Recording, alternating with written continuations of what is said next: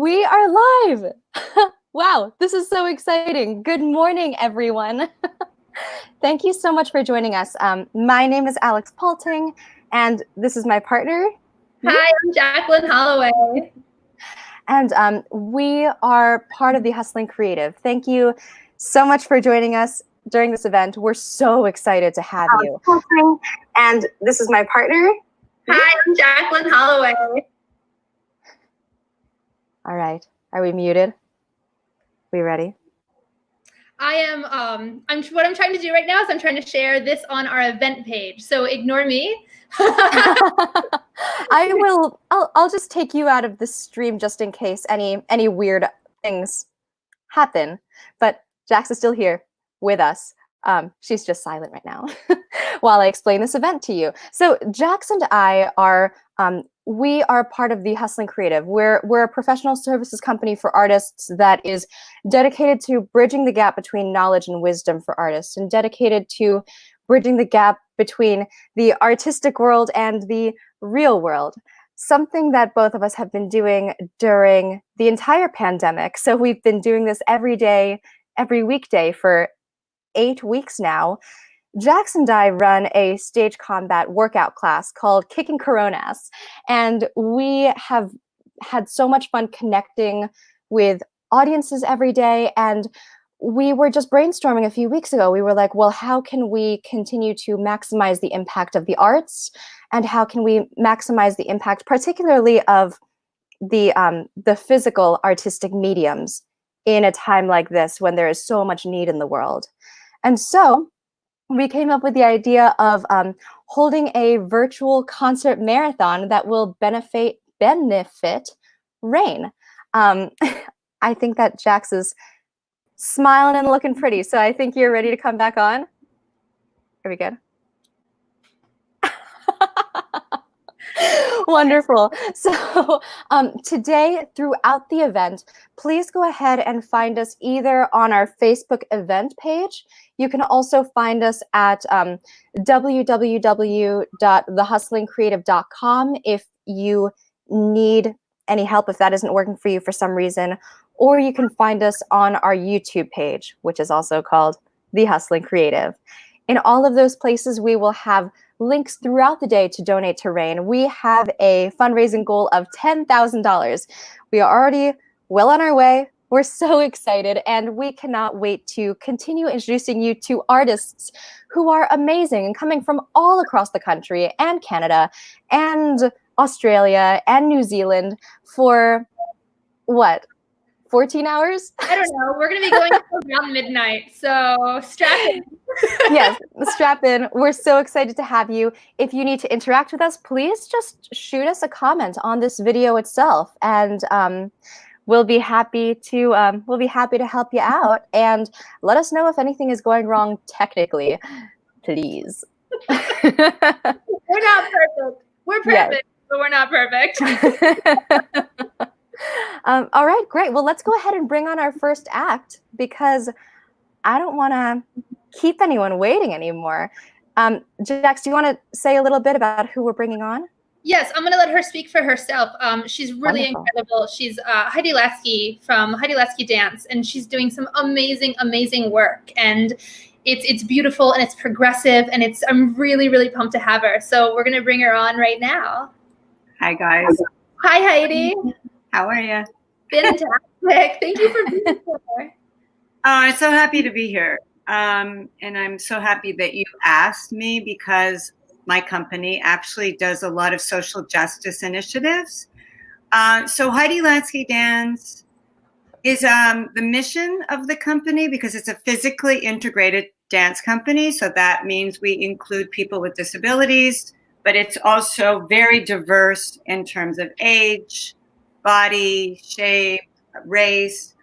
And we're very much interested in disrupting space, dismantling normal, and redefining beauty and virtuosity. So what we're going to do with you today is two of my dancers who've been with the company for a very long time, Meredith Bages and Jillian Hollis, are going to perform two distinctive solos. And And then I'm going to give a very short warm-up that I actually do for our On Display Global initiative. So it's a warm-up. On Display Global, we do these sculpture courts all over the world. We have 77 sites at the moment. On December 3rd, which is International Day of Persons with Disabilities. And so in getting all these people together, we teach a warm-up that's very short, very inclusive, and I'm going to do an aspect of that today. And then we'll answer any questions. Wonderful. Yeah. Thanks. Yeah, thank you. We're so excited. All right, I'm going to take you out and bring on Meredith. All right. Hello. Hi. Good morning.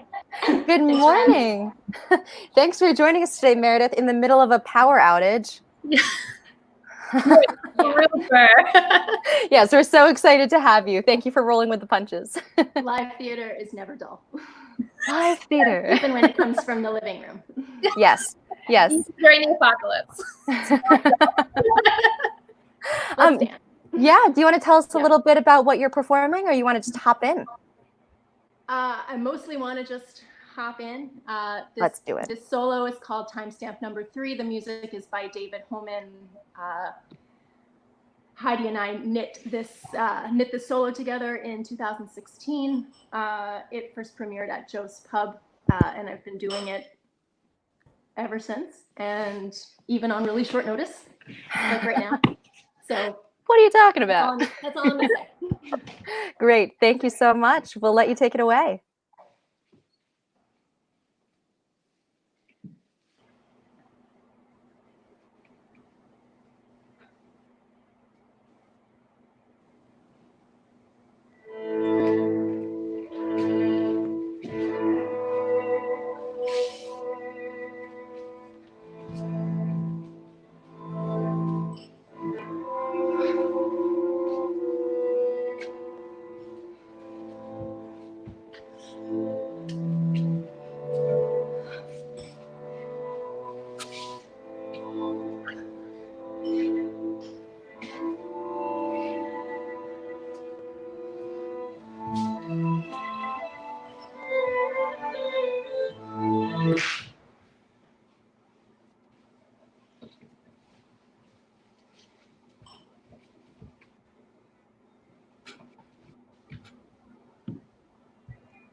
Hang on.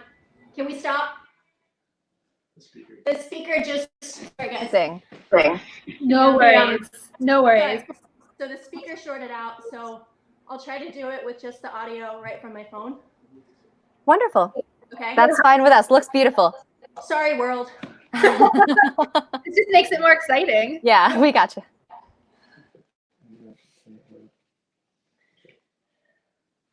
Okay. Yeah.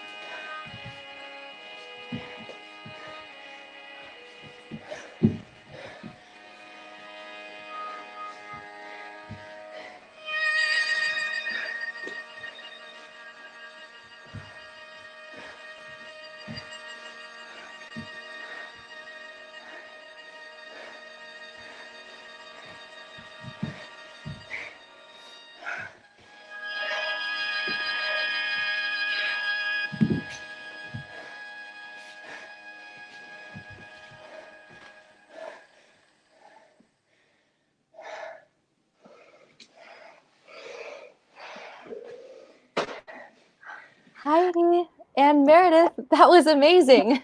Wow, that was incredible. Good morning. Wow, thank you so much. Cheers. Good morning. Thank you. I'm now done for the day. Thank you. I know, right? So you said that you two devised the piece in 2016. Oh, hello. This is Graham. Sorry. So I was asking, so this piece is about 4 years old now, is that right? Mhm. Has it changed at all, or has its meaning changed or anything like that? It's sort of constantly evolving, but this is a dance that for me has more questions than answers. It's all about juxtaposition, and I think there are a lot of metaphors inherent in not being able to move off the spot, and about constantly flipping directions. Which way are you going? Can you move forward? Can you move back? I think it plays with time. It speaks to a lot of the different roles and responsibilities in my own life. But it's also purely task oriented. It's not like I have a narrative and I have emotions doing it, but it's not about that. It's just about the phrase manipulation that stays relatively constant. I'm not trying to dance with the music. That's also part of the metaphor. Yeah. That's beautiful. Thank you so much. I'm sorry that I was so cruel and asked you some deep questions at 9:15 after a really tiring dance. I've done this dance a million times. I love this solo very, very deeply. It's so beautiful. Thank you for having me here so I could share it with you. Yes, and thank friends you, Heidi, of course. love you as well. So yes, you are definitely making you. Yeah, thank you just so much for kicking us off. This was so wonderful. Yeah, this is really incredible. I'm already choked up and I just put on makeup and well, just wait till you see Jillian. All right, wonderful. Thank you so much. We're going to bring on another company member of Heidi's now, who is Jillian. And let's see. Here she is. Hi, Jillian. Hi, how are you? Good. Thank you so much for joining us. Thank you for having me. Yeah. Where are you coming from today? I'm in Brooklyn. Okay, great. Yeah. Awesome. Yeah. So you want to say anything about what you'll be showing and sharing with us today? This is a solo that Heidi has performed. She first performed it, I think, at Joe's Pub. I might be misspeaking. And then she it's evolved, but it was a part of a bigger piece we did called Unfinished. She did a little prelude before. It was a trio piece that we did. And then there were 2 people performing in the prelude. So this is a solo. It's an accumulation that she performed. And then I had the opportunity to perform it in Pittsburgh this past fall. So that's what you're going to be seeing today. Beautiful. Yay. We're so excited. I'm All excited too. right. And we're going to get out of here. Okay.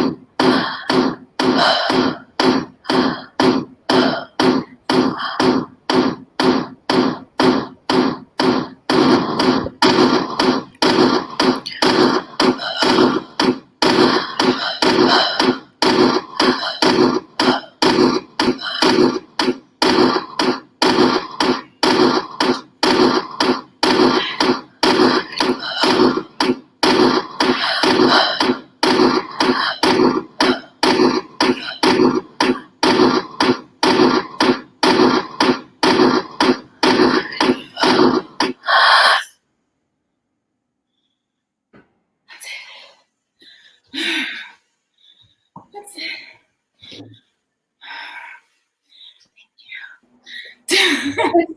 So amazing.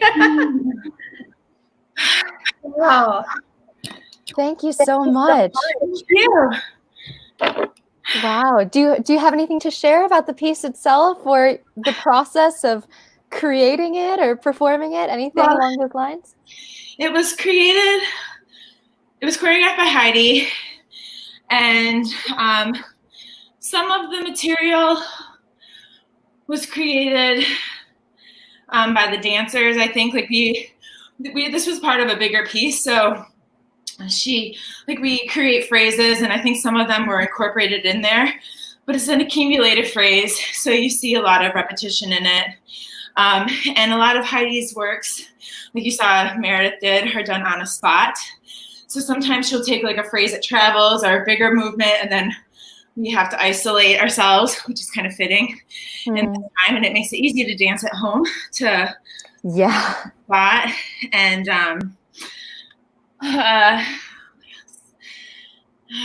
also Heidi was going through a hip. She had like hip surgery not long ago. I don't know if she wants me to share that, but it's only the internet. Yeah, the whole world really knows. So, it was, I don't know, it was just like a little bit different. A lot of like arms, upper body, but she's still very fierce, and all her movements very full body, but very not restrained. It's very, I don't know, I guess restrained, very technical, very supported. I'm actually pregnant right now. I'm 7 months pregnant. Wow. So I'm going to be dancing. Wow. So thanks for the opportunity. Yeah, thank you so much for coming on. Thank you so much for sharing. Yeah, all right. Well, I will take you out of the stream right now so that we can hear a little bit more from Heidi. Oh. Hey. There she is. Hello. Wow. I haven't seen them dance in a really long time. And it just sitting here and watching, it just makes me miss dancing. It makes me miss my company. Aren't they gorgeous? Yes. That was the perfect way to start a long day of movement celebration. Yeah. And I think, like, I don't know how much time we have to do my practice.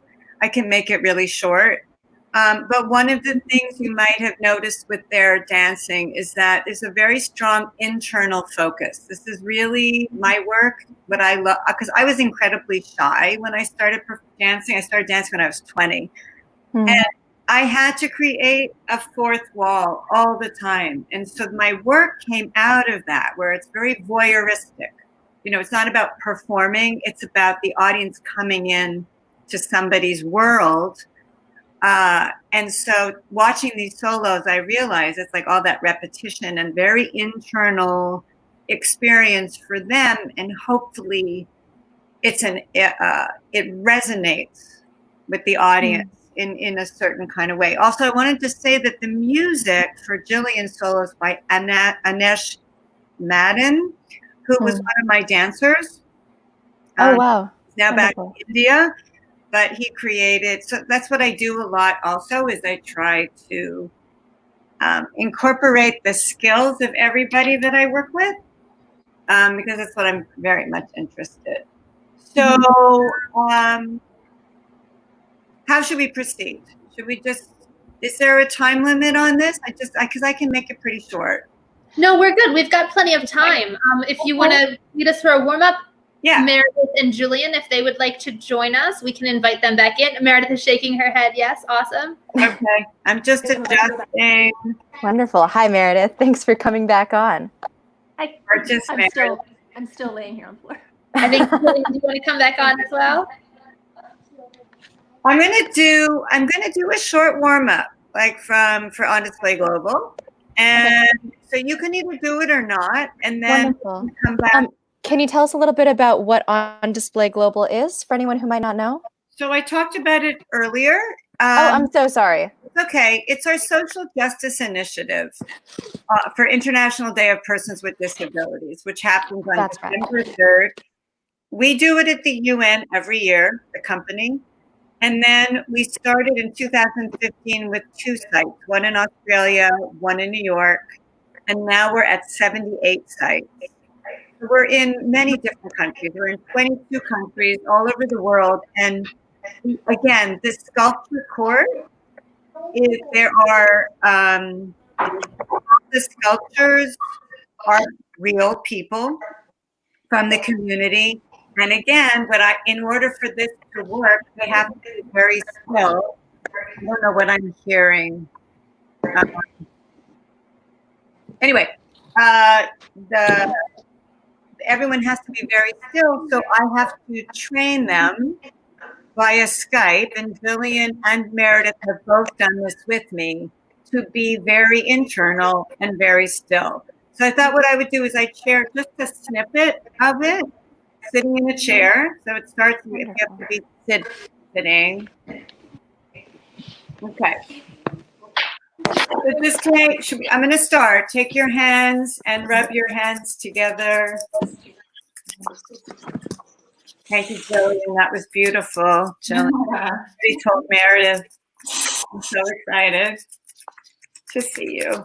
And then shake out your wrists. You can close your eyes if you'd like. Just really shake out the wrists so you have like really rubber fingers. And then just drop the arms by your sides and let them float out to the sides. Let your arms float out to the sides, palms down. And feel an energy going out the elbows to the wrist to the fingers, and rotate the pinky up to the ceiling. And then reach the arms up to the ceiling, feeling your whole waistline lengthening. Take the back of the rib cage up, up, up, and release the arms. Release the arms. Rub your hands together.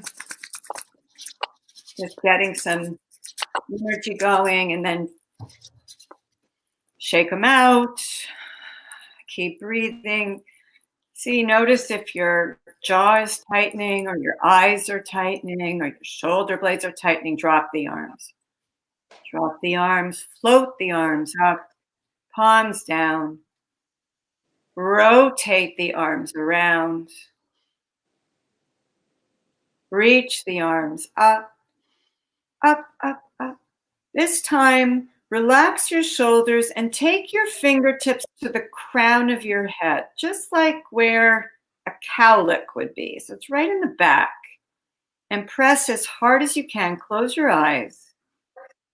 And as you're pressing as hard as you can down with the shoulder blades down, take your mind into your mouth and see the back of your roof of your mouth like a dome, doming up into the crown of your head. And the crown of your head is doming up right into your fingertips, almost like a balloon. And see all that space and keep that doming as you relax. Take the fingertips away from your head and just let the elbows and the arms float down by your side. And take your hands to your belly button. And just let the hands rest on your belly button and observe the breath moving into your hands and then away from your hands. And take your mind into the skin over your belly button and watch that skin rise into your hands and fall away from your hands, just the skin. Take your hands a little bit lower than your belly button and continue the same thing. Watching the skin underneath your hands, breathing into your hands, and then breathing, releasing back on the exhale into your back. Keep the domes of the head doming up to the ceiling. So this is just, you're not pushing your belly out, you're just letting the skin breathe. Slide your hands up to the front of your rib cage. Really hold the front of your rib cage with your hands. And again, watch the skin rising and falling on the inhale and the exhale. And you're following your own breath, whether it's fast or slow. But you're encouraging your skin to rise and fall. Take your hands up just underneath your collarbones. Feel the weight of your hands on your chest. Soften your eyes and see the skin rising into the hands. So moving forward into the hands on the inhale and moving back towards your shoulder blades on the exhale. If you notice, I close my eyes for a lot of this practice just to stay really focused on wherever my hands are. The skin is rising on the inhale and falling back on the exhale. Take your hands to your face.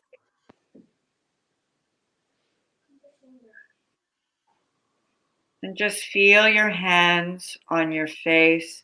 And then slide the heel of your hand to your ears and push your jaw down. So you're guiding your jaw with the heel of the hand down.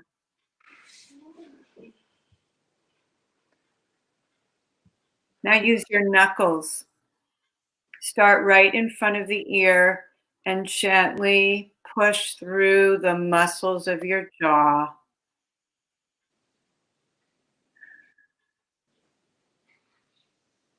And pull your jaw.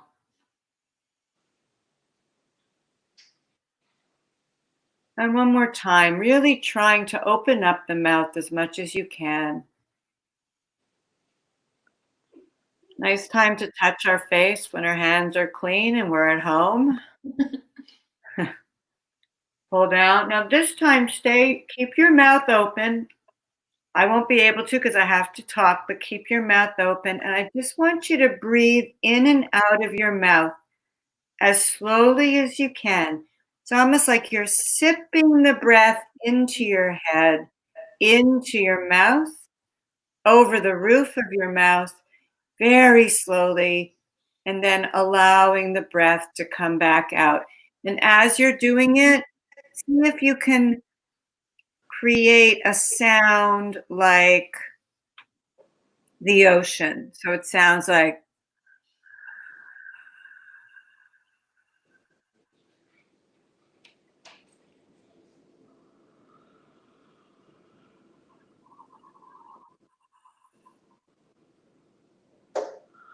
if you are collecting saliva, just swallow the saliva down. Keep breathing in and out. Big, deep inhale through the mouth. You can take your hands away if you'd like, but keep the jaw open.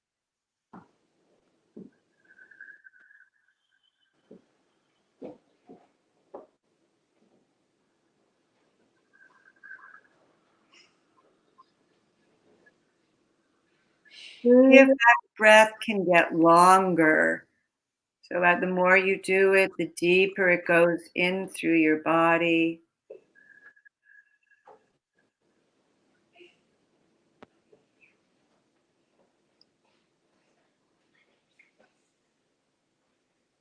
Noticing where the breath is moving in your body, even though you're focusing on the breath going in and out of your mouth. Where is the breath traveling in your body? Let it move.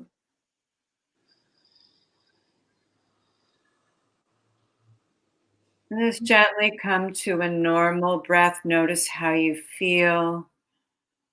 And then take your hand to your ears. Pull your ears out and take a big yawn. Then massage deeply, really around your earlobes. So you're really digging in as hard as you can to your earlobes. And then take your index finger behind your ear, your middle finger in front of the ear, and go up and down. Again, just like what we did with the jaw, you're digging in as hard as you can.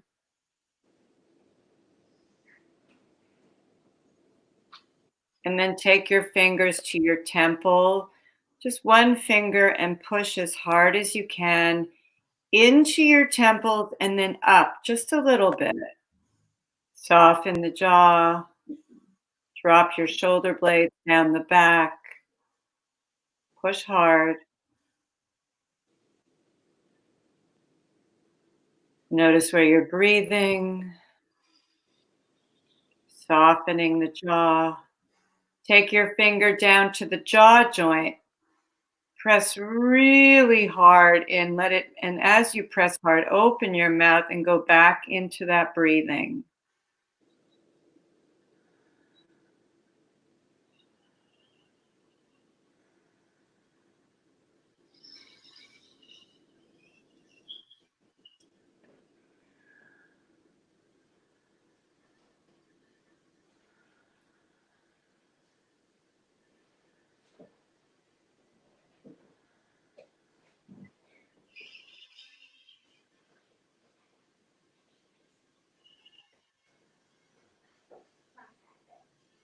Come to a normal breath and slide your finger to the middle of your cheekbone and press the cheekbone back into the back of your head. You can bow your head a little bit, but you're really pressing the cheekbone back as hard as you can. And then slide your finger underneath the middle of your cheekbone and push up. Dig in, go underneath the cheekbone and push up. Soften your jaw. Gently release your hands down by your sides and let the arms float up to the sides, noticing if they feel any different. Reach out gently. The fingertips, rotate the arms around. Reach the arms up to the ceiling. Really reach up and release, and just let the arms, the hands sit in the palm, in your lap, and gently open your eyes, noticing how you feel. So that's just a really short intro, I know, right? Into what the practice, which is called MARS, Mindful Activation Release Study, is mostly done on your back with a lot of rocking. And actually, let's just try this before I stop and then bring everybody back on. But just take your hands in front of you. No, this is. And imagine that you have in the palm of your hands 2 very heavy rocks. They're really heavy. So your fingertips and your thumb are kind of curling. And then I want you to just rock like you were rocking a baby, your hands, so that the weight of the rock is like the bottom of a rocking chair, right? And you're rocking from pinky to thumb. And really feel this gentle rocking. So the elbows are kind of not, the arms are hardly moving, and you're just as small as you have to, just coming into the sensation of rocking.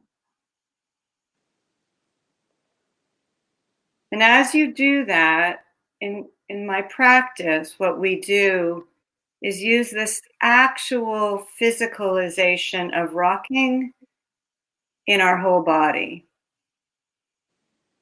So if you can see, Meredith is doing it a bit of a different way. She's put her hands together. That's one way of finding it.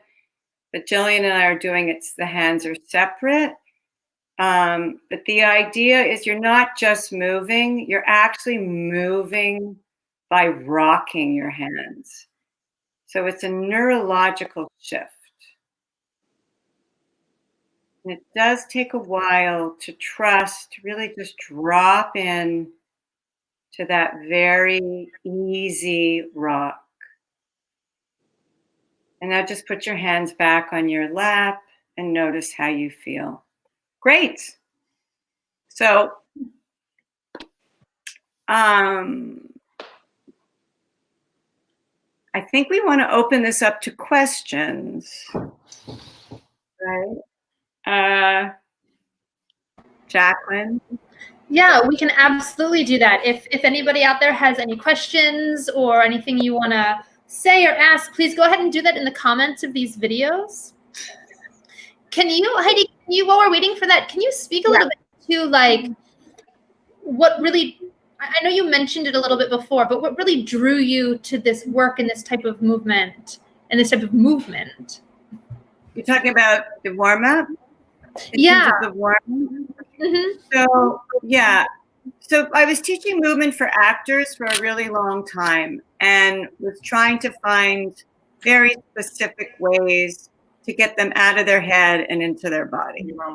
And I did that for a long time. And I found that repetition was very helpful. Almost like circling, like just circling. And I was drawing from vocal techniques. And then I guess about 4 years ago, I started thinking about all the dancers in my company who have cerebral palsy, or they're amputees, or they are wheelchair users and have spinal cord injuries. And I started wondering, like, can I create a practice that can activate their body through ease for everyone? You know, for our dancers like Meredith, Jillian, and me, who work our bodies so hard that, you know, this is another way in, like an easier way in to activate your body, to move. And so I spent 3 years at my gym every day, lying down, rocking different parts of my body, trying to figure this out. And then I started teaching it to my company. It's the only time in my career when I've done it where I'm in complete stillness, where I can achieve complete mind and body stillness. And so I thought, well, for my work, that would be an incredible way to get people to do my work the way I want it, and for me too. And it's proven to be very therapeutic as well. Like, it's just really lovely. It's been very lovely to experiment with and to do. And I'm just keep like, I've just actually reached out to 2 doctors I know in New York who are on the front line, and one of them has actually done this practice with me, and we're trying to coordinate times for me to do a Zoom practice session with their colleagues in the hospital. You know, I mean, it's the least I can do, right? So hopefully, I don't know. I hope that people got at least a moment of de-stress. Yeah, I think that's so important. I know I did. I was following along with you. It's so important right now where everything is up in the air and nobody really knows what's going on. And it's a wild time. It's so important for people to be able to just sit with themselves and breathe and get in touch with their body. So I'm so glad you led us through that. Would you have any advice to people, aside obviously from looking you up, from getting in contact with you, what they can do maybe on a daily basis to just get in touch with themselves, relax? I mean, one thing that we're doing is we're offering we have some online activities. Like, Jillian is actually teaching classes Monday, Wednesday at 1, right? Yeah, Monday and Wednesday at 1. On Heidi Latsky Dance Instagram Live. Right.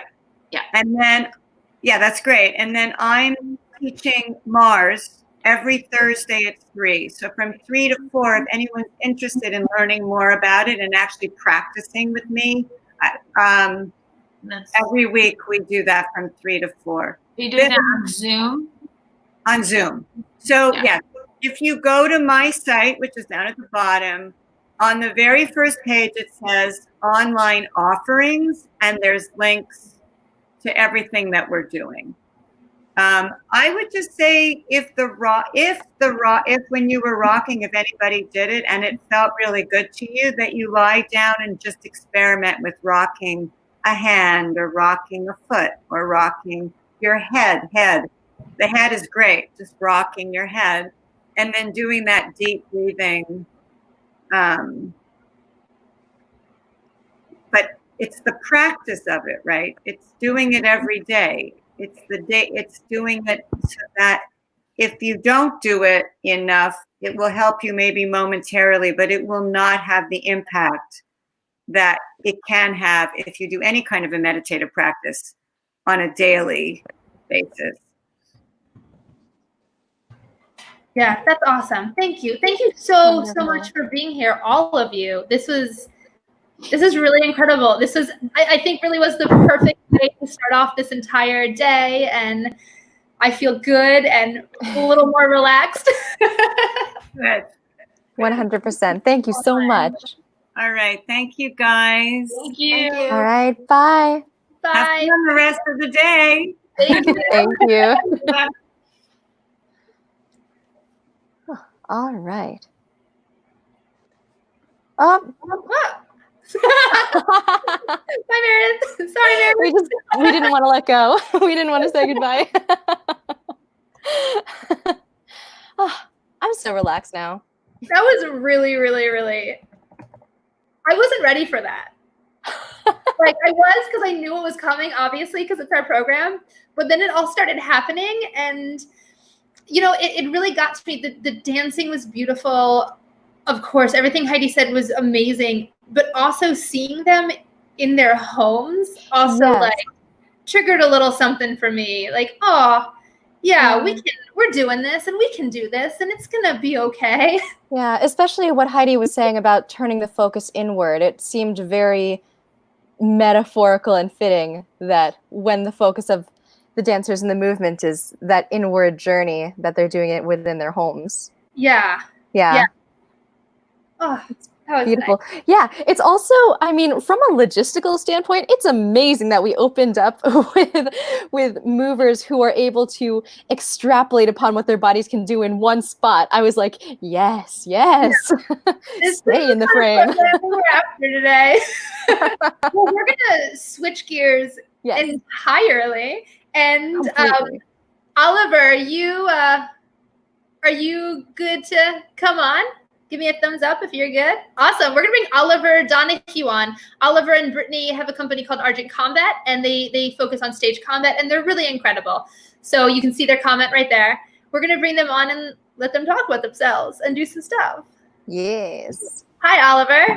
Hey, Jax. How are you? Fantastic. Hey, dude. It's before 10 o'clock in the morning. How are you? Fantastic. I'm numb before 1 p.m., so it's just autopilot, baby. Yeah. I haven't slept for days.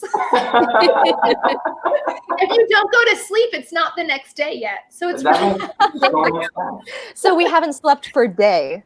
We haven't slept for a day. Yes. Amazing. Well, thank you so much for being here, Oliver. You want to chat a little bit about what Argent Combat is, or what y'all are up to during quarantine or anything? Thank you so much for having me on. Argent Combat is a Philadelphia-based stage combat community. We teach, we choreograph, we build theatrical violence in all sorts of ways, and one of the most important things that the words, they're not coming in the morning. It's early. We talked about it. One of the most important things to us is that we are very, very, very invested in actor agency, right? We want to give actors the freedom to explore violence and explore the darker side of human emotions. Is a really, really like cliche way to put that, but true nonetheless, to explore the violence and the hateful and the horrible kind of thoughts, but in a completely safe and very giving and very receiving and very communal way. Is to look at ourselves through whatever lens you want to look at yourself through, and to be able to do that safely and exploratively without actually hurting each other. Because actors, Jacqueline, I know you know this, but actors are built on storytelling, and we want to be able to tell whatever stories we want, but we want to be able to tell those stories truthfully and completely without actually endangering ourselves, because we're people. Like, we're like actors who completely get into the minds of their characters and are like, no, I am this person. that's not what we're doing, because we're not, once you start doing that, you're not really acting anymore. So the performative nature is there. Everything we do is for the benefit of someone watching, but it is to be able to embody the idea that we want to embody freely and completely, and as far as you want to go, but always being like, no, we're people and we're all friends and we're colleagues and we're keeping each other safe and we're a community. So let's explore these horrible things, but let's do it in a way that doesn't make us horrible, or doesn't make us feel horrible, or doesn't make us worried or terrified or scared, or it's safe. It's a safe exploration of a horrible thing. And that's what theatrical violence is to me and to us. That's awesome. Can you speak a little bit about what we're going to be doing with you today? Yes. In a shocking departure from everything I just said. No, and I'm gonna take us through a little bit of more of the technical side of things. A little bit. I'm gonna go through my armory, or I already have gone through my armory, and I'm gonna take everybody through a couple of the things that you might see in productions of violence and productions of swordplay and kind of break down the tricks that we use, and the way that we use, and the things that we use, and the people that make the things that we use. So I'm going to go through a lot of the words again. I'm going to go through a couple of pieces of my armory and talk about why we use what we use in stage combat as choreographers, as performers, and how they kind of work. That's it. I mean, they don't work. They're pieces of metal. But but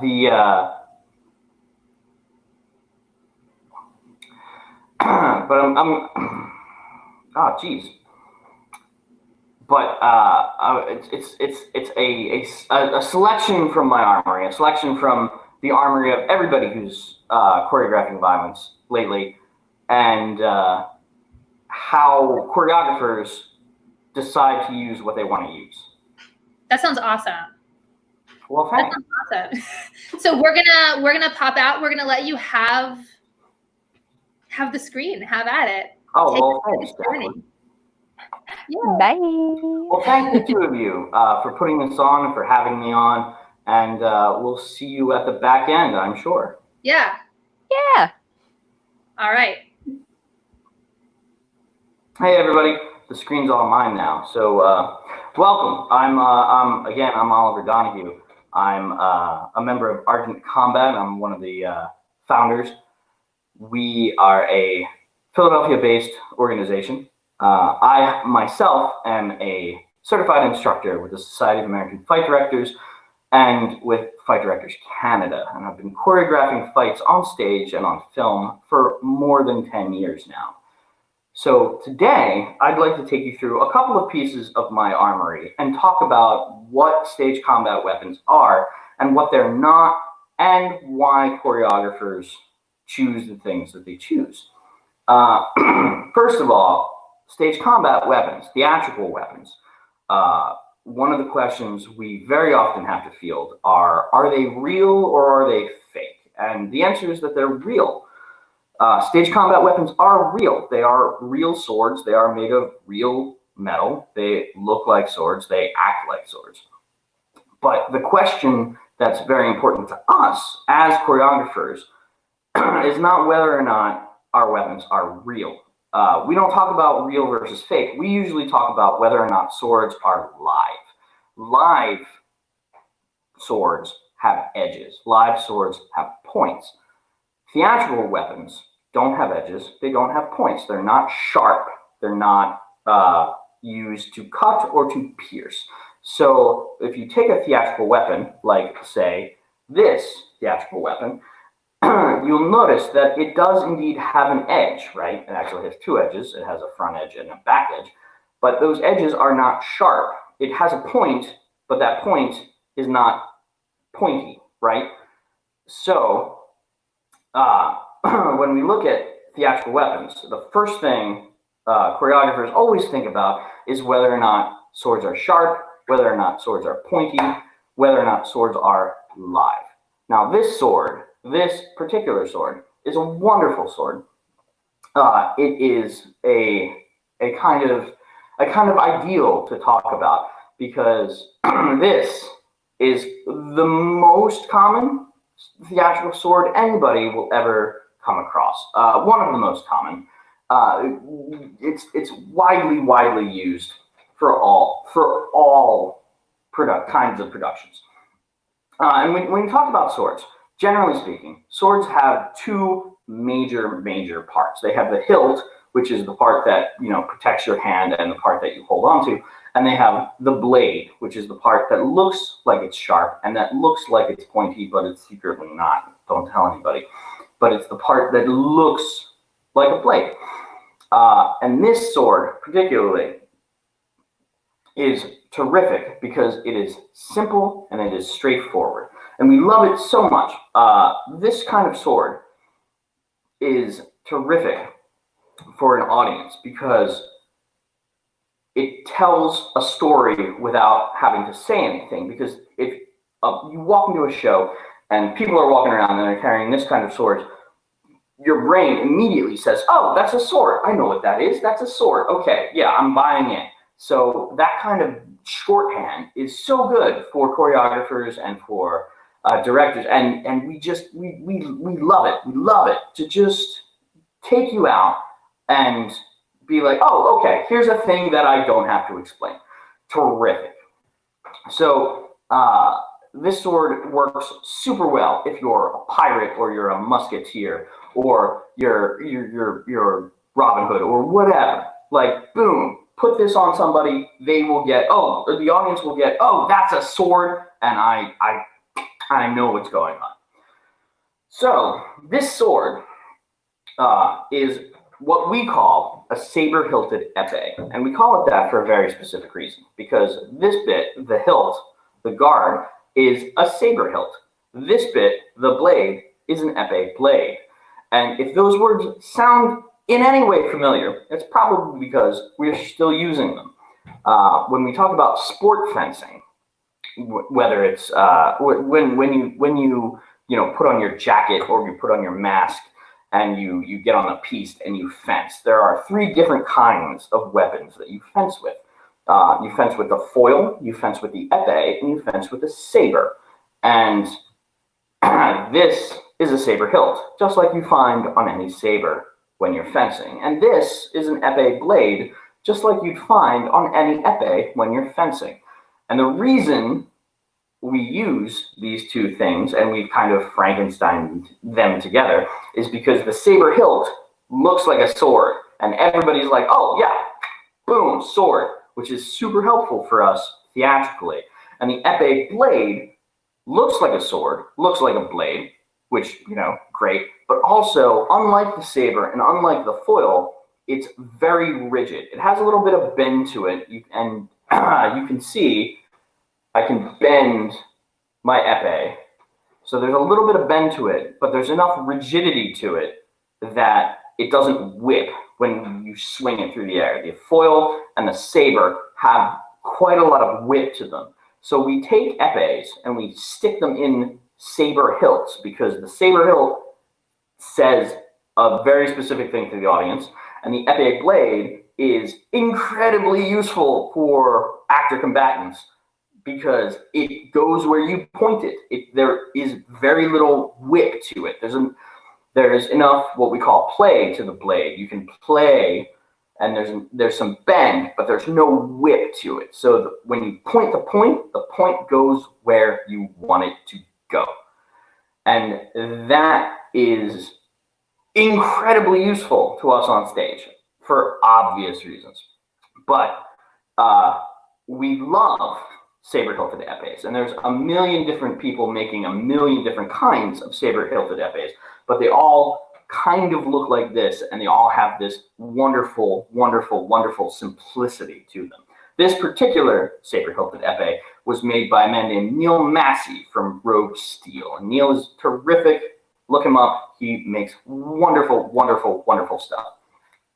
So I'm going to pull this apart because really the saber-hilted épée has only 4 pieces. It has this bit at the end, which I'm unscrewing now,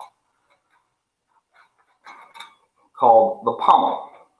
The pommel is the thing that kind of holds the sword together, right? You build a sword, you put all sorts of stuff on it, you slap a pommel on the end of it, and the pommel just keeps it nice and tight. Some pommels are screwed down like this one, some pommels are welded down, but the pommel is the thing that kind of keeps the sword together. Next up from the pommel is the grip. This is a grip. This is the thing that you hold when you hold the sword. It's very important to me that you understand that this is not a handle. This is a grip. It's the bit that you grip the sword with. It's not a handle. Tools have handle. Weapons have grips. Sometimes weapons have hafts, but for the most part, weapons have grips. Next up is the guard. Now the guard, this is a guard. This is kind of a catch-all term for a lot of things. The guard is the bit that protects your hand from somebody else's sword or somebody else's spear or somebody else's whatever. But this is the bit that protects your hand, and we call it a guard. And we call it a guard on the saber-hilted épée primarily because this does a whole lot of things all at once, and it's all of one big piece.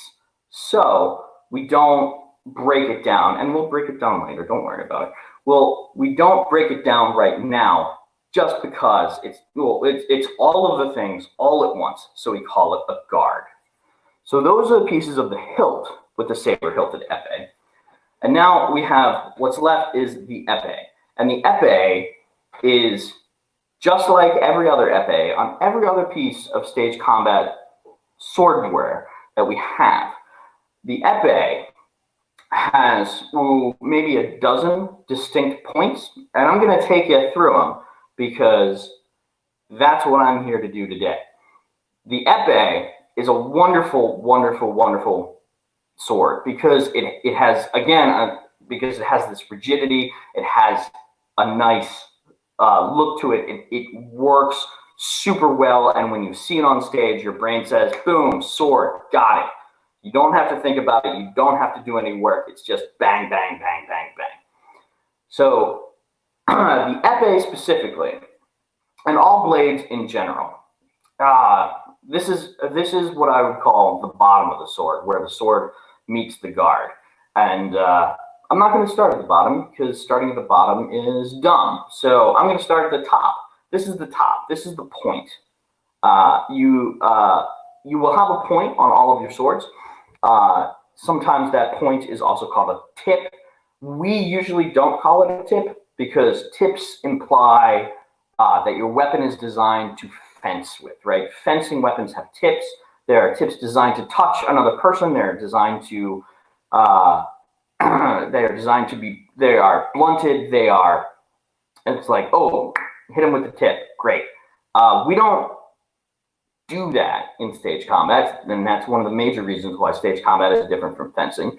We think about less like a tip and more like a point. We still think about it as though it is razor sharp and designed to pierce another person.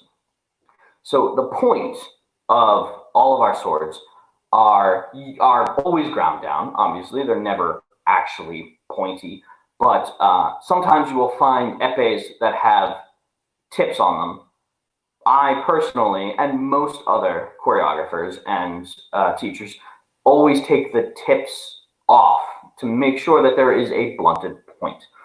The point is the piercing agent. It's just the idea of just stabbing is really just, you need to stab somebody far away from you. So you get something that's 3.5 feet long and you just plunge it into them.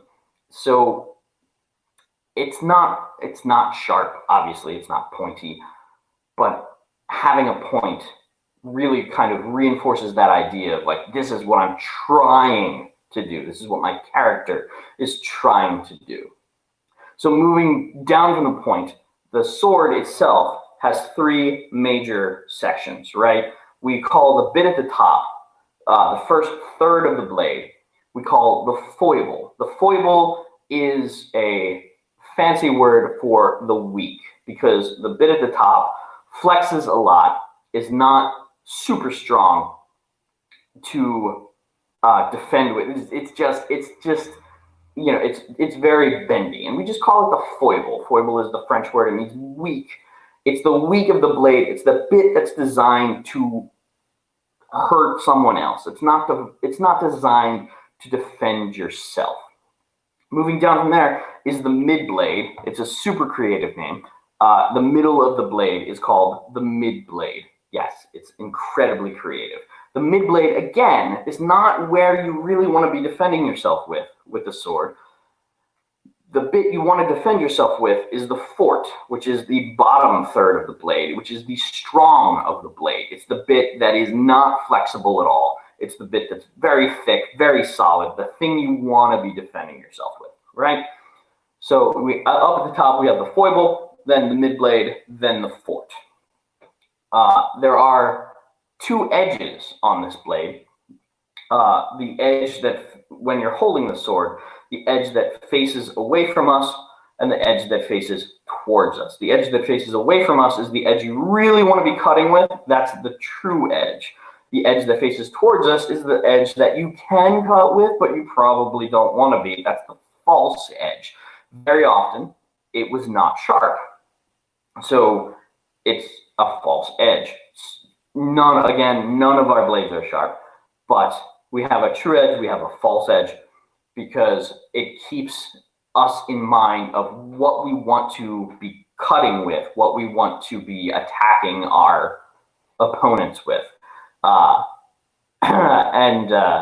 If you attack with a false edge, it's usually because something is, let's we say, desperate, because false edge cuts are wonderful cuts and good scratchy cuts, but usually less good.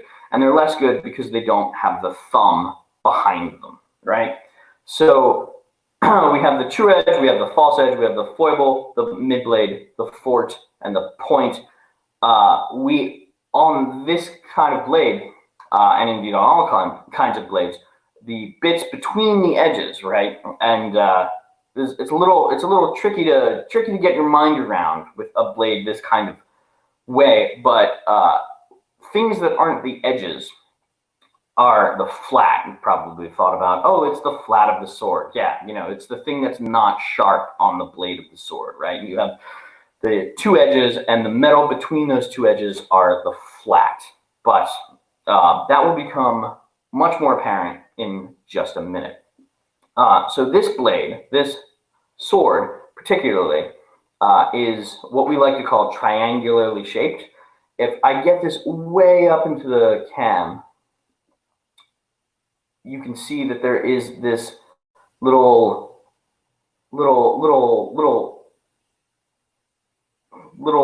gutter running down the length of the sword on this side of it. And if I turn it around, you can see that it's opposite that little gutter is a raised section. So focusing is tricky for this camera, but this sword has what we would call a triangular cross section. And that means the sword, if you cut it down the middle, it looks like a triangle, right? You have a raised bit and you have a gap bit. And that raised bit adds a lot of structural integrity to the sword, and we call it the spine or the ridge. And the gap is where a lot of metal gets torn away, or you can tear away a lot of metal. Again, this will make a lot more sense in a minute, but we call that the fuller, or the fuller's groove. So we have the point at the top, the foible, the mid blade, the fort, the two edges, a flat, two flats actually, a ridge or a spine, and the fuller's groove. And that's the primary stuff you get above the hilt. And below the hilt, you have this this bit where the sword narrows, right? So clearly this is the bit where the guard goes on. And then when you slide the guard on, when you slide the grip on, when you screw down the pommel, this is the bit where the guard goes on. And where the sword narrows here, these two little bits that kind of, look like a person's shoulders are called the shoulders of the blade. The shoulders are where the blade meets the rest of the sword that goes inside the grip, right? The shoulders are the narrow bit.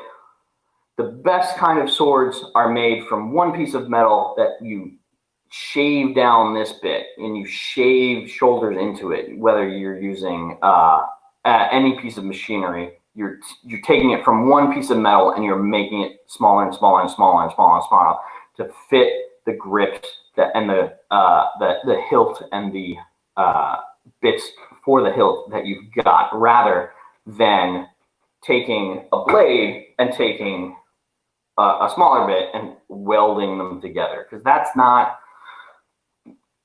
welding stuff together kind of never goes right. When you're taking two pieces of metal and you're putting them together and you're trying to fight with it, it's never a good idea. So the best kind of swords are made from a piece where you slowly just strip metal away, so you have this lovely shoulder area, right? And the shoulders are the bit of the sword where the blade meets the tang. This is the tang. Everything that lives inside the hilt is the tang of the sword. Yes, it's tang. It's a wonderful orange drink that we sent to the moon. And it's quite delicious, but it's also a vital piece of the sword. So you never want to weld a tang to a blade. You always want to get a clean blade with a tang that's all, the way we say it, is of a piece, right? So the tang of the sword is this entire bit that lives inside the guard. And you can see on this particular tang, this sword is threaded all the way down. And that's so you can put a hilt of kind of any size on it, and you'll be able to thread a pommel onto there simply and easily and without too much trouble. So we're gonna put this sword back together.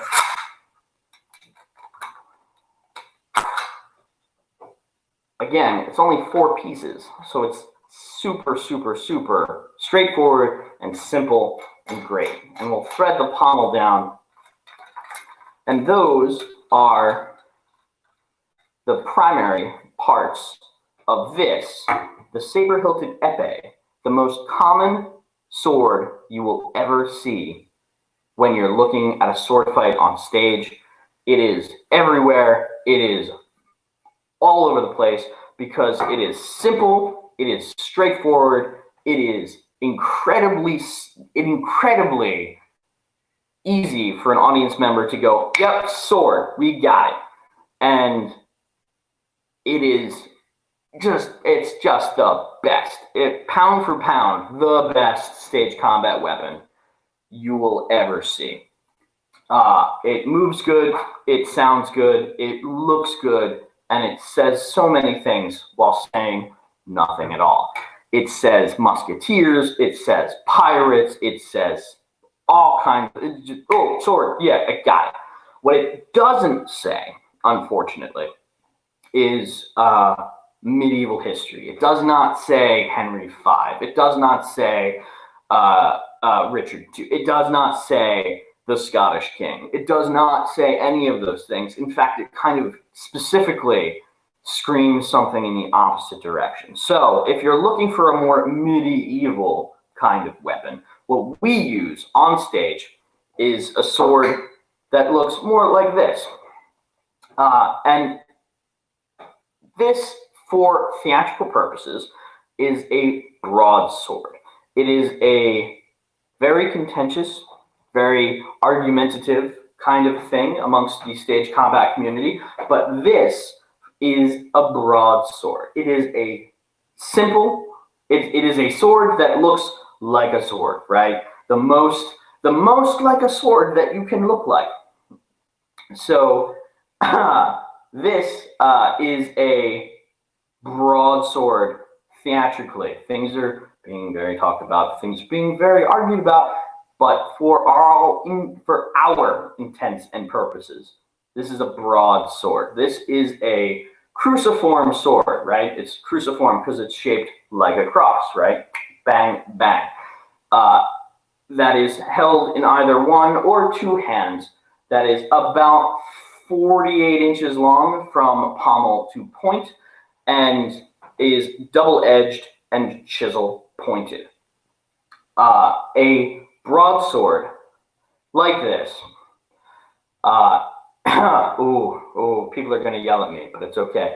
A broadsword like this is incredibly simple. This particular broadsword is made by the good people at Baltimore Knife and Sword, Kerry and Matt Stagmer. They're wonderful people. Look them up, buy their stuff. They make amazing stuff. You can see the maker's mark. Come on, camera. Yeah. That's their old style of maker's mark, but they are still working hard and still making wonderful stuff. Specifically, stuff that you can't take apart. The pommel on this sword is welded down and peened down. You can see here, there's this little raised bit where the tang has been peened down into the pommel, right? So this is not a sword that you can take apart. Fortunately, it's not a sword that you'd ever need to take apart because it will last you the rest of your life. BKS makes incredible stuff that will last forever. So this is a theatrical broadsword. It is a sword to be held in one or two hands. And you can, and it's a sword that, you know, when you go to a theater and you see a show and people walk out carrying this kind of sword, your brain immediately says, oh, that's a sword. I understand that. But when you're not in a theater, when you're sitting at home, when you're going about your day and you think, that's a sword, this is the sword that you think of. It was carried for hundreds and hundreds and hundreds of years, it and things like it. And it's the ideal of a sword in most people's brains. At least I'd like to think so, because it's the ideal of a sword in my brain. So this sword, likewise, has a point. This is really calling this a tip is really just we're not doing that anymore. We're never really going to do that. But it has a point. It has a foible. It has a mid-blade. It has a fort. This is the kind of sword where you get a flat, right? This is the flat of the sword, right? This is the edge of the sword. This is the flat of the sword. And this is really, really, really what we're talking about when we talk about the fuller's groove, right? It's a bit of the flat that is dug out because you can lose it. You can. It's just metal. And if you dig it out and you lose it, it's still going to maintain its structural integrity. It's not going to shatter on you. It's not going to break on you. It's not going to bend on you. It's weight that you can lose, and the sword will still act the way you want it to act. So these fullers are put in. This sword particularly only has one fuller. Some swords have two. Some swords have three. Some swords have more than that. But they are all fullers, and they are all things you can tear away without ruining the structural integrity of the sword. So between this kind of sword and this kind of sword, we kind of cover the wide gamut of theatrical swords. There are many shows where if you have one or you have the other, you're gonna be fine. But we in the stage combat community, and I'm sorry to say, we are all nerds. We're all really, really interested in minutia and just digging into the dumbest, deepest corridors. Because we're nerds. We're all theater kids. We're all nerds. And we all love the things that we love as much as we love them. So when you have a show like The Three Musketeers, we don't want to use this. We don't. We will. We have. We continue to do so. And we will forever. But we don't want to. This is a great, great sword.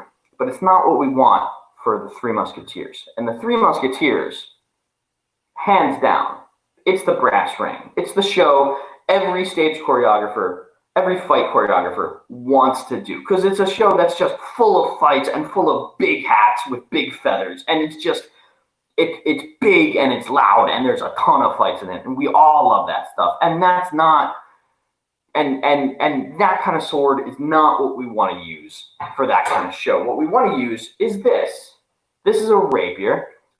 Rapiers got big in Europe in the middle of the 1400s, and they lasted kind of forever with the Spanish in various ways. But this is the thing that you really do think about when you think about musketeers. You think about these lovely, lovely, lovely, all these kind of bars and swoops and cool things on the edge of your sword. And this is a rapier. And rapiers are terrific. This rapier is made by a man named Tom Fiocchi. Tom Fiocchi, wonderful guy. Buy his stuff. He makes great stuff.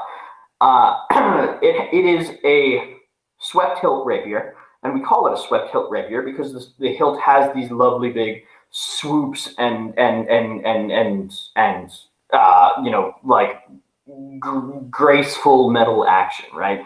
It's also kind of what we would call a ring hilt rapier because it has this ring right here. Here's a ring of metal. Here's a ring of metal. Here's another ring of metal that kind of, but it kind of turns into a swoop. So this I would call a swept hilt rapier, but there is some ring hilt action going on. The rapier is a very specific kind of sword because it has a little area kind of right in here for a right-handed person or a left-handed person, where your forefinger loops over the cross guard, right? This bit of the hilt where you really get here's this bit that goes across, and it has that cruciform shape that we saw on the broadsword, but it has a lot more going on. But it has this cross guard, and it's built so your finger loops over, right, and gives you a lot more point control. And personally, I always prefer to double finger, just because it gives me even more point control, and because this has a big enough space that lets me use two fingers up in to give me better point control. And this sword is a rapier. I'm going to unscrew the pommel here for a second, just to talk about something specific. Pop that off. Let me pop off the guard there. Let me pop off the hilt there. And this sword is a little bit different from the epee that we saw earlier, right? This is what we call a Schlager. It's a German word. It's a German sword. It's a Schlager. It still has a little bit of play to it. It still has that lovely rigidity that we like. But it is, instead of being triangular, it's what we call a diamond crossed shape. So if you cut down the middle of it and looked at it, it would look like a diamond or a lozenge. So instead of having a ridge and a fuller, it has a ridge, and then on the other side it has another ridge, because this is a Schlager. You will find most rapiers are Schlager rapiers. I'm actually not going to say most. You will find many rapiers are Schlager rapiers. They're a little bit beefier than an epee. They look a little bit different. They look a little bit more like what you would think of when you think of a sword, and they're just great. Schlagers are great, everybody. If you can get your hands on a Schlager, get your hands on a Schlager, because Schlagers are just great. But rapiers exist in that magical world where sometimes you have a Schlager blade, and sometimes you have an épée blade. This is an épée bladed rapier. The hilt has a lot of furniture on it. The hilt has a lot of specifically rapier kind of things, but it is built on an épée, and you'll find these a lot, kind of all over the place. And frankly, because Schlagers are, I'm not going to say they're hard to find. I'm going to say they're harder to find.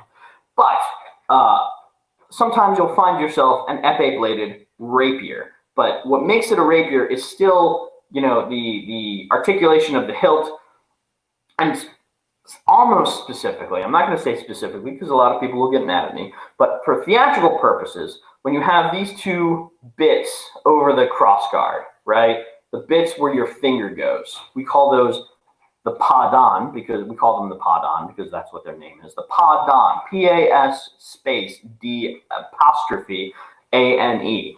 It's a French term. It's like most things in swordplay that are French. It's kind of dumb, but it's called the padan because it's called the step of the donkey, right? It looks, if you can imagine, it looks kind of like a cloven hoof, kind of almost is kind of par for the course. But it's the bit where your finger wants to go to give you extra control over the weapon, and extra control over the point, I should say, more specifically. So you stick your finger through the padan, you have a little bit of extra control. And I feel like the padan kind of got started when somebody took a sword with no padan and threw their finger over the edge, or over the crossguard rather, and said, hey, I can control my point a lot better, and then got it promptly cut off.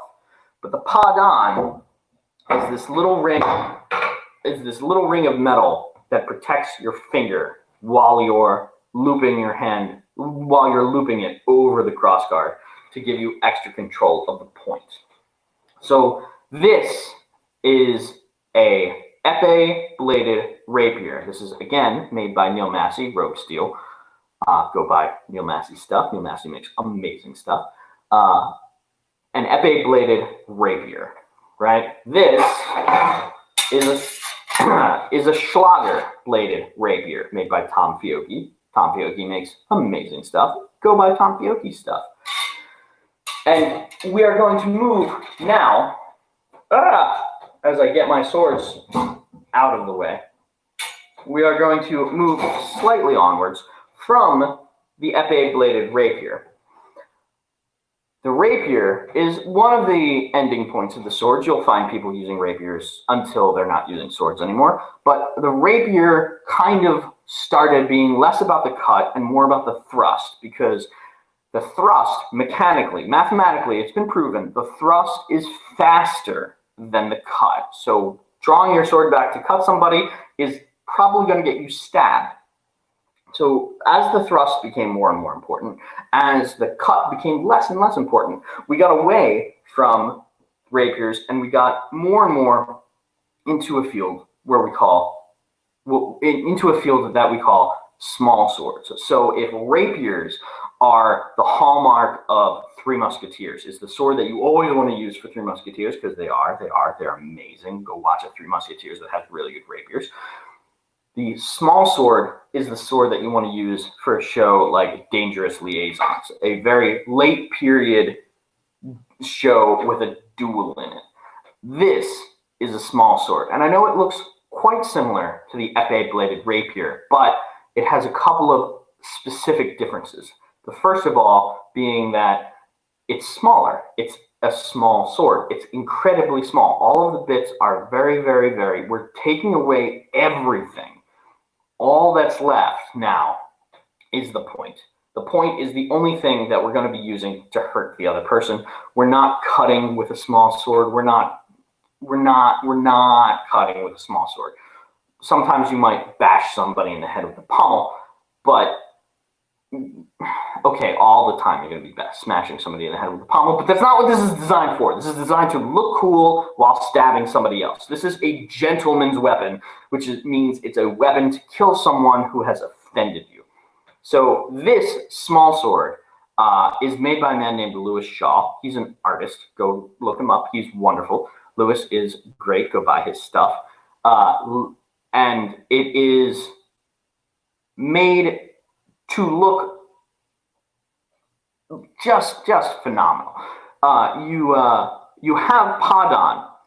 You have these padon rings here, like you would on an on a rapier, like you would on a rapier. But these padon are a very specific kind of padon called false padon, because if you try and stick your finger through them and use it like you would a rapier, you're going to get your finger broken, because it's going to stick in there in a time that you don't want to, that you don't want it to be. So it is a very small, very light, very specific kind of thing used for stabbing somebody who is a couple of feet away from you. This is a needle. This is a needle made for very, very, very precise work. And it is it's another end point of the sword, where after we're using small swords, we're not using small swords anymore. We're moving on to firearms and other things. But this is a gentleman's weapon for murdering someone who has displeased you in some way. The small sword is in the SAFD and in the Society of American Fight Directors, the SAFD, and Fight Directors Canada, the small sword is, we think of it as the Cadillac of weapon styles. It is very classy, very, very hoity-toity, very, very proper and great and wonderful. And it's when you use small sword beautifully, it's like dancing. It's like ballet. It's ballet with a sword. And it's just a delight. It's a delight for me, and I know it's a delight for a lot of my colleagues, but it's really, really tricky to get good at. But when you do, it is really, really, really good.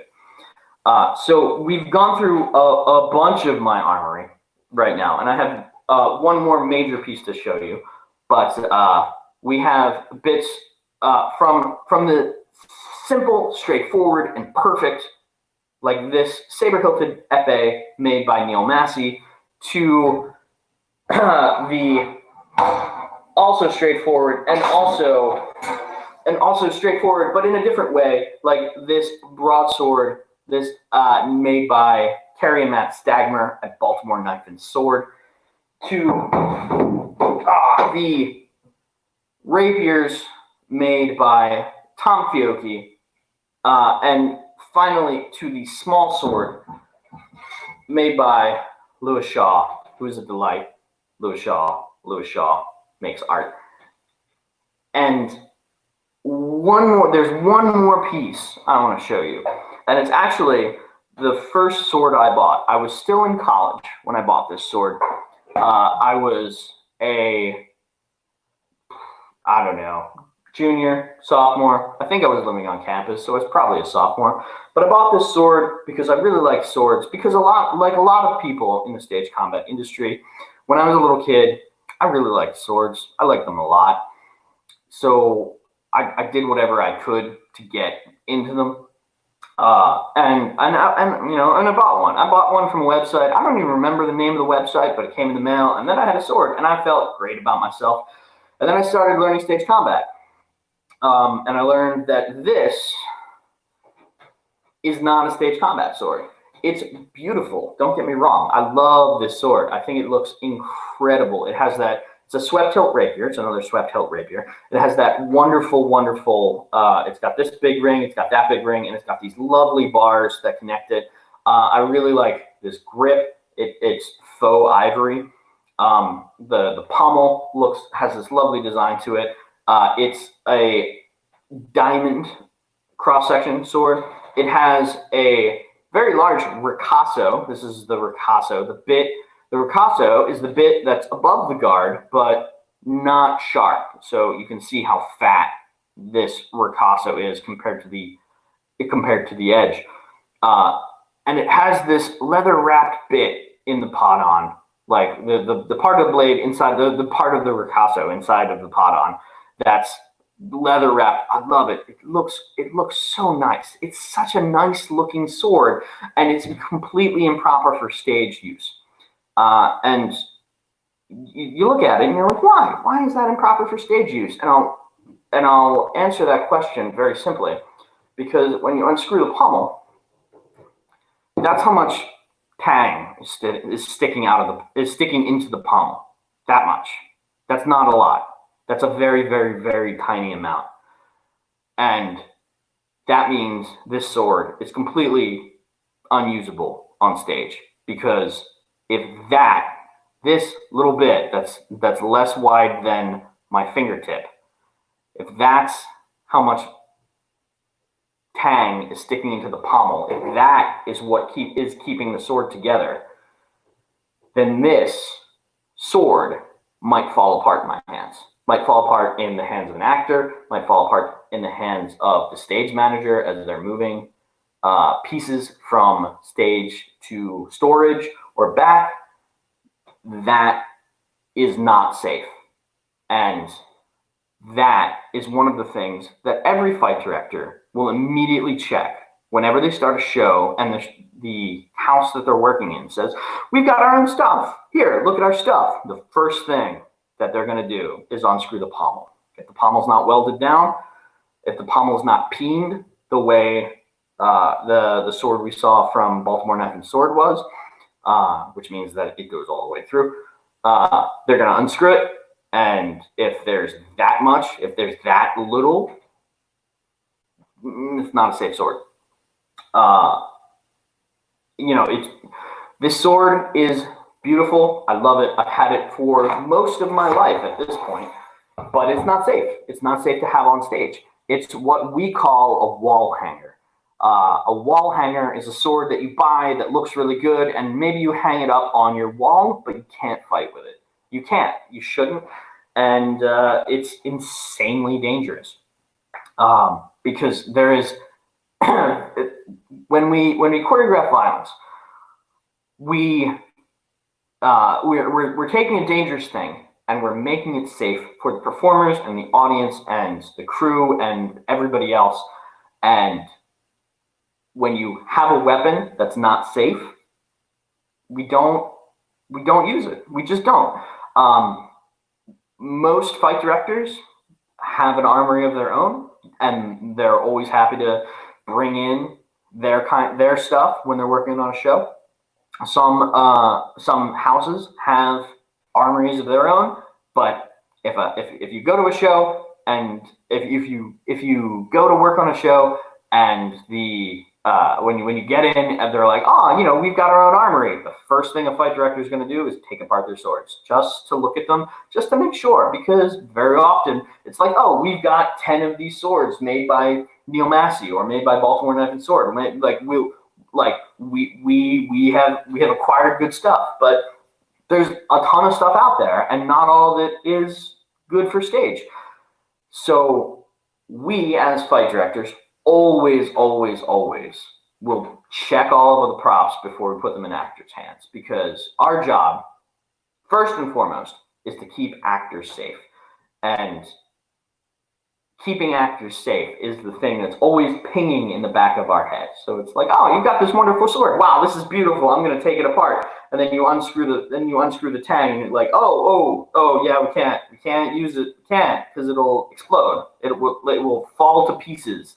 And that's not something you want to do on stage, to have your sword just shatter into bits on you, because that's terrifying and doesn't look good for an audience. So we are fortunate enough in the States to have a great community of excellent people who make beautiful, beautiful theatrical weapons.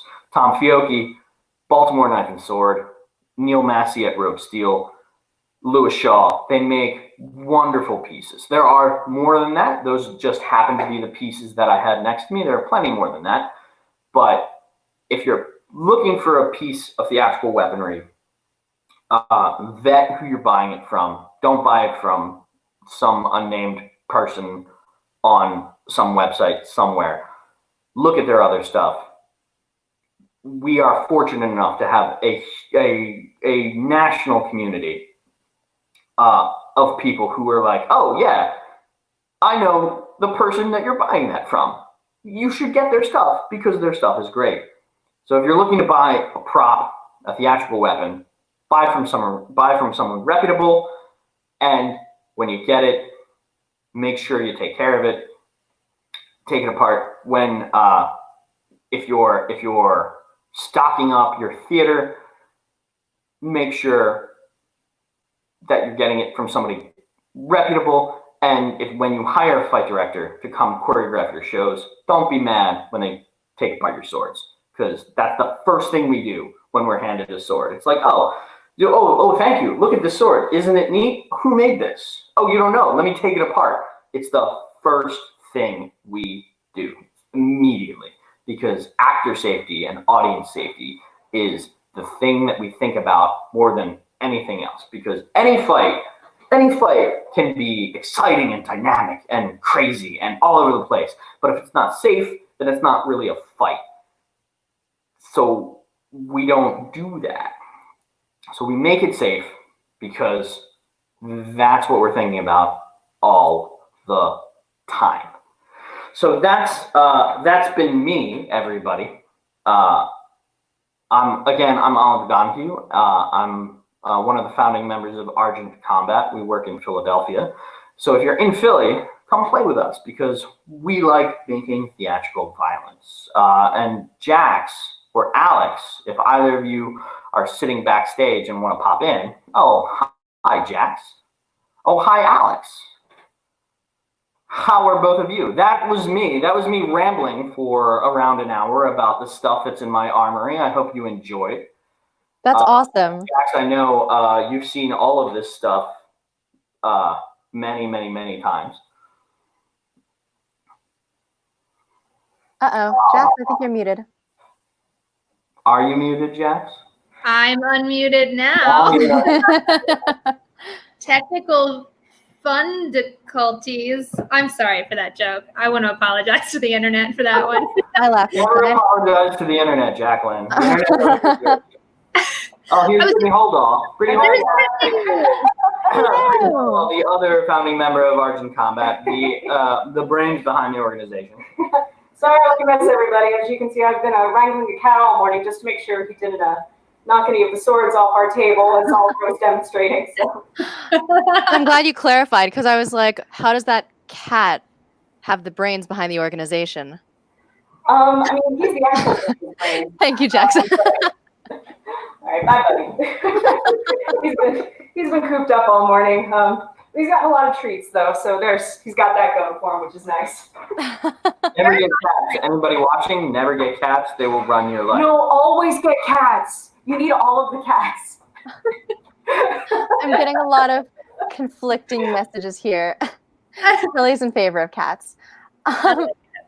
So, Brittany, do you want to introduce yourself real quick and talk a little bit about what you're up to with Argent? I'm Brittany, and I'm one of the co-founders of Argent Combat alongside Oliver. I'm more on the administrative end of things, so all of our marketing and trying to put classes together, symposiums and forums and communications, and that's how we met you folks, and I'm so glad that we're here today. Wonderful. So as I remember, Argent Combat got big on social media because you became meme experts. Is that correct? Like, that's the only thing I can think. So that's also everybody. Hi, I'm the shadowy figure behind all the memes on Argent Combat's page. Yeah, and it just kind of exploded, and I'm not quite sure why. I guess we really like memes, and it's been really cool because a lot of those folks that started following us have also become students, and that helps us in our mission to spread our message of actor autonomy and agency and consent. It's been cool too. There's been a huge shift in what our class demographics have become. I know when I started stage combat about 10 years ago, it was just myself and another femme-identifying person, and per our last end-of-year survey, 51.6% of our student base are femme and non-binary, which is incredible. I'm over the moon about that. That's amazing. So why do you think that is? I don't know. I don't know if it's because Oliver and I work as partners. I don't know if it's because our demo assistants are widespread demographic-wise. I don't know if it's our message. I don't know. I mean, if any of our student base want to comment below and let us know what we're doing right, I would appreciate that, because I have no idea. I just share memes and make cool images and promote classes and show pictures of my cat. So really Awesome. So I have a request. This is not for today, obviously, sit on it, but I really want Oliver to do a part of your world spoof where he introduces all of his sword stuff. Please don't look like that. No, I'm just this is the face that I get when I'm running through ideas in my head. Sorry. It's okay. I'm already making a mental spreadsheet. I always kind of go deadpan when I do that, which isn't horrifying or creepy at all. No, not at all. Wonderful. It just took me now to realize, Alex, part of your world from Little Mermaid. From The Little Mermaid, yes. It makes sense, because like, oh, and I got this, and I've got this. Look Yeah. at that. When I heard part of your world, Yeah. We have a lot of stuff, and it's very neat. no, I get that. But then I thought, like, Jen agrees. Aladdin, I can show you the world. And I was like, how can I show you my sword? That's for Aladdin after hours. That's for Aladdin after hours. Yeah, that's for Aladdin after hours. Yeah. Amazing. Well, we will all be waiting with bated breath for this to happen. And until then, / when you post it, where can people find you? How can they get in touch with you? And what should they be on the lookout for from you all, if or when all of this is over, or in the meantime? Sure, that's my jam. So Over here. I mean, we are on Facebook, we are on Instagram, we're on Twitter. All of those links you can find on our website, www.argentcombat.com. Next up, next week, actually, we have an interview with Emery, which is a podcast hosted by Darnell Radford, who is wonderful.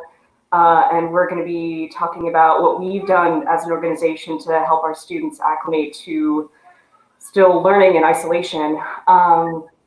And then after that, I'm going to be hosting a huge forum that I'm calling Blood Pact. And in that, I'm going to be discussing the dramaturgy of stage combat and interviewing theater professionals who are interdisciplinary. So I'll be talking to folks who are directors, as well as set designers, costume designers, makeup artists, producers, and discussing the impact of theatrical violence and stage combat and what they do to ensure that audience members, crew, and performers are all safe, and how not every theater professional lives in a vacuum when it comes to stage combat and theatrical violence.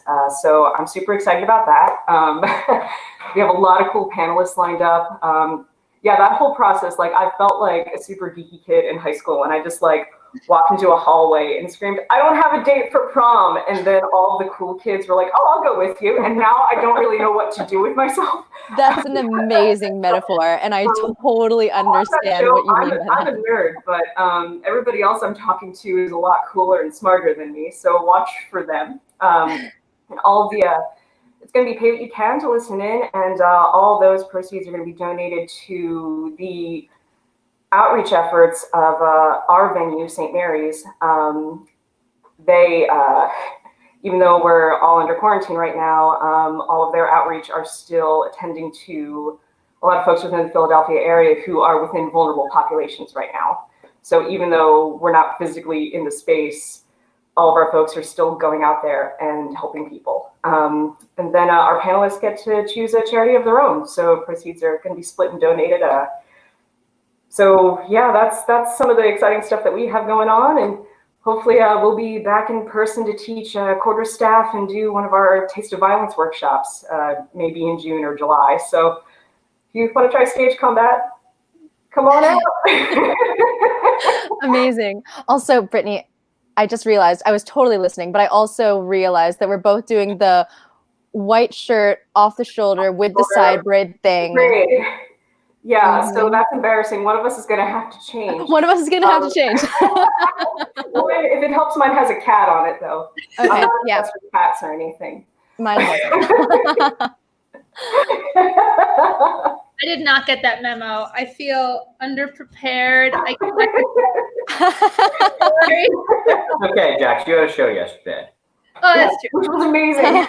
Thank you. Amazing. Well, thank you both so much. If I can, I'd just like to, before you cut off our mics here, I just want to say thank you to the two of you for working as hard as you have over the last month and a half, almost 2 months now, just keeping everybody going early in the morning when it's like, why should I even get up? The two of you are a bright, sunny beacon of why people should be getting up and getting moving and getting working. And so I just want to say thank you to the two of you. I also want to say thank you to Tom Kioki, to Neil Massey, to Carrie and Max Stagmer, and to Lewis Shaw. I hope you're not sitting there seething about me playing with your swords without wearing gloves. I'm gonna go clean them right now. Don't worry. And if I can, on a personal note, it's David Brimmer's birthday today, so I just wanted to say happy birthday, David Brimmer. Today. David Brimmer is a fight master with the Society of American Fight Directors. He's a warm and wonderful man, and I just wanted to say happy birthday, David, because today happens to be his birthday. So happy birthday, David. Thank you to Neil and Lewis and Tom and Carrie and Matt. And thank you especially to the two of you for putting this on and putting this together. And I hope the rest of your day goes extremely well, because I know the two of you have a long, long day ahead of you. And I know that there's a lot of wonderful, wonderful people coming up to do wonderful, cool, amazing stuff. But thank you to the both of you. You guys are terrific. Thank you so much. Thank you for joining us. Thank you, friends. Also, I am going to tell them to do this while they are still on, but some of our viewers are asking for the information of your sword dealers. So if you could post that on our event page for anyone to see at their leisure, then that would be amazing. If you want to know more about any of these humans that were just discussed, then please look at our event page at the Hustling Creative. Mm-hmm. Yeah, all right, that's it. You don't have to stay in the green room anymore. Go hang out with your cats or whatever you want to do. Awesome. So that was awesome.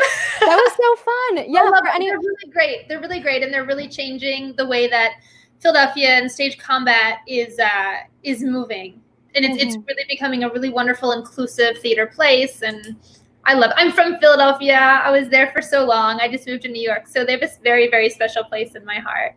Yeah, Jax and I actually met doing an all-women's production of Coriolanus at Shakespeare in Clark Park in Philadelphia. So really wonderful community in that entire city. Yeah, it's particularly for combat. Yeah. It's definitely my favorite theater community I've ever been a part of, and I miss it. And I still get down there and do some stuff when they'll bring me back. But Philadelphia, bring me back when we all come back. Yes, when we all come back. For anyone who is joining us right now, who has not been with us from the start, hello. My name is Alex Balting, and I'm Jacqueline Holloway. And we're from the Hustling Creative. As the day goes on, we will continue to get better at introducing ourselves. Today is a day of celebrating movement in all its forms. Oliver was referencing the thing early in the morning that we do. Jacqueline and I run a stage combat workout every morning called Kicking Coronas, and it's been so fun. And we have been just like trying to figure out, how do we continue to use movement and use the arts to bring people together and give people purpose during this time. And what the thing that we decided to move on, and that really got traction because of all the generous people who have donated their time and their talent, is holding a virtual concert marathon that is a fundraiser for RAINN. RAINN, in case you are not familiar, is the nation's largest anti-sexual violence organization. They also run the National Sexual Assault Hotline. And in case you're wondering, why are you doing this now? Other than the obvious reasons that everyone should be doing this all the time, levels of reporting sexual violence and domestic abuse have skyrocketed since COVID-19 started. And unfortunately, more than half of those reports are cases involving minors. And so we believe in the power of our community and the power of these wonderful artists and the power of art to make a difference. So we want to help out the people who are doing good on the front lines, like RAINN. So if you can, please donate. We are already almost at $1,000. We've only been on for 2 hours. So thank you so much for your generosity. That's incredible. The website is right down here. If you see me like kind of step off to the side a little bit, I'm typing up some banners for us. Their website's right there. Check them out. They're really an incredible organization. Y'all are incredible. Almost $1,000. Yes. Y'all. This is wonderful. Yes, please continue to donate. We'll be here all day. And as we continue, I just wanted to plug the end of our event because registration is fixed. So Jax, if you could pull up the banner while I say a little bit about this. The last part of our program today is called Safe and Sound. And so this is reserved for panels, workshops, and performances that are topical to safety or consent or intimacy. Registration is free, but it's limited. So please go ahead and register for that if you are so inclined at the link that is on the event page. We have about, I think we're probably at like 25% capacity already. So please go ahead and jump on that. Registration is, like I said, it's free. You'll get an email. All that stuff will happen. Our panel includes, who does our panel include, Jax? It improves. It includes Dr. Timmy Lee, Hadassah Grace, Rachel Flesher of IDC, and Rachel Flesher, her own organization as well. Myself and Alex will be on board, monitoring and also taking some questions and talking about some things. I'll be talking a little bit about consent in the theater. I think I'm missing somebody. We will also have Sarastri Das, who will be with us. And then we also will have our performances include poetry readings, and we'll have conversations with the poets and also a little bit of burlesque. So yeah, not from us. Not from us. Not yet though. Not here. Yeah, well, we'll charge extra for that one. Okay. Well, we have up next, we've got a video from some actor combatants that I'm really excited to share. They're the Pirate Circus. They're actually not going to be fighting, so we're going to take a step back from fighting. They're going to be singing us a song, and I'm going to put in the video. Alex, bear with us, internet. This is a learning curve. I'm going to go ahead and bring up the video, so if you can remove it from the stream as soon as it pops up. Sure thing. And then I'll get it set, and I'll tell you when to go. All right. Hold on, internet. We are learning so much. Oh, all right. Just did it. Oh my gosh. Did you see that ninja action? Ninja. All right. I'm going to play this video. Are you ready? Yeah, let's do it. All right, let's do it. There it is. My grandpa gave me a wheat penny, and I kept it in my pocket. Had the plans in my backyard to build me a space rocket.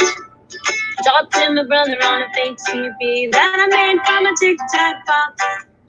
Pack my snowballs nice and tight, and in the middle I put rocks. Don't trade in your tic-tac box for a ball on the end of a chain. Don't go spending grandpa's pennies buying into the game.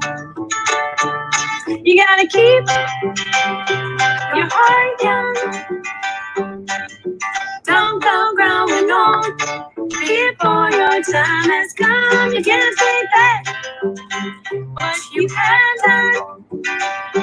You gotta keep your heart young. Dad took the wheels off of the bike and he pushed me down the hill. But he got the best of me when I took my first spill. That was back when alcohol was only used on cuts. Stung like hell, so I jerked my leg and Mama said it would give me guts. Don't trade in your tic-tac box for a ball on the end of the chain. Don't go spending grandpa's pennies buying into the game. You gotta keep your heart young. Don't go growing old before your time has come. You can't take back what you have done. You gotta keep your heart young. So take a picture of the one you love and put it in a locket. Go dig up your time capsule and the blueprints for your rocket. Talk to your brother on a fake TV, that same old tic-tac box. Pack the snowballs a little less tight, but in the middle, still put rocks. And keep your heart young. Don't go growing old before your time has come. Alone, when you have done, you gotta keep your heart young. Just keep your heart young. Sometimes you don't die quick, just like you wish you'd done. No love is a loaded gun. You gotta keep your heart young. Oh, you can't take that. You have done, it's done. You gotta keep your heart young.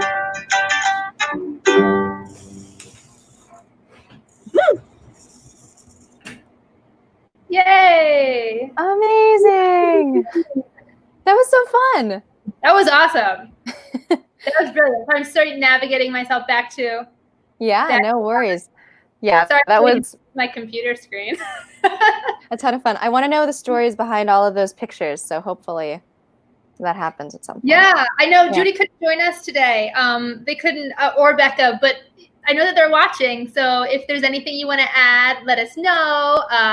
If you want to have us talk about anything, put it in the comments. Judy, send me a text. What's up? And we'll shout you out. But I know Judy personally. She's fantastic. She's a stage combat teacher and an intimacy choreographer and coordinator, I believe, with IDC.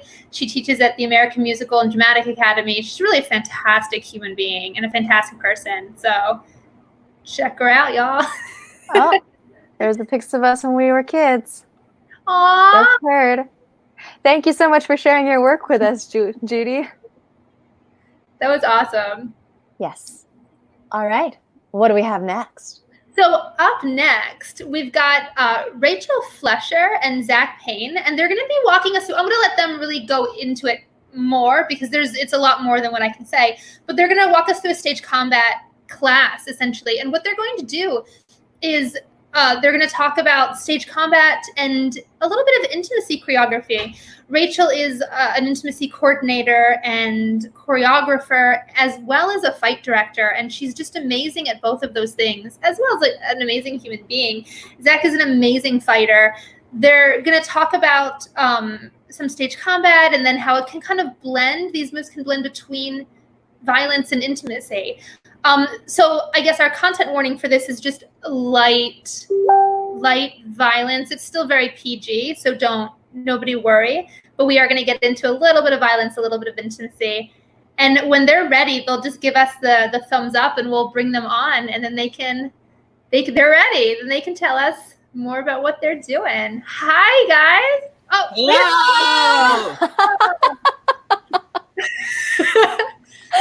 I'm That made my day.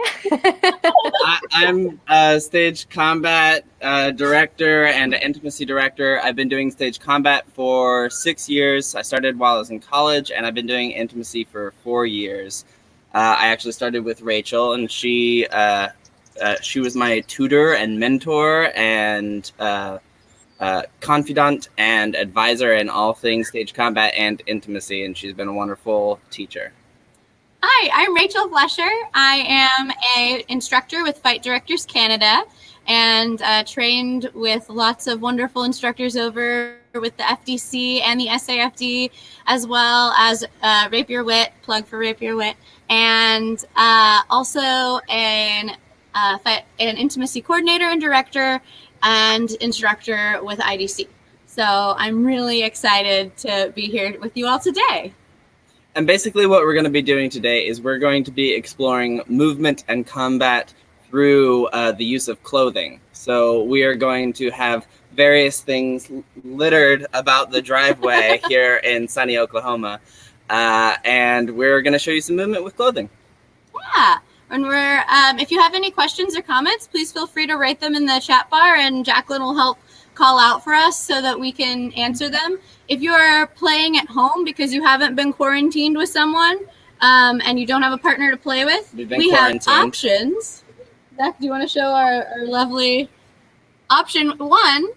You can play with a broom. And option 2 is if you have with you, oops, I'm getting, camera sick. There we go. You can play with a pillow with some pants on. So, if you'd like to play along at home, please feel free to grab a pillow, grab some pants, grab anything tall that won't hurt you if it hits you, and enjoy our lovely little stage combat class. But before we begin, the first thing that you have to have before you have any successful stage combat class is consent. So we're going to start off our day by talking about consent. If you ever can't hear me, please let me know. Sorry. Consent. Hey you.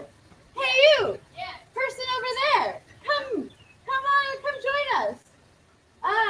Just a random stranger we found wandering in the same backyard. Just a random stranger we found wandering in the same backyard, who we may or may not know. Hello.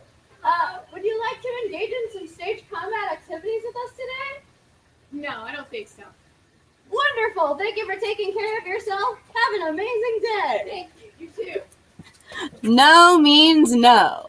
So the first thing that you want to do when you're trying these techniques out is make sure that you've checked in with yourself and your partners, and you make sure that you know you have full consent and that you understand exactly the moves that you're going to do before you do them. So for the purposes of this video, please don't try to demo along with us. We will demonstrate, and then we will explain all of the safeties involved in the technique, and then we will invite you to try them with us if you would like, and if you would not like to, wonderful. Thank you for taking care of yourself. All right, let's get started. So some general safety things we're going to be using is using a mixture of real energy and fake energy to use what Rachel and I call shared energy or performance or cooperative energy. It's basically if Rachel and I were to balance together by grabbing each other's forearms and leaning back, we both are giving each other energy in opposite directions. But because we are relaxed in this and we are giving each other the same amount of energy, we know we are safe because we are meeting each other with the same exact soft, kind, cooperative energy. Thank you. The other thing that we're going to be using a lot of is this idea of corridors or of hallways or train tracks, whatever you want to call them. And that means that we are not, as we are right now, hip to hip. We are staggered. Our shadows are See? parallel. Our shadows are parallel, but we are not in the same line. We are not standing on the same balance beam. Does that make sense to everyone out there? Wait 3 seconds for the lag. Hopefully we get a thumbs up. Cool. Excellent. So, the other thing that we're going to be talking a lot about is cueing and proper cueing to actions. So, first of all, let's talk about some theatrical and or some movement energy, all right? So, if I want to throw an object at Zach, I can take this and I can throw it as hard as I possibly can. Right at him. But should I? No. Don't throw the object hard. First of all, you want to make sure if it's okay if you throw the object at your partner. Zach, where are some areas that you would like me to avoid? Anywhere. Torso. No below. No above. Excellent. So I'm going to strike Zach with the shoe with a throw because he is out of distance. And it's a very light shoe. And it is a light shoe. And I shall throw it first very gently. How was that for you? It was about 1. A 1 on a scale from 1 to 10. Excellent. What would you like me to throw the shoe at? Give me a 4 or a 5. A 4 or 5? Great. Perfect. Now let's see if I can recreate that, because it only works if you can recreate it. I can give a bigger wind-up and a bigger follow-through, but it should be the same amount of energy. Was it the same amount of energy? It was. Amazing. Now, so if you'd like to try this at home, here's your trick. You want to be on the same train tracks.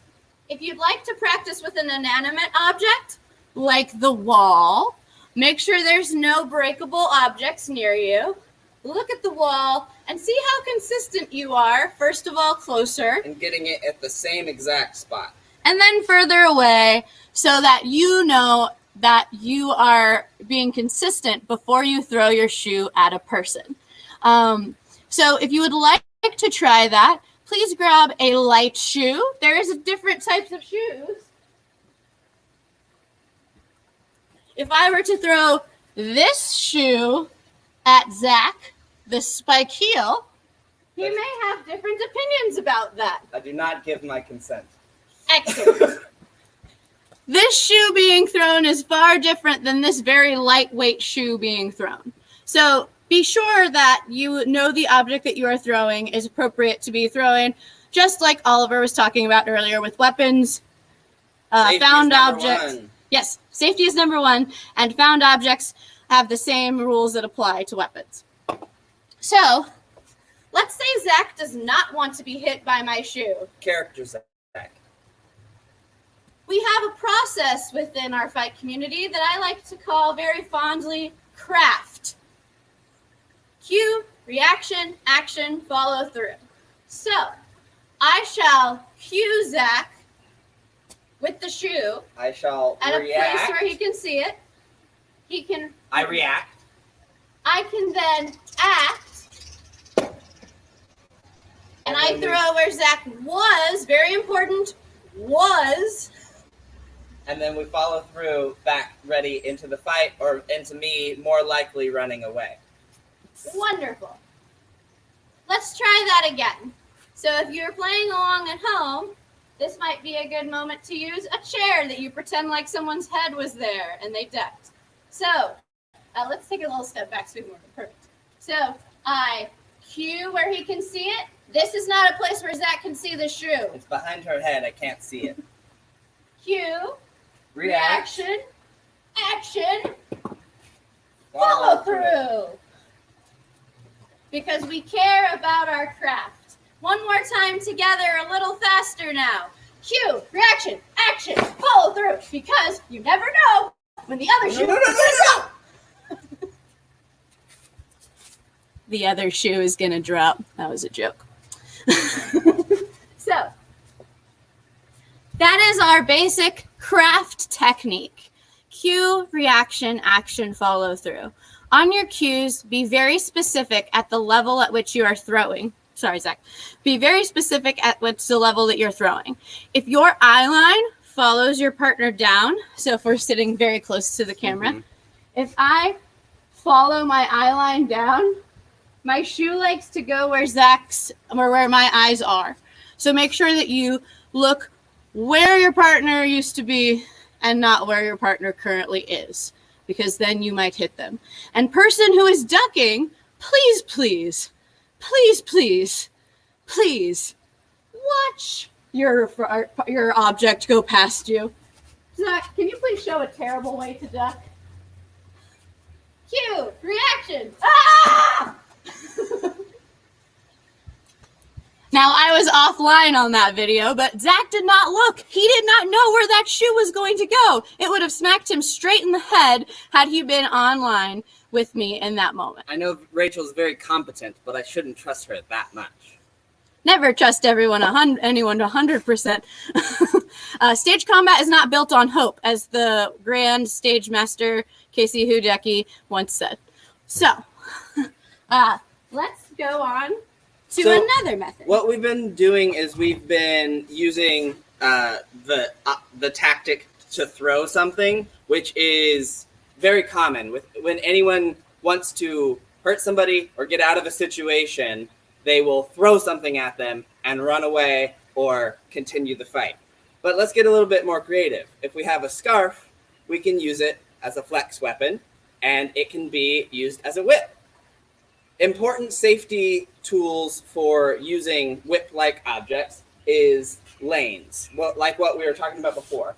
If we are in distance and in the same lane, if this whip goes out, it's going directly into Rachel's face. And we always want to protect the head, neck, and spine whenever we are doing stage combat or any sort of movement. And the headshot. The headshot is extremely important. So what we do is we make a lane. Then we have the same process of cue. I've made eye contact with Rachel before this cue. Then Rachel has her scared reaction if if Rachel is going to get hit by this. I act at the level of which I intend to hit, and then follow through. The important thing on this is we want to send the energy in one direction. I'll step out so you can see better. So we send it in one direction, and it's basically like throwing a frisbee.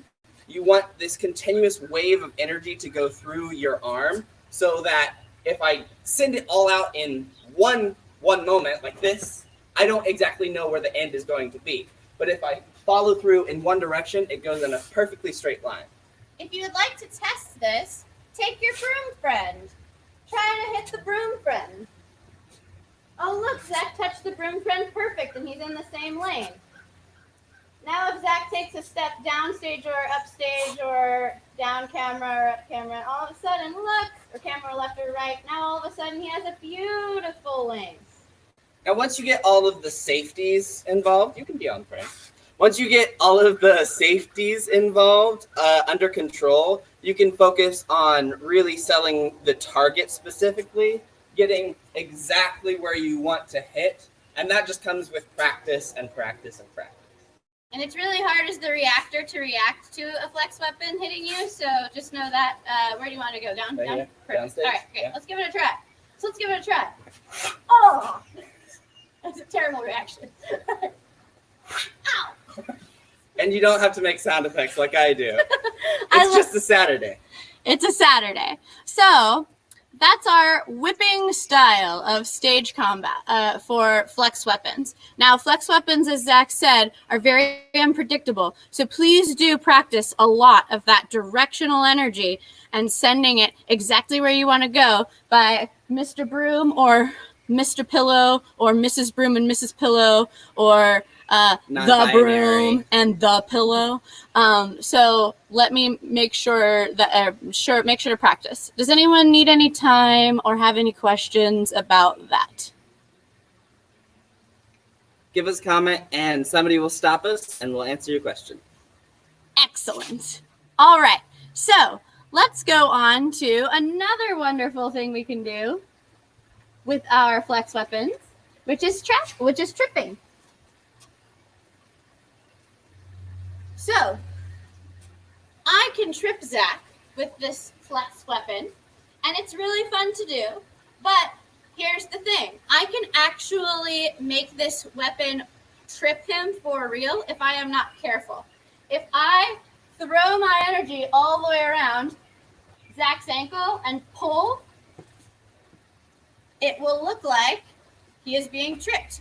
Now, I sent it past his foot, and then I just pulled back once he started to fall, which is wonderful.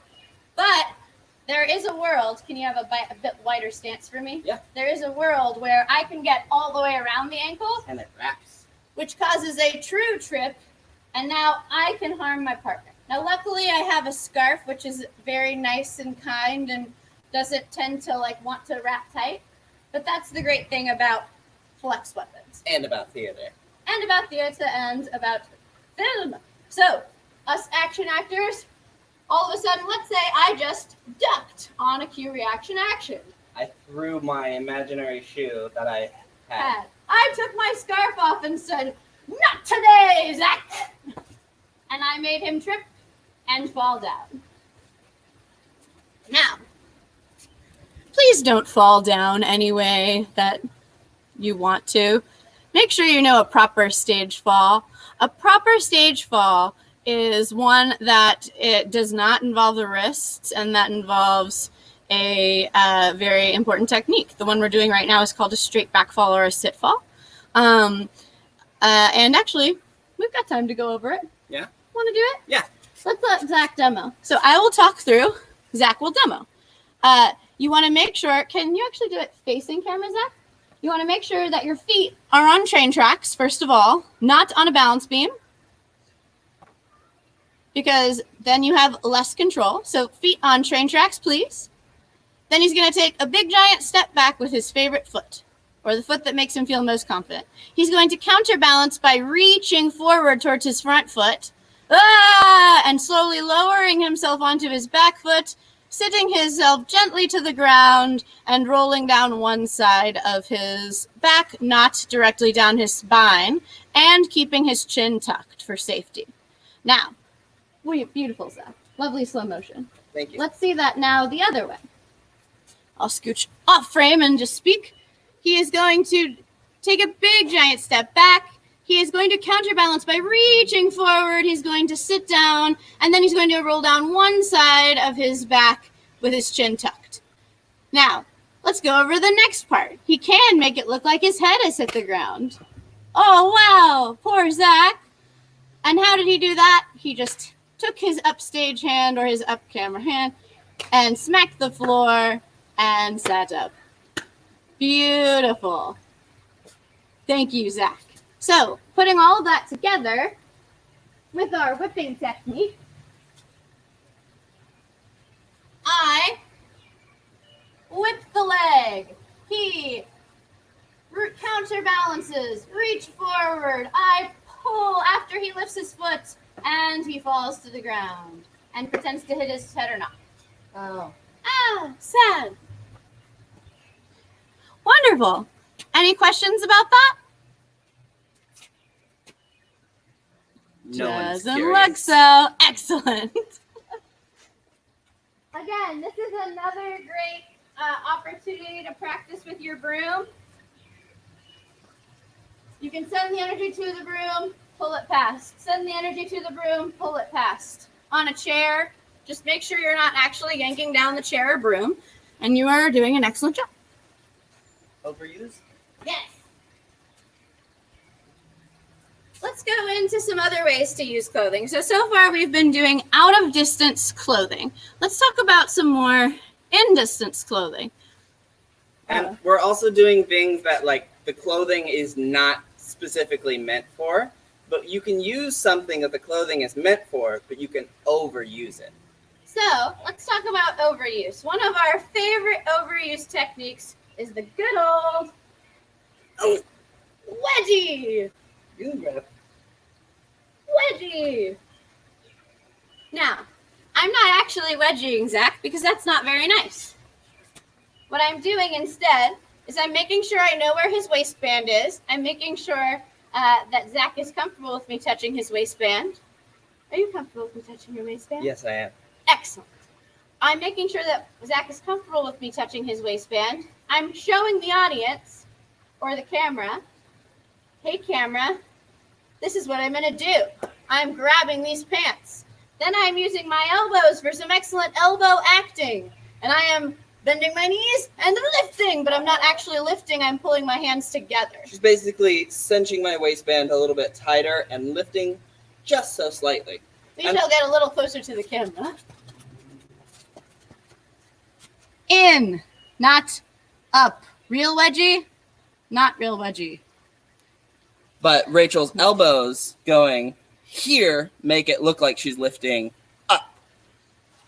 And all I do is I do the up. He goes up on his toes and he points at the area or touches the area that looks like it hurts. So, PG. PG. So, if I want to give Zach a wedgie again, she'll do it this way. I go, cue. Reaction. Action. Follow through. That was my follow through. Does anyone have any questions about that technique? Excellent. If you're playing along at home and you don't have a person to play with, you can always use our friend, Mr. Pillow, or Mrs. Pillow, or the Pillow. Take the pillow, grab the pillow, practice your elbow acting. Elbows are high. Bend your knees, put your elbows down and pull up. Oh, no, not the wedgie. Oh, no, not the wedgie. Ta-da! Acting with your pillow.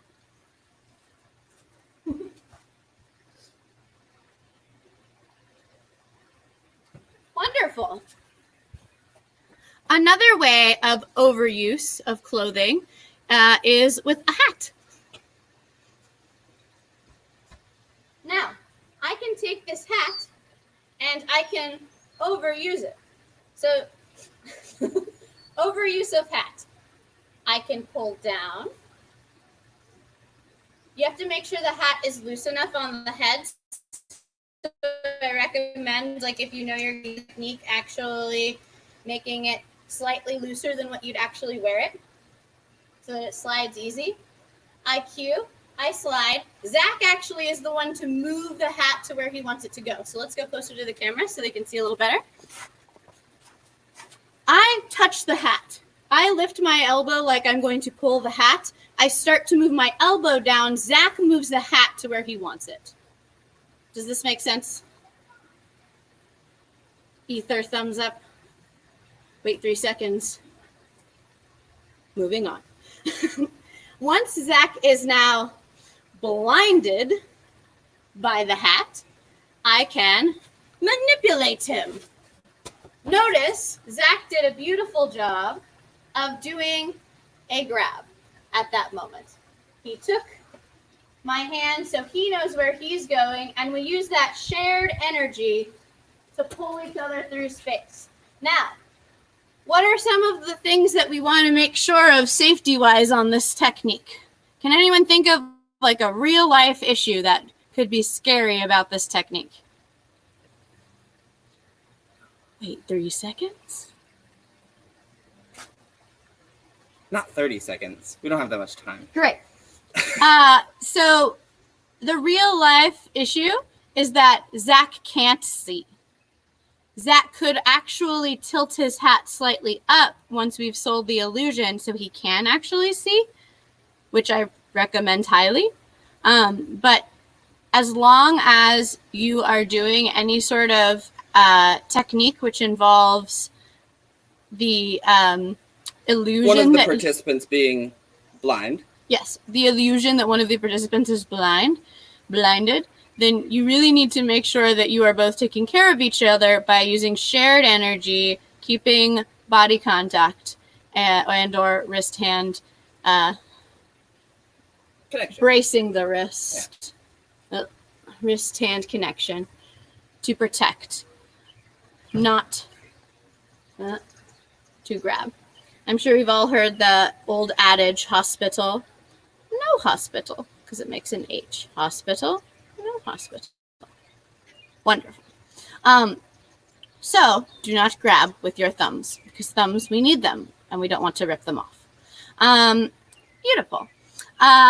Let's talk more about, can you grab the beanie action? Yeah. There's obviously another way that I'm sure you all already know now that I've said beanie. I can grab the beanie. I can take the beanie, cue like I'm gonna pull the beanie down, and then pull the beanie down. But really, Zach's the one pulling the beanie down, going, "Oh no, my face!" At speed that looks a little bit more like. And you can pretend how hard you pull him down by how much he sells. So I can go.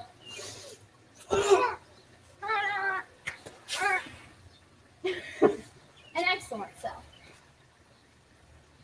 Thank you, Zach. So, overuse. A wonderful technique. The way that we're doing it, so we're showing clear cueing.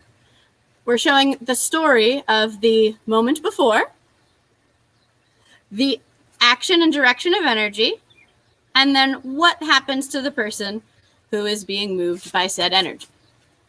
Zach was being very fancy back there. Amazing. Now, what we would like to do is talk about, shall we move on to our jacket work? Yeah. Perfect.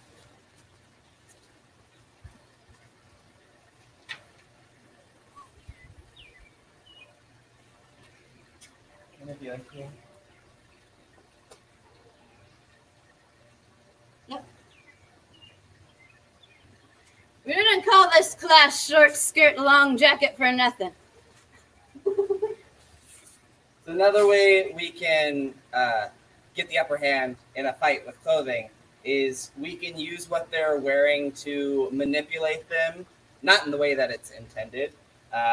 If Rachel throws a punch at me and I duck under, I can get these coattails, pull her back, and then go over. Now she's blinded and I have control. Now, how did we do that? What was our clear cues? I cued Zach. I reacted. I acted. I stepped through. So we had some shared energy. So I knew which way I was going to go next, which was backwards. Rachel goes back, and I make that hallway for her to go through and basically lift up, and Rachel goes through, and I maintain this position here. And I sell to the audience like, "Oh no, I'm very stuck in a jacket." And I'm just very strong. Or, if I want to get the upper hand, I go, "Ha-ha! Gotcha." So, short skirt, long jacket. Let's talk a little bit more about the importance of shared balance within that technique usage. If you don't have proper cueing and proper shared energy throughout this, it can be very dangerous, because if Zach or I are too afraid to lean into each moment a little bit and share energy, we'll never know where the other person is in relation to ourselves. So let's go through that again really slow and talk about where every time we use shared energy or weight is. So, boom, boom. First moment of shared energy. If we stopped here and we both leaned back a little bit, or if I lean forward, Zach actually has my energy. So that means You're talking about actually using shared energy. Yes, we actually need to use shared energy. So Zach can actually hold me here. I can actually lean into this technique. Now be sure your costumer is all right with this. Yes, check in with your costumer. Never don't check in with your costumer. Okay. Then, as Zach said, Rachel can give me a little bit more energy to cue that we're going to the next part of choreography. Which means he knows that he has to get out of my way and into his own hallway, because I can't see him. So one more time, reverse. So I'm stepping through, I'm giving him a cue, which is a bit more energy. I walk straight back, he walks in his own hallway. Shared energy. We have a question. We have a long comment. No, that's just our bio. Oh. We get so excited about the question. Hi, Daniel. Hi, Judy. Hi, Louisa. So, yes, that is our shared energy moments with clothing. The next thing I want to go on to, because it looks like we only got about 20 more minutes. Oh, 10. We leave time at the end. Oh, yeah, we leave time at the end. Thank you, Zach. So the next thing I want to go into briefly is this idea of how we mix these styles of intimacy and violence into this idea of movement with clothing. So obviously there's lots of beautiful ways that we can use these clothes, and I can't go through all of the techniques. We can't go through all of the techniques with you today because it could take a whole semester that you could take at Rapier Wit Stage Combat on Found Weapons. So let's talk about a little piece of choreography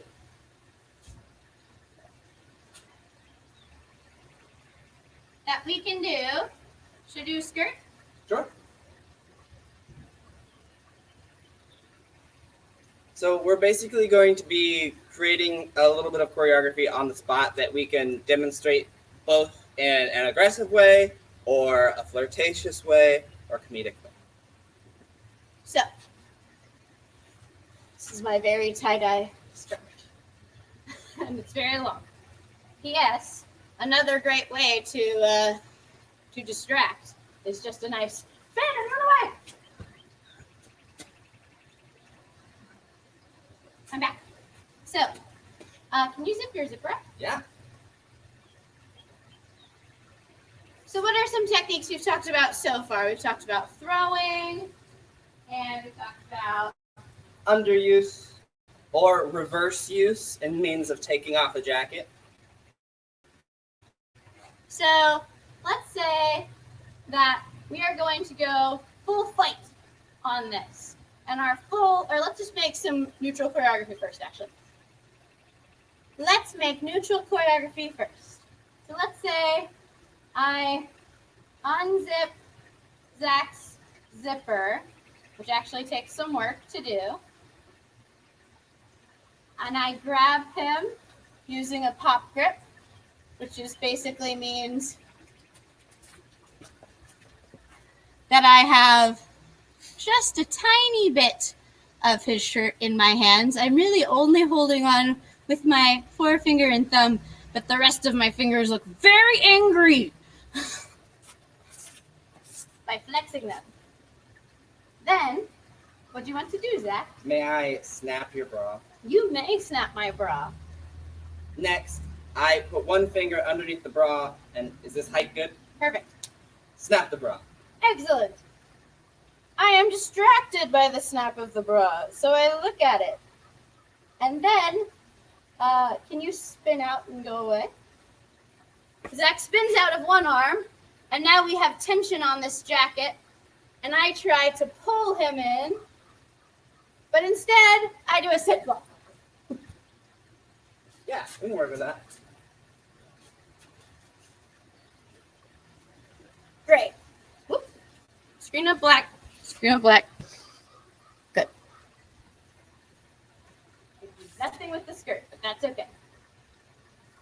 So if I'm doing this violently, we're in a fight, and I use my muscle tension, my anger, and I'm getting up in Zach's face, and I decide to ferociously unzip his hoodie, because that feels like a ferocious move to me right now. Then he ferociously, and then I ferociously grab him, pop grip, very gently.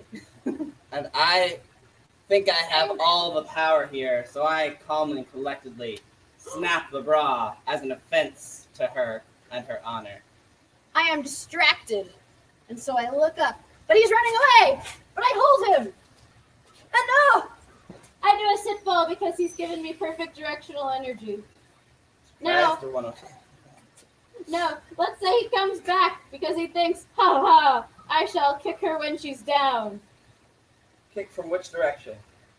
Don't actually kick me, just Great. come back cocky. And I say, not today, Zach. No! And I pants him. And then This fight is all about embarrassment. he is so embarrassed and has no idea what to do that he doesn't notice when I decide to trip him by doing a beautiful forward fall. So now all of that's a little silly, but it's a fun way to begin a little piece of choreography. Would we use this for a fight? Probably not. Probably not. But would we enjoy playing with it for today? Let's say yes. Now let's see if we can transform it into something that's more flirty. It's going to be a challenge because we used very... It is going to be a challenge, but let's see if we can use some more flirtatious or more, I'd like to say this, sexy is subjective. So what's flirty to me may not be flirty to you, may not be flirty to anyone else. So we're going to use some classic stage and movie pictures that show flirtation. So, what happens if I come up to Zach with a coy look on my face and I slowly unzip his hoodie and I gently grab and caress his hoodie? She doesn't know that I am an immature man-child, and so my version of flirtation is snapping her bra. But I think that's kind of cool, so I let go. He spins out of his jacket, and in his excitement, I fall down. Now, he comes to climb on top of me, but I'm so excited that I pull his pants down.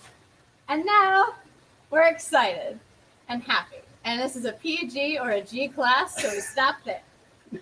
So, the tone, few moments of talking, because we only have about 5 minutes to wrap up. The tone in which we do the moves is very important to depict what exactly we want to show on film or on stage. Our tone is what we use to describe to the audience how our characters are feeling about the context of the show. Now, we don't have any context or script for this. This was just some moves that we made up here on the spot. So we don't have characters like my character's in love with Zach, or Zach's character, or Zach's. Or I'm a boy in a man's body. Yes, or it's 13 going on 30, but with a man. Wouldn't they call that Shazam?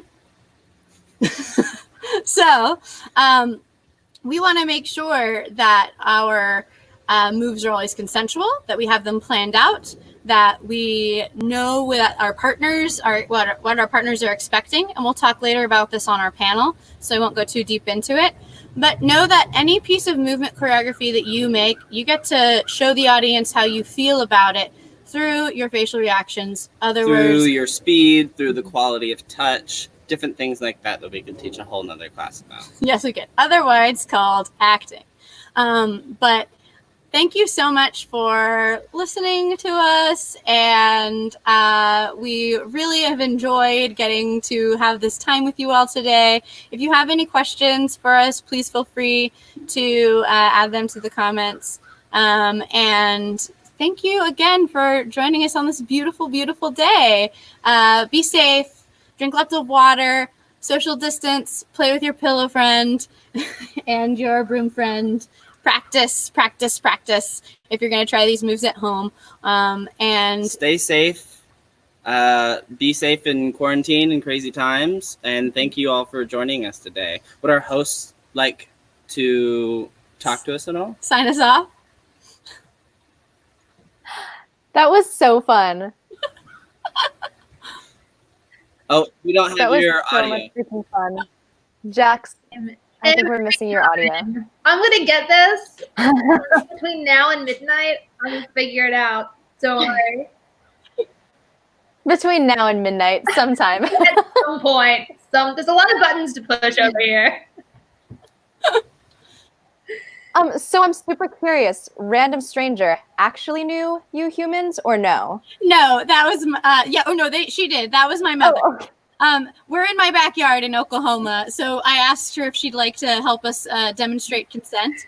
And Gotcha. she was like, "What do I do?" And I was like, "Well, it goes like this. I say, hey, Mom, do you want to join us in some stage combat activities?" And she went, "Yeah." And I went, "Could you actually say no?" And then she said, "Oh yeah, of course." She said no. And then I said, "Wonderful." And now I have a whole lecture about how now I get to say, "Thank you for taking care of yourself," and know that that doesn't reflect on me, and I get to move on. I didn't go into it because I can get on a soapbox pretty easily. If I had said no, Rachel would have done the whole class with the pillow and the broom. Yep. We had a plan. So, That's amazing. So speaking of soapboxes, have anything you want to say about what's coming up tonight? Tonight, we're really excited to have a discussion about intimacy and the new blooming field of intimacy direction and coordination in our industry, and also clear boundary setting. And I'm doing a small talk about closure practices, and we're going to do a little bit of a pump up / closure practice to get us ready for the wonderful and amazing burlesque that's coming up later this evening. So I'm very much forward to talking more about what it is, where I think the industry is going, and so that's where we're going. My shout out would just be check out all the other people from FDC who are giving talks or classes today, and SAFD and Charlie Baker specifically, because I love Charlie. Oh yes, you want to see some excellent clowning? Check out Charlie Baker. But yeah, that's it for us. Number one rule of stage combat is safety, but it's also consent. So make sure that any room you walk into that you are participating in touching other people, you have a really clear idea of what you're mentally and emotionally and physically prepared for, so that you can be ready to set your own boundaries and expectations. And respond to theirs. With kindness and love. Thank you. Amazing. Thank you both so much for coming on. This was an awesome hour. I always love watching you work, but this was so great. And I popped my head out, and my fiance is in there, and he's watching too. I love it. Thank you so much. Thank you all very much for having us. We appreciate it, and stay safe, have fun. Yeah. You See you in a little while. Bye. Bye. So much freaking fun. Yeah, no, they're great. I've known Rachel. Rachel and I got our teacher certification for FDC together a number of years ago, and Wonderful. She's really incredible. Yeah, they're incredible people. So, because we have movers and musicians who are performing with us from all different walks and all different genres, if anyone doesn't know these acronyms you are talking about, would you like to explain them and talk a little bit about these organizations while I solve some tech things? Absolutely. Before I do that, I want to... No, you go do you. I'm going to just correct the thing that I did earlier. So when Julie and Becca, her video was on earlier, they are a part of a clown band in New York City that I didn't mention before. And I'm going to put up their information again. So if you want to go check them out on the internet, those are their websites. Yeah, they perform around New York City. They're, as you saw, they're really fun. They're really awesome. So check them out. Great. So the acronyms that you heard of, there's the SAFD, which is the Society of American Fight Directors, and that's home here in America, in the US. And then FDC is Fight Directors Canada, which is another stage combat organization housed in Canada. Housed in Canada? They live in Canada. They're a Canadian fight organization. And both of those organizations center around safe storytelling for actors in theater. And the idea is that they are people who are trained in stage combat. They are trained to tell a story of violence with safety being its first priority. So those are those two organizations. Along similar but also very different lines, IDC, Intimacy Directors and Coordinators, is an intimacy company that they work on. They've just recently changed a few things, but I believe that they work on staffing films and theaters with intimacy coordinators and choreographers, people who, like, a fight director's job is to make fights safe and visually interesting and tell stories through violence. Intimacy coordinators and choreographers, their jobs are to tell the story of intimacy safely with actors' bodies. So they help guide these performers through these different ways of telling these stories through intimacy or through violence. So that's FDC, Fight Directors Canada, SAFD, the Society of American Fight Directors, and IDC, Intimacy Directors and Choreographers. So check them all out online. You can find them. They'll come up right away on your Google search. Amazing. Yeah. And we will be talking a little bit more shop later today at our Zoom call, which I will explain for folks if you are joining us right now. But we haven't rehearsed this, but do you have any thoughts or ideas about the roles of these organizations and movements, particularly right now when it's really hard to advocate for artists in particular because of the pandemic? I think that these roles are very important, and it's, I have a jumble of thoughts. I've been thinking about this a lot. My thoughts are a bit of a jumble, so I'm just going to talk through it for a minute. Bear with me. I didn't mean to put you on the spot. I'm sorry. I was just curious. No, this is a great topic to talk about, and I want to expand on it later. It's so important. The job of, and I'm going to speak as an intimacy choreographer and as a fight director, the job is to keep people safe. That is the number one job, is to make sure that everybody involved, the performer, the audience, the production, everybody is safe, right? Secondary is the story. We're telling a story. Right now,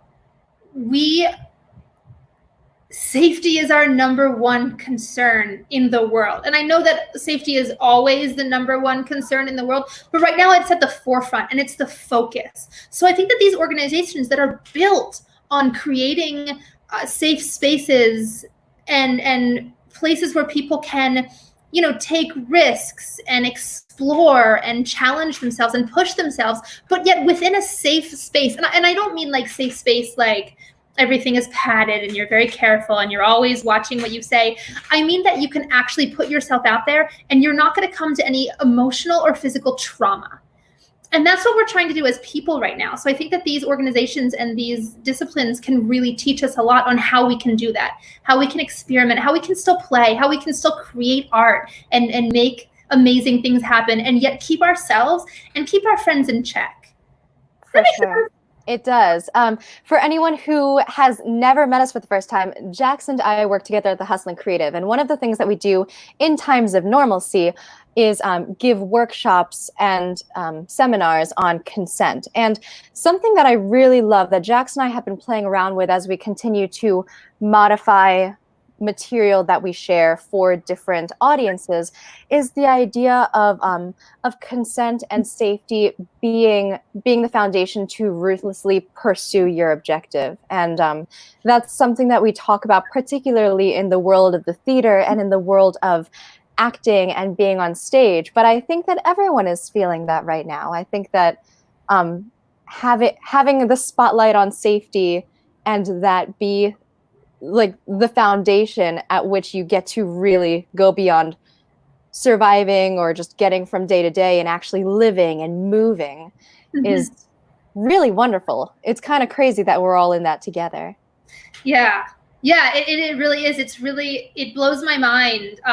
It's not good. It's not in any way a good situation, but there is some kind of sick comfort in knowing that the entire world, all of humanity, is in this together. No matter how you're looking at this, right, from any direction that you're viewing this, we are all in this together, and we're just trying to survive and no alone. 100%. And I think that that's part of the reason that we're here today too, because while we're all in this together, there are some people who are suffering from this pandemic in ways that I personally can't even imagine. And one of those groups of people is the people who we are trying to raise money for today. So in case you are joining us for the first time, Jax and I have been doing a stage combat workout every morning at 9 a.m. for 8 weeks straight now, ever since the pandemic started. And we were like, how can we continue to use movement and use art as a vehicle for good and a vehicle for connection?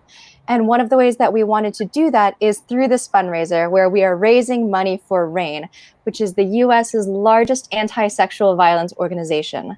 The reason that we're raising money for them right now is because calls to RAINN's sexual assault hotline have skyrocketed since COVID-19 started.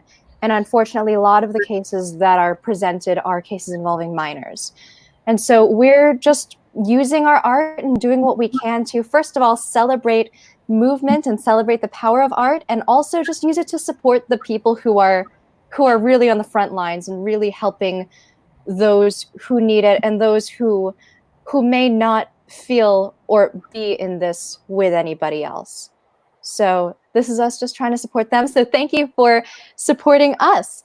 I'm going to check on our numbers really quickly. We are, if you have not donated yet, please do so. And we are just about at $1,145 donated towards RAINN. We're very, very excited. Thank you so much for your generosity. And thank you for spending your morning with us. We have just made it to, we haven't made it yet. We've got one more minute until it's noon. But I was going to say that we made it through our morning. We started at 9 a.m. If you have not seen our program, if you are not up at 9 a.m. and you were a normal human being having coffee with your family or your dog, please go ahead and watch this video back because we've seen some really incredible things so far. Jax, do you want to like quickly summarize what's happened so far on the show? Yeah, so I know it feels like it's been forever. Yeah, so Heidi Lasky and her company were on first thing this morning, along with Julian and Meredith, whose names are blanking because now I'm like, oh God, we saw two amazing dancers. Heidi Lasky has a dance company that is just phenomenal, and she's breaking new ground, and she's just amazing. Check her out. I think I got rid of the banner with her thing on it, but check them out. They came on. Heidi led us through this amazing warm-up that was all about getting back in touch with your body and just taking a moment for stillness. And as I say that, I'm like, oh no, you're talking too fast. Take a moment for stillness, reminding myself, and to really get in touch with yourself and your surroundings. And then we had Oliver Donahue and Brittany Holdall from Arctic Combat. They walked us through a whole tour of different weapons that fight directors use for their productions, all different weapons, their parts, what they do, what they're called, their history. It was super informative. We had Judy and Becca come on from the Clown Band in New York City. They did a video for us, and it was fantastic. We just had Rachel and Zach lead us through some stage combat and some intimacy. And now we're going to do some music. Yeah, and we will be hearing more from Rachel tonight. I wanted to let you all know because registration is continuing to fill up. We're probably at like maybe 40% capacity now. We're ending the day on Zoom. We're taking the last part of our fundraiser off of public streaming, and we're going to a Zoom room where we're going to present the last part of our program, which is called Safe and Sound. This is reserved for panels, workshops, and performances that are topical to safety or consent or intimacy. So viewer discretion is advised. We have an amazing panel coming up, which involves Rachel, Jackson, myself, obviously, and some of our other friends and colleagues who are really knowledgeable and come from different areas of expertise around the topics of the things that I just listed. I'm not going to go through them again. But we also have some topical poetry reading and discussion with the poets. We also have a little bit, we're going to do a little bit of workshopping on consent and taking some of the practical tools of, now that we've delved into this conversation and we've felt these feelings, now what can we practically do about it? So we're going to be delving into that and then finishing the night with a bang and just rejoicing in ourselves and our community and our bodies with a little bit of burlesque. So we're so excited. Yeah. We love all of you. This is so fun. Yay. So now that it's officially noon, shall we bring on... Yeah, there we go. Sorry, mirroring. I didn't anticipate that working. Yeah. Let's bring on block 2. Let's do it. Let's hear from Karen Lang and Jamie Green. We're doing the same things with our hands, Jax. Oh, okay, I'm gonna stop. No, it's okay. Hi, everyone. Hello. Hi. Do you want to introduce yourselves and say a little bit about who you are, where you're coming from, and what y'all have been cooking up? Sure. My name is Karen Lang, and I'm an actor, singer, producer in Washington, D.C. And Jamie and I met 3 nights ago. And electronically. Yeah. And we've been working on this. I'll let Jamie introduce himself. Oh, I'm Jamie. I'm from Montana. I teach out here at a small college here. Movement artist, actor, creator, musician. I put things together and take them apart and all kinds of fun stuff. So, yeah, I think it's been three days. Not 3 days. We threw a song together pretty quick. We'll see. Yeah, we did. We'll see. We'll see if I can get through it without mushmouthing it. This is a song that that I wrote the lyrics and the melody to actually a couple of years ago and haven't touched it since. And it was for a show called the Trojan Women Project, done by Brave Spirits Theater out here in DC. And it was basically trying to capture women's experiences throughout their lifetime. So we had a cast that ranged in age from early 20s to like almost 70, I think. Maybe more than 70. I don't want to out her. Anyway, so one of the things that we did for this was we came up with creative things for women's voices. And this was what I came up with. But since I don't play an instrument, much to my chagrin as a musician, but I make up songs and I make up melodies for them.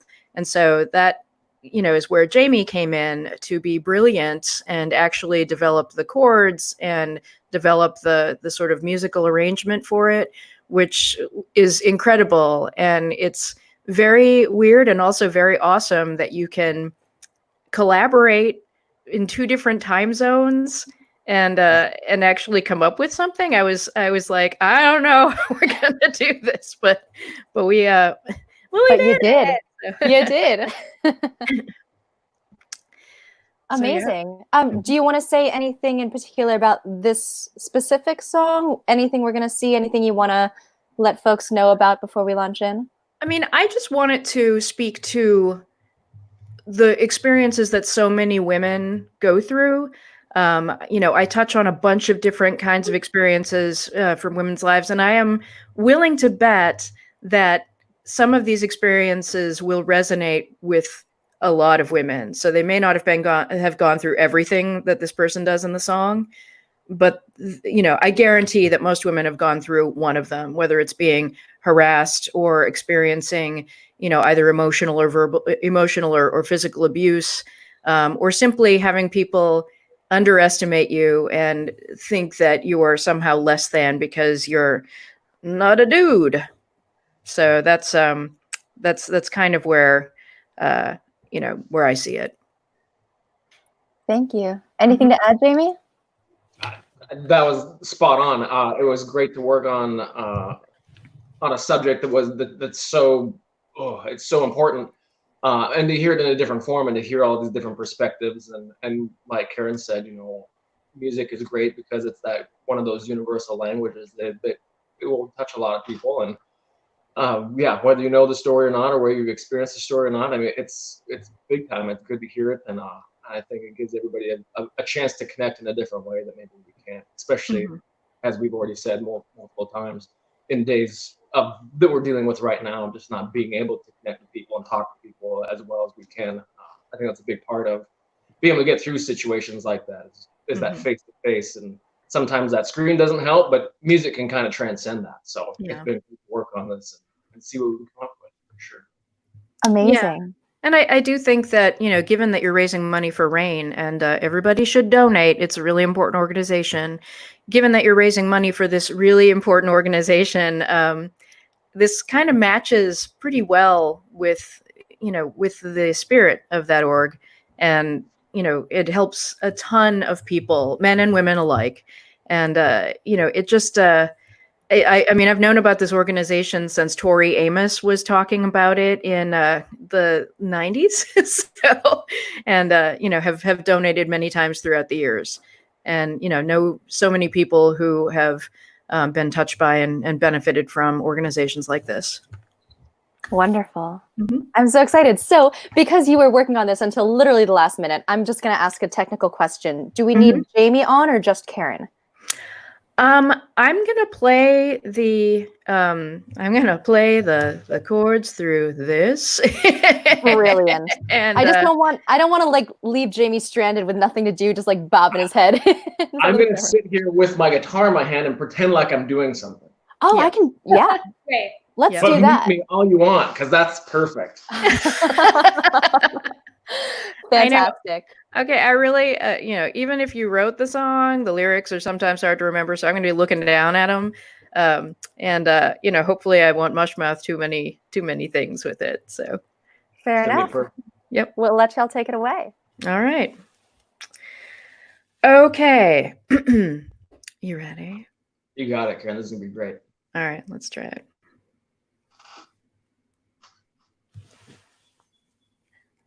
A moment. My playback decided to be weird. All right.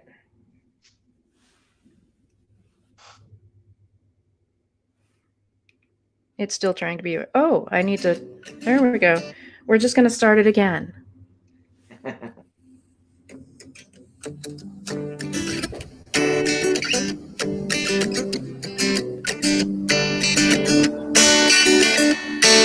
As soon as I left my mother's womb, I lost some of my value. Kinda like a shiny new car driven off the lot. Jumble of someone's hopes and someone's future disappointments, even though my daddy swears I'm not. Thrust into a crazy world, raised as someone's little girl. Now keep your knees together, don't be fresh. And all the wild little boys spit and run and shoot their toys. Don't tattle when they're looking up your dress. Don't make a mess. It's planted right there deep inside of you as soon as you come out in the light. And it just keeps digging in as you keep trying to fit in. On the playground we learn the rules. Boys rule, girls drool. Some of us have to lose, so some may win. The boys grew up, their arms grew strong. They traded in their plastic for some heavy metal, new toys made for men. Sweat and stubble in a flannel shirt. He likes it when I'm frightened. Now, honey, don't try doing that again. Tried to make a happy home. It's only happy when he's gone. Keep it all together, don't let on. And all the wild macho guys can brag about their little wives. Do what she's told, don't get fat, don't get old. Their perfect lives. It's planted right there deep inside of you as soon as you come out in the light. And it just keeps digging in, so you keep trying to fit in. In the kitchen we learn the rules. Bitch, look at what you made me do. Some of us have to lose, so some may win. A conference room upon a table, I want to tell, but I'm not able. Gonna say I slept my way into my brand new corner office. Boys will be boys, those little scamps. Can't help that you're a common tramp. Don't like it? Then why'd you wear those heels? Now how's that feel? As soon as you leave your mother's womb, they plant the seed inside you, the one that tells you that you're second class. Turn on, keep on listening. That's how you keep fitting in. It's a lifelong game that you will finish last. It's planted right there deep inside of you. The expectation you're not right. We learn to keep listening. That's how we keep on fitting in. In the boardroom, we learn the rules. This world just wasn't made for you. Some of us have to lose. It's planted right there deep inside of you from the start to end of life. The older you still listening, though no one cares if you fit in. Before the end, you'll wonder why and wish that you'd been born a guy, 'cause things just work out better for him. Around again and around again.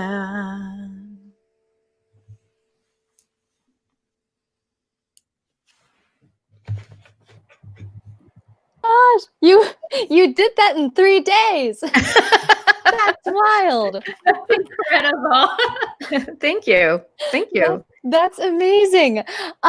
So even though it only took 3 days to put it together with an accompanist and with a fellow musician for both of you, I mean, it's obviously a story that's taken a lifetime to tell. Is that something that you'd want to touch on a little bit? Sure. I mean, you know, there's many things in here that I did not experience. It's not fully autobiographical, but things that everybody, I think all women, you know, or assigned female at birth experience this. You know, people like, you know, my dad always, you know, loved me, and I was the favorite. I was the youngest and the only girl. But I think a lot of dads, you hear so many men say they wish they were going to have a son and seem somehow disappointed if they have a daughter, which is terrible. And, you know, also the fact that, you know, little girls are always told to be, you know, be well behaved and, you know, don't tattle on things. And like, you know, boys, the whole boys will be boys thing starts when you're little. And, you know, you can be, you know, if you deviate from your assigned gender role, then, you know, you're seen as, you know, weird or unruly.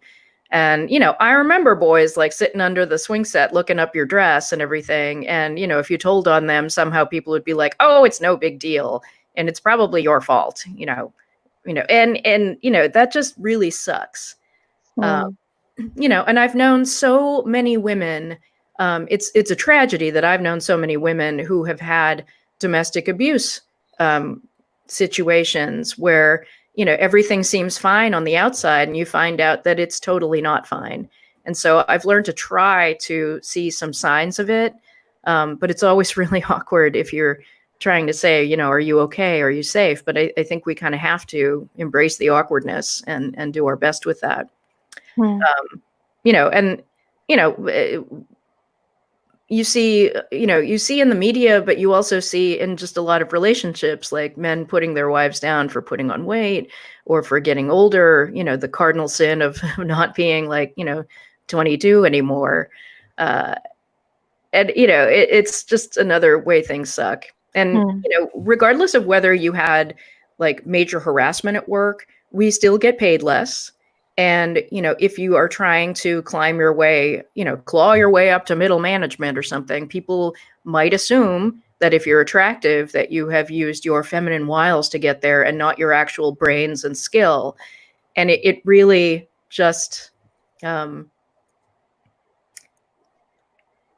you know, it throughout your life, it makes you feel like you have this extra burden on you just because of what's between your legs. And, you know, I just, you know, it's something that we all experience. Switching gears a little bit, Jamie, do you want to talk at all about the collaboration process from your end or anything along those lines? Oh, sure. Yeah. No, I think collaboration is always great. It shouldn't matter what genre you're working in if you want to mix music and oil painting or whatever you want to do. I mean, it's that human connection, being heard and being connected to the greater world, finding like-minded people or people that you have no idea who they are. Can't say that anymore. Hey, right? No, that's great. Best and finding that you build, you build a pretty quick relationship with being able to collaborate with someone, especially when you're throwing. We both had some ideas, and we put it together. And I think people need to explore that as much as we can these days. Mm-hmm. Just get out there and say, "Hey, what do you do? Great, cool. Let's work on that." That's great. The quickness of it was interesting, and I always love that kind of stuff. Those we're theater folk. Most of us theater folk. It's that 24-hour wedding kind of play festival. You go, okay, I'm not going to sleep for the next 40 hours, and we're going to see how this thing goes, and it's going to be awesome. We don't know what you're talking about. Yeah, you guys put it together on a greater level, so I can't even imagine. Yeah.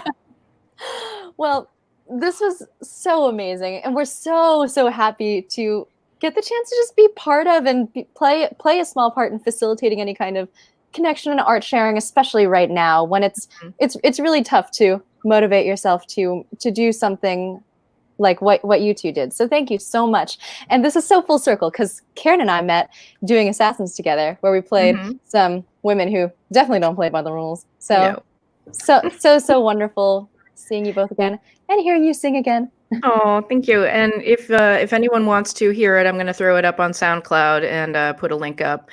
And there are some lyrics that I got wrong, so you'll hear the real ones. Just a couple. I'm at Pinky Swear Productions. I'm the artistic director of that. And so that's Pinky Swear, that's PINKY SWEAR -productions.com. And a lot of the work that we do does involve music. And we should, as soon as things improve in the theater situation, we'll be putting up some more music shows that are feminist and awesome and cool. Amazing. Karen, feel free to send that information to Alex and myself directly, especially with the link to the song, and we'll throw this up on the live stream. We'll make sure everybody sees that. This is a great collaboration. Yeah, right. And Jamie, anything from you as well? Both of you, please feel free to share anything that you think people would benefit from. Cool. Yeah, thank you guys so much, and thank you not just for this, but for not just for us, but for doing this entire thing. It's pretty amazing, and I'm in awe that you were able to put together such an awesome program. So are we. Thanks again. Cheers. Bye. Bye. Okay, so because we have one musical collaboration after the other, I wanted to take this time between the two of them to say that we got a plot twist to this fundraiser. It's not over after today. What? Yeah. Looking around. I love it. That was everything I wanted. You'll have to do that every time we talk about this. The fundraiser is not over after today. We had so many amazing collaborations, and we didn't want to lose however much we could share with you live, because really this is about connecting with obviously each other, but also artist to audience. But it is, due to technology, at this point kind of impossible to have a musical collaboration where both parties are equally represented sonically, visually, anything like that. So throughout this week, we are going to continue posting this media and sharing with you all. And then at the end of the week, we are going to release a better produced version of the marathon, where we'll just do the performances, none of the talking, the performances back to back, and show both sides of, or all 3 sides, 4 sides of any of our collaborations today. Yeah, we're so excited. We're so excited to have all this talent. Yeah, this is incredible. I'm like, I knew it was amazing when I'm like, we're doing the schedule, we're putting people videos and stuff, but seeing it, my mind's blown. For sure, 100%. It's so weird seeing worlds collide too. Yeah. Yeah. Because I think that you brought in most of the physical people, and I brought in like quite a few of the musical people, and it's weird seeing. Yeah. Yeah, it's great. Well, let's move on to our next guest. Let's do it. Let's bring on Angelisa. And oh my gosh, yay, technology worked. Hi. Hello. Thank you guys for having me. Yeah. Thanks so. Uh-oh. We're hearing Oh, a no. little bit of feedback. Oh no, let me see what I can do. Technology. Technology is fine. If you have headphones, that would be great. Let me see if I can grab them. I will be right back. All right. Well, then we are going to just chat a little bit for anyone who is joining us right now who has not seen what we're up to. Hello. Welcome. Welcome. My name is Alex Palting. I'm Jacqueline Holloway. And we are from the Hustling Creative. We have been running a stage combat workout every morning at 9 a.m. And we were like, how can we continue to use movement and use collaborating and the arts for good during this time? And what better way to do that than to help out those in need? So everyone who is contributing their talent today is doing it out of the goodness of their hearts to benefit RAINN, the nation's largest anti-sexual violence organization.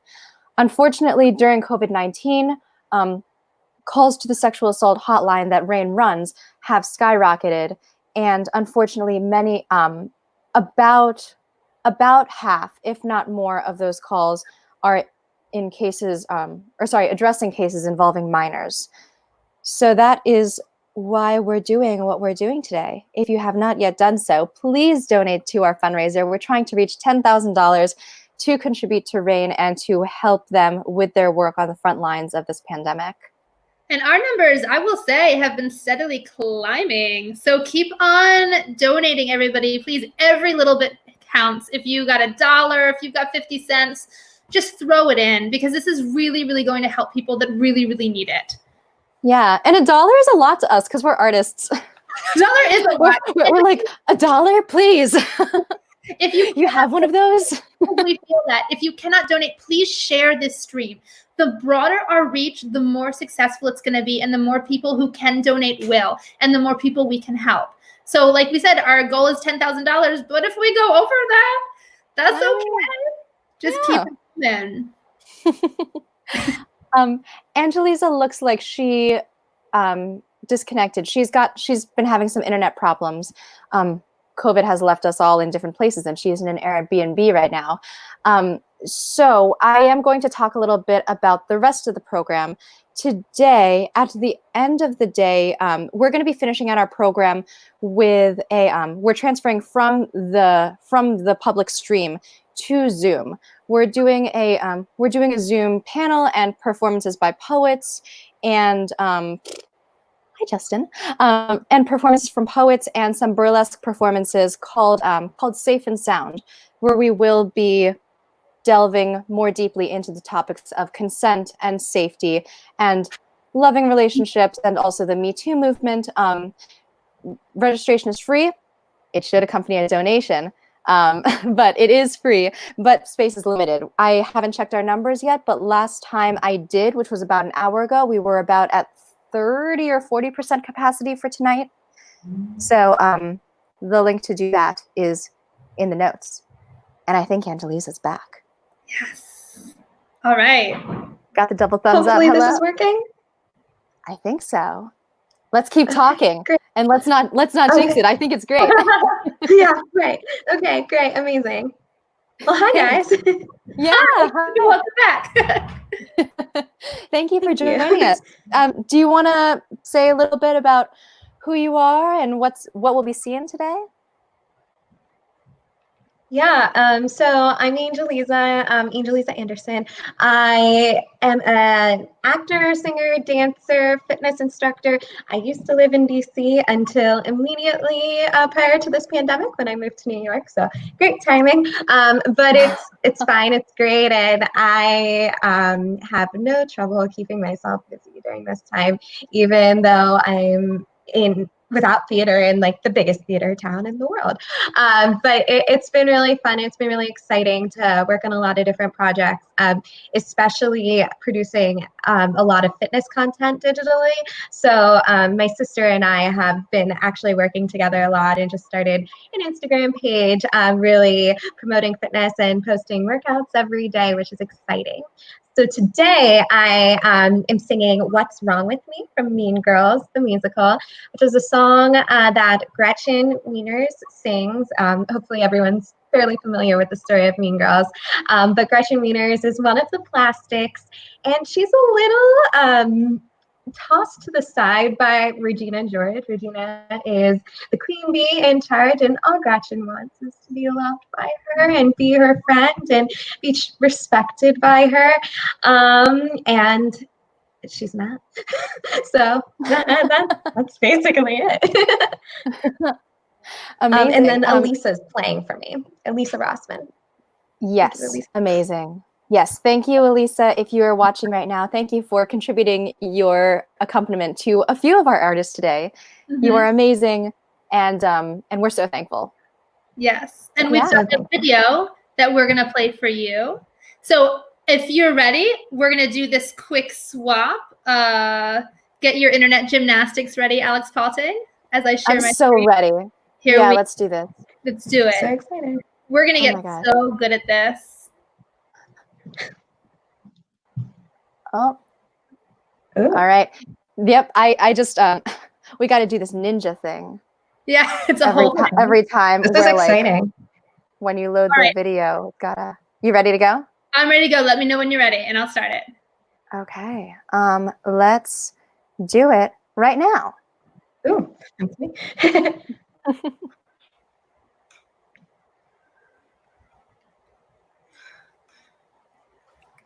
Tell me what's wrong with me, my body, face, hair.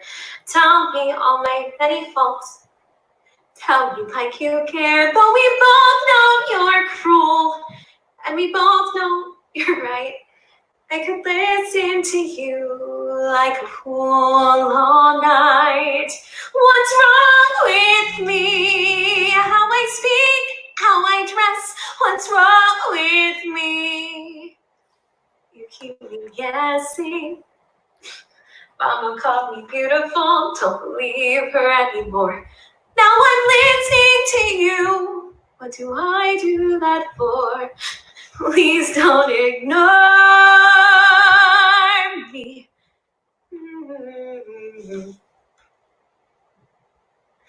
Tell me who we hate today, and I will fall in line. Hug me as my shoulders tense, and we'll pretend we're fine. Though we both know one day there'll be blood on the floor. But which one will betray the other more? What's wrong with me? Where's my mind? Where does it end? Maybe I need to find a better friend. What's wrong with me? What can I do? What's wrong with me? Could it be you? It's probably me. See that? You see what's wrong with me?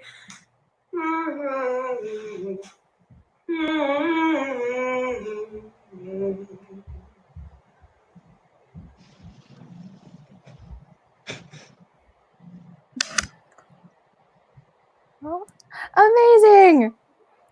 Thanks. Thank you so much. Thank you. Yeah, thanks for sharing. Are you do you have any words on like in the musical theater world how things have been going for the last 8 weeks or however long it's been since we've sung auditions in front of people and all that?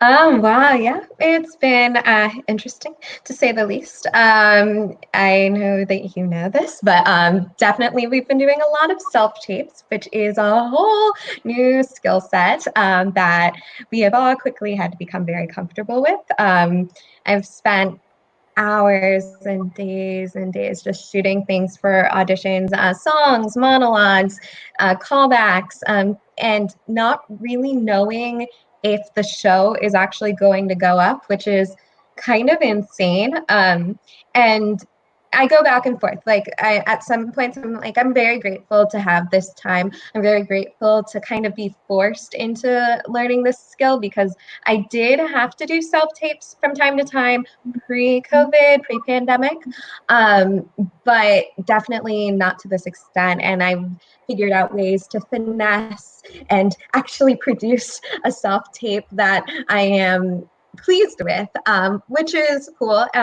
It's also a blessing and a curse to be able to have that second chance to be like, ooh, that one moment wasn't my finest. Let me go back and kind of zhuzh it a little bit and re-record.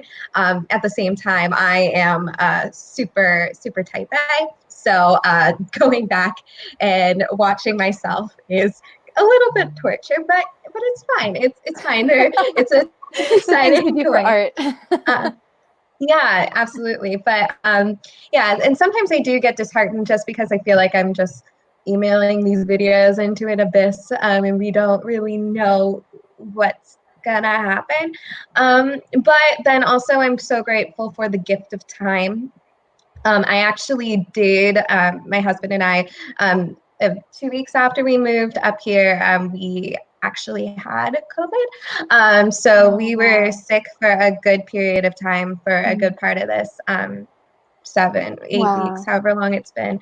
And still not 100%, but definitely more so. But luckily I had signed up for some classes online. So, because I was like, oh, well, at the beginning of this, might as well train and do things that I never had time to do in real life as I'm working like a million jobs. But now I was so worried that I wasn't actually going to be able to take advantage of those resources. So now I am grateful to have the time to train and be healthy, and that I could get sick and it's okay. Like I wasn't missing things, if that makes sense at all. And I'm grateful, of course, that we recovered, because both about of a you month ago. Both of you are recovered and safe. Yeah. Yes. Okay. Oh, and I'm so grateful. Good, so thank grateful. God. Yeah, amazing. Well, thank you so much, and thank you. You're just just killing it, killing the Oh my gosh, your fitness videos. The one you posted one where you were like doing stairs at the Met, and I was like, well, that looks like something that's not my problem. That looks like someone's pain that's not mine. We do have live classes too, and I'm very passionate that everyone can work out no matter what fitness level. So we're very good about giving options. So if anyone wants to join us, like, we post about it. You see, just follow me. I'm the only Angelisa. So put your info in the comments, and we'll make sure. Oh, we have it from you, but yes. Okay. Oh, that's Karen's. We have you here. Yes. If you want to follow Angelisa, if you want to take her next fitness class, then please join her. Find her info in the comments. Thank you so much. Thank you. Thank you guys so much. This is wonderful. It's so important.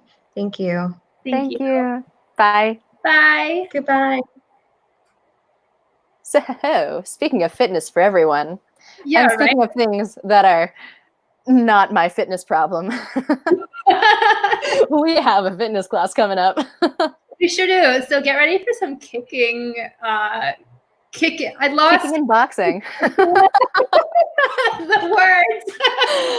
Get ready for it. Okay. Like, back off.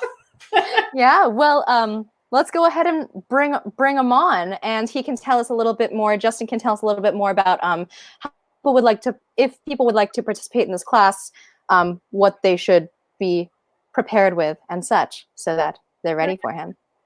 Let's do it. Hey, Justin. Hello. Thanks for coming on. Absolutely. Oh, we're brilliant. So I know we have some awesome movement coming up. I typed out a description of this, but it looks like there's like a word limit that's limiting it. But I'm gonna go over everything verbally, so it should all be good. Yeah. Is there anything that you would like to discuss or anything before jumping right into it? If you just want to give us just a quick description of what we're about to experience with you, and then we'll jump off and it's all you. Absolutely. So this is going to be a kickboxing body mechanics class, or kickboxing combo mechanics. Basically, it's going to talk about the technique. Like, it's more of a movement class than a fitness class, so people don't have to worry about puffing and puffing too much. It's more like process it here and then shove it through your body. I've been doing stage combat and martial arts for just over a decade, and I've found tricks that have helped me learn things to make the kickboxing movement more efficient. And I've also found it's a fantastic contemporary martial art. You see the model for combat in a lot of movies, and it's just because it's not like necessarily period appropriate like Kung Fu or something like that. Even though I actually started kickboxing when I was at a Kung Fu academy, because even they use it to couple and balance out the training. I am not a professional fighter, so I'm very much of the mindset of this class is good for you if you're using it for fitness. There will be tips for that. Or if you are an actor who is working towards stage and screen combat and you want to look like a more trained combatant, these are some tricks. So I see a lot of fight scenes where somebody understands the choreography, but then I see them do something that, like, in their own body, like they might have had safe partnering with the person, but in the perfect mood of solo training, where just like me, a lot of us might not have the privilege of living with somebody who's a fellow stage combatant or close by. Like, I have no choice but to pretty much train on my own, and I understand that can be very, very discouraging. So this is just a shadow boxing session. It's not necessarily about like making massive progress. It's just about moving, because movement is, a source of joy, and it can be very discouraging when you have the resources of, like, for instance, the park 10 minutes away from me is even closed right now. So like we can't even go outside unless like our own apartment, in which case we have a parking lot. So all you need is a room, and I even set up a little bit of an audience here so we don't feel alone. Those are all the stuffed animals I could find in the apartment. I don't know. And I find wearing joyous shirts is also helpful too. So yeah, it's going to be some solo tricks to make it look like if you were just performing the moves, that you would be doing them safely and effectively, keeping in good habits, if that makes sense, of a kickboxer. Wonderful. We'll let you take it away. Awesome. So make sure you have something around you. A couple of real quick things. Obviously, liability is on participants. You can either be involved in the full movement of this. You can move with me. You can move at your own pace. Or you can just take notes, however you learn best. We do continue these classes through Western New York Stage Combat, so you can keep track of that page and message me for tips if you have any questions about anything. Also, and importantly, before we jump in, I'd like to say thank you to this event. And please, if you can, donate to RAINN. Moving right along. If you make sure you have some room, bear with me as I adjust camera. Speaking of adjustments here, go ahead and take a look at your footwork.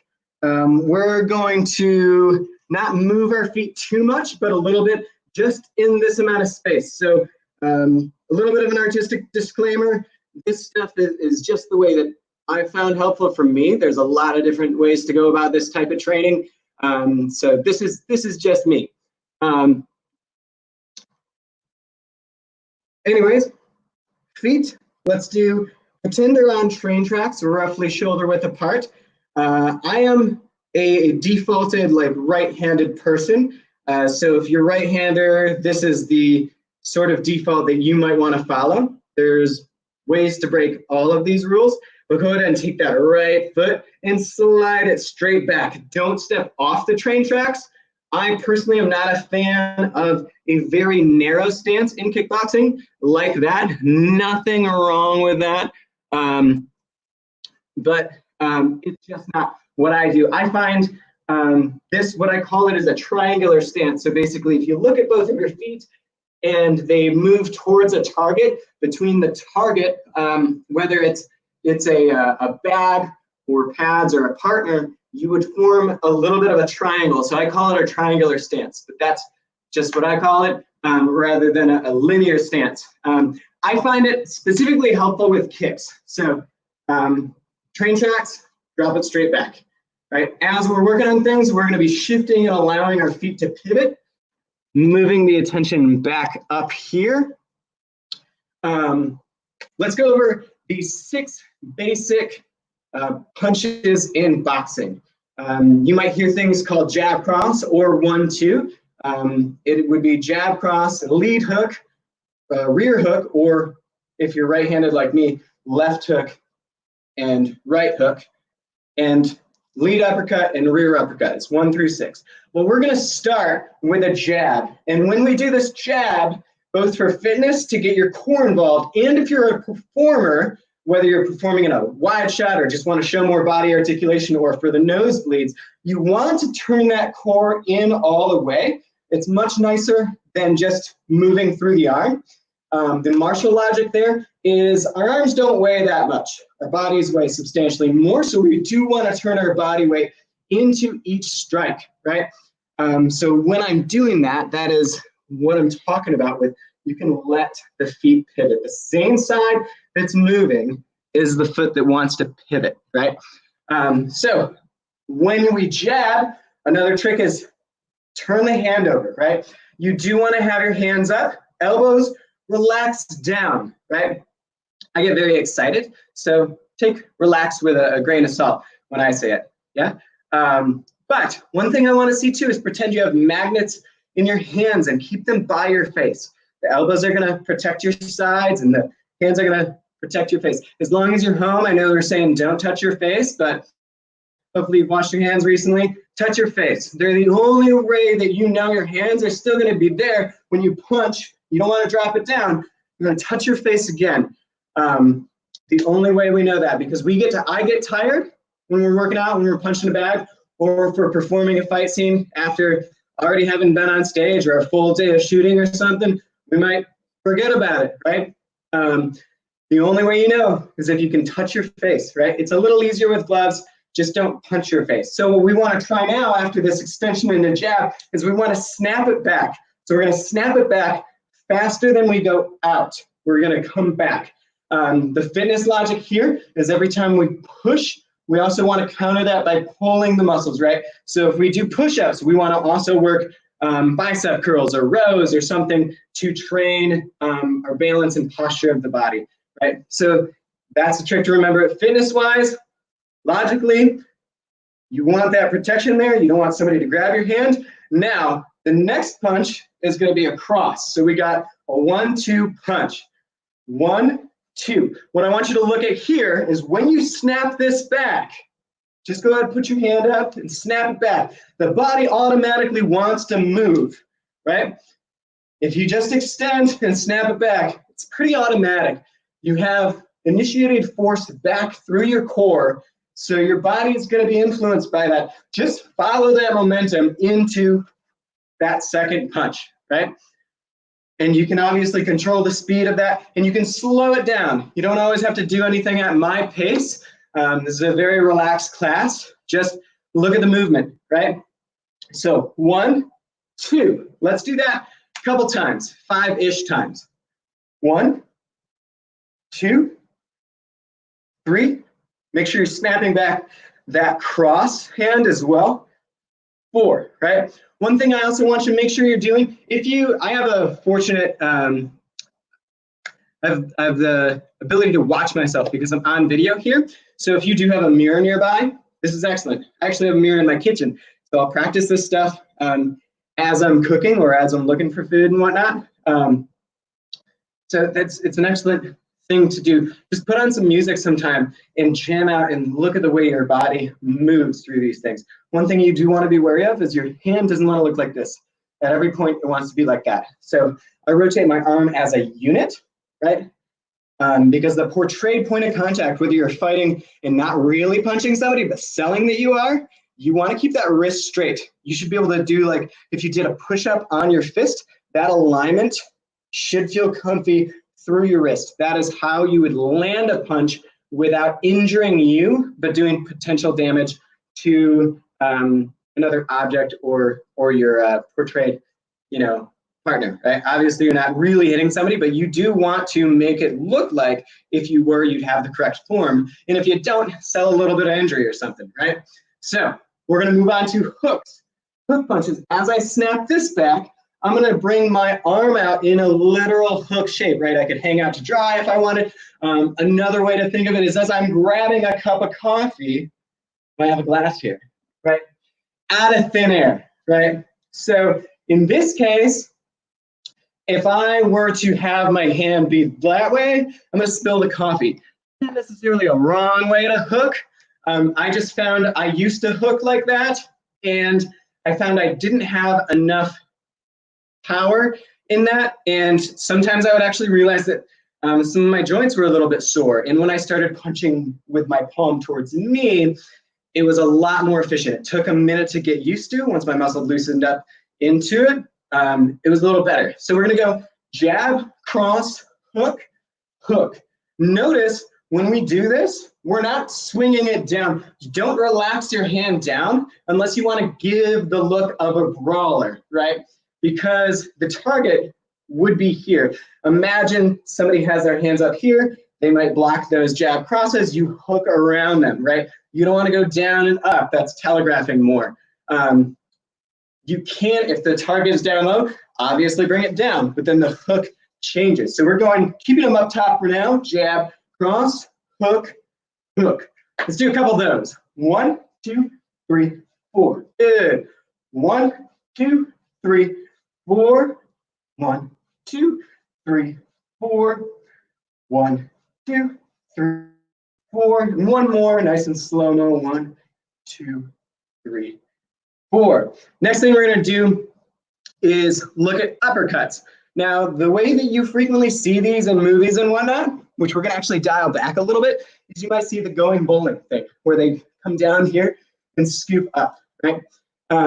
What you want to think about is maybe this might be done where you block an incoming attack here, and then you go up the center. So really, in order to help like protect yourself, as a more trained fighter, you want to keep your hand in front of you. Now, something that I see people doing all the time on the backs with both hooks and uppercuts is they'll actually hit the bag like this. They'll swing the uppercut and hit it like this. You want that same alignment I was talking about with the jabs and crosses, where your wrist is straight and you land like that. So whether it's a jab or a cross or a hook or an uppercut, you want to be able to land with that alignment, right? Even if you have boxing gloves on, the way that I see it is if it would hurt your hand without the gloves on, you don't want to punch like that with the gloves on. But that's just me. Again, I'm not a professional fighter. I am only hitting a bag that's not hitting back, or performing with somebody else. It's also not really trying to hurt me. So I don't agree with anything that would strike hitting the fingers, right? And if you're thinking like, well, the hooks are short or the uppercuts are short, how do I reach my target then? That is what we were talking about with this pivoting action. So if I'm throwing an uppercut or a hook or anything, I can turn my hips, I can turn my feet into it, or I could take a step into it, right? So there's always ways around that to protect yourself and build good habits, right? We talk in performance combat, we talk so much about protecting the other person and safety, but we also need to make sure that we take care of our own joints and ligaments, right? Because no matter how perfect you are, mistakes could happen. So always fall back on those good habits. So to make an uppercut happen, we're going to start with a lead uppercut, whatever your stance is. You're going to sink down, attach your elbow to your hip, kind of like you're doing a little side crunch and a little tiny lunge, and you're going to drive straight up from that. just past the center line of your head. Good. Sink down. Try it 3 more times. Sink down and up. Sink down and up. 1 more time. Down and up. Cool. We're going to try it with the rear hand now.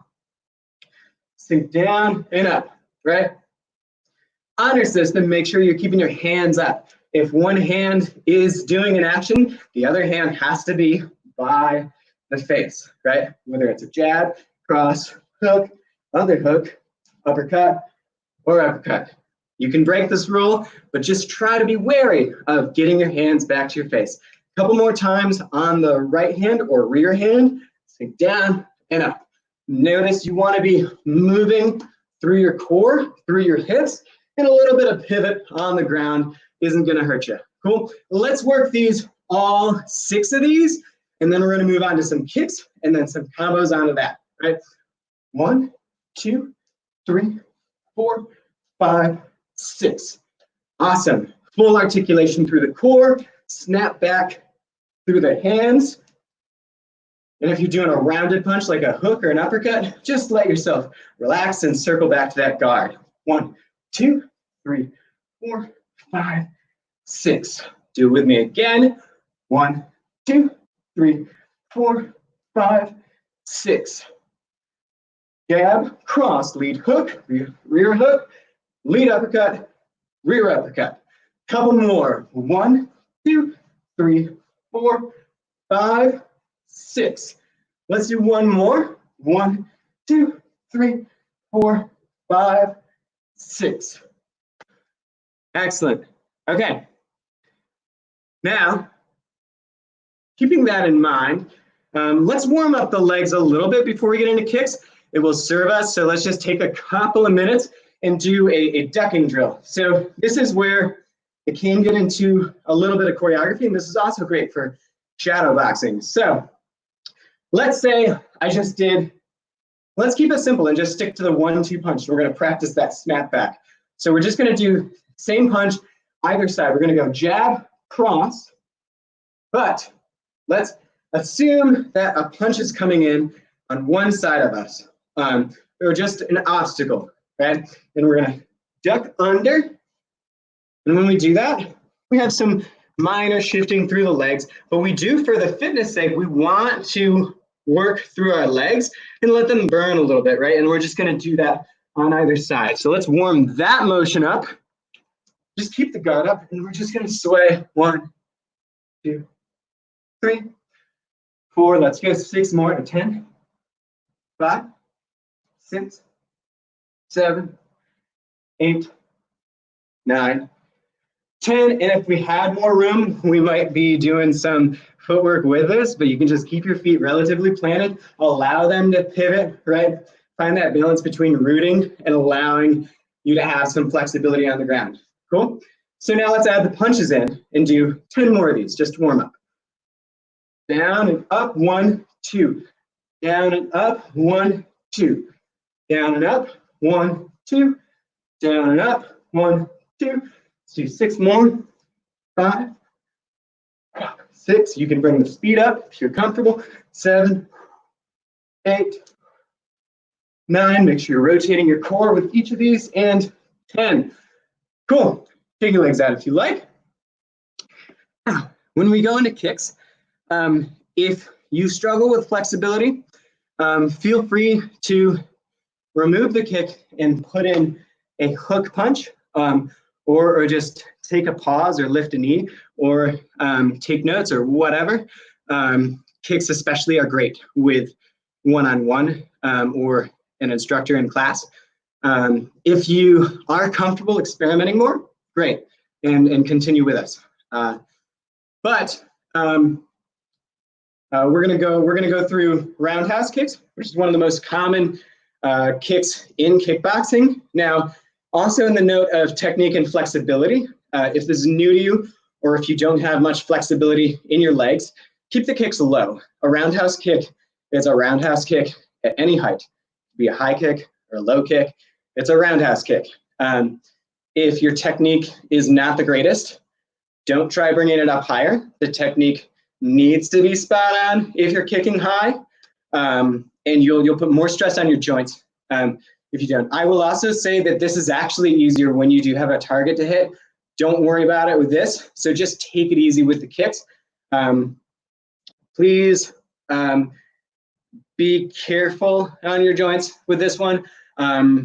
This is the one that's I'm a huge critic of, because I've even seen professionals in like actual matches like mess up their knees from this. A fellow stuntman helped me point out what was wrong with them a little while ago. So I was really trying to let myself walk when I'm 50, right? Because I like walking. So in order to do that, let's take a break from the boxing and take a look at the kicking of the boxes, right? So if I'm doing a roundhouse kick with my rear or my right leg, and let's say it's a low target, I'm gonna come through like that. Low target constitutes thigh or lower. So like thigh or knee height is where you wanna be, assuming that you're taking a visualization of somebody your own body height, like roughly same shape and size, so that it's just a clone of yourself that you're fighting, right?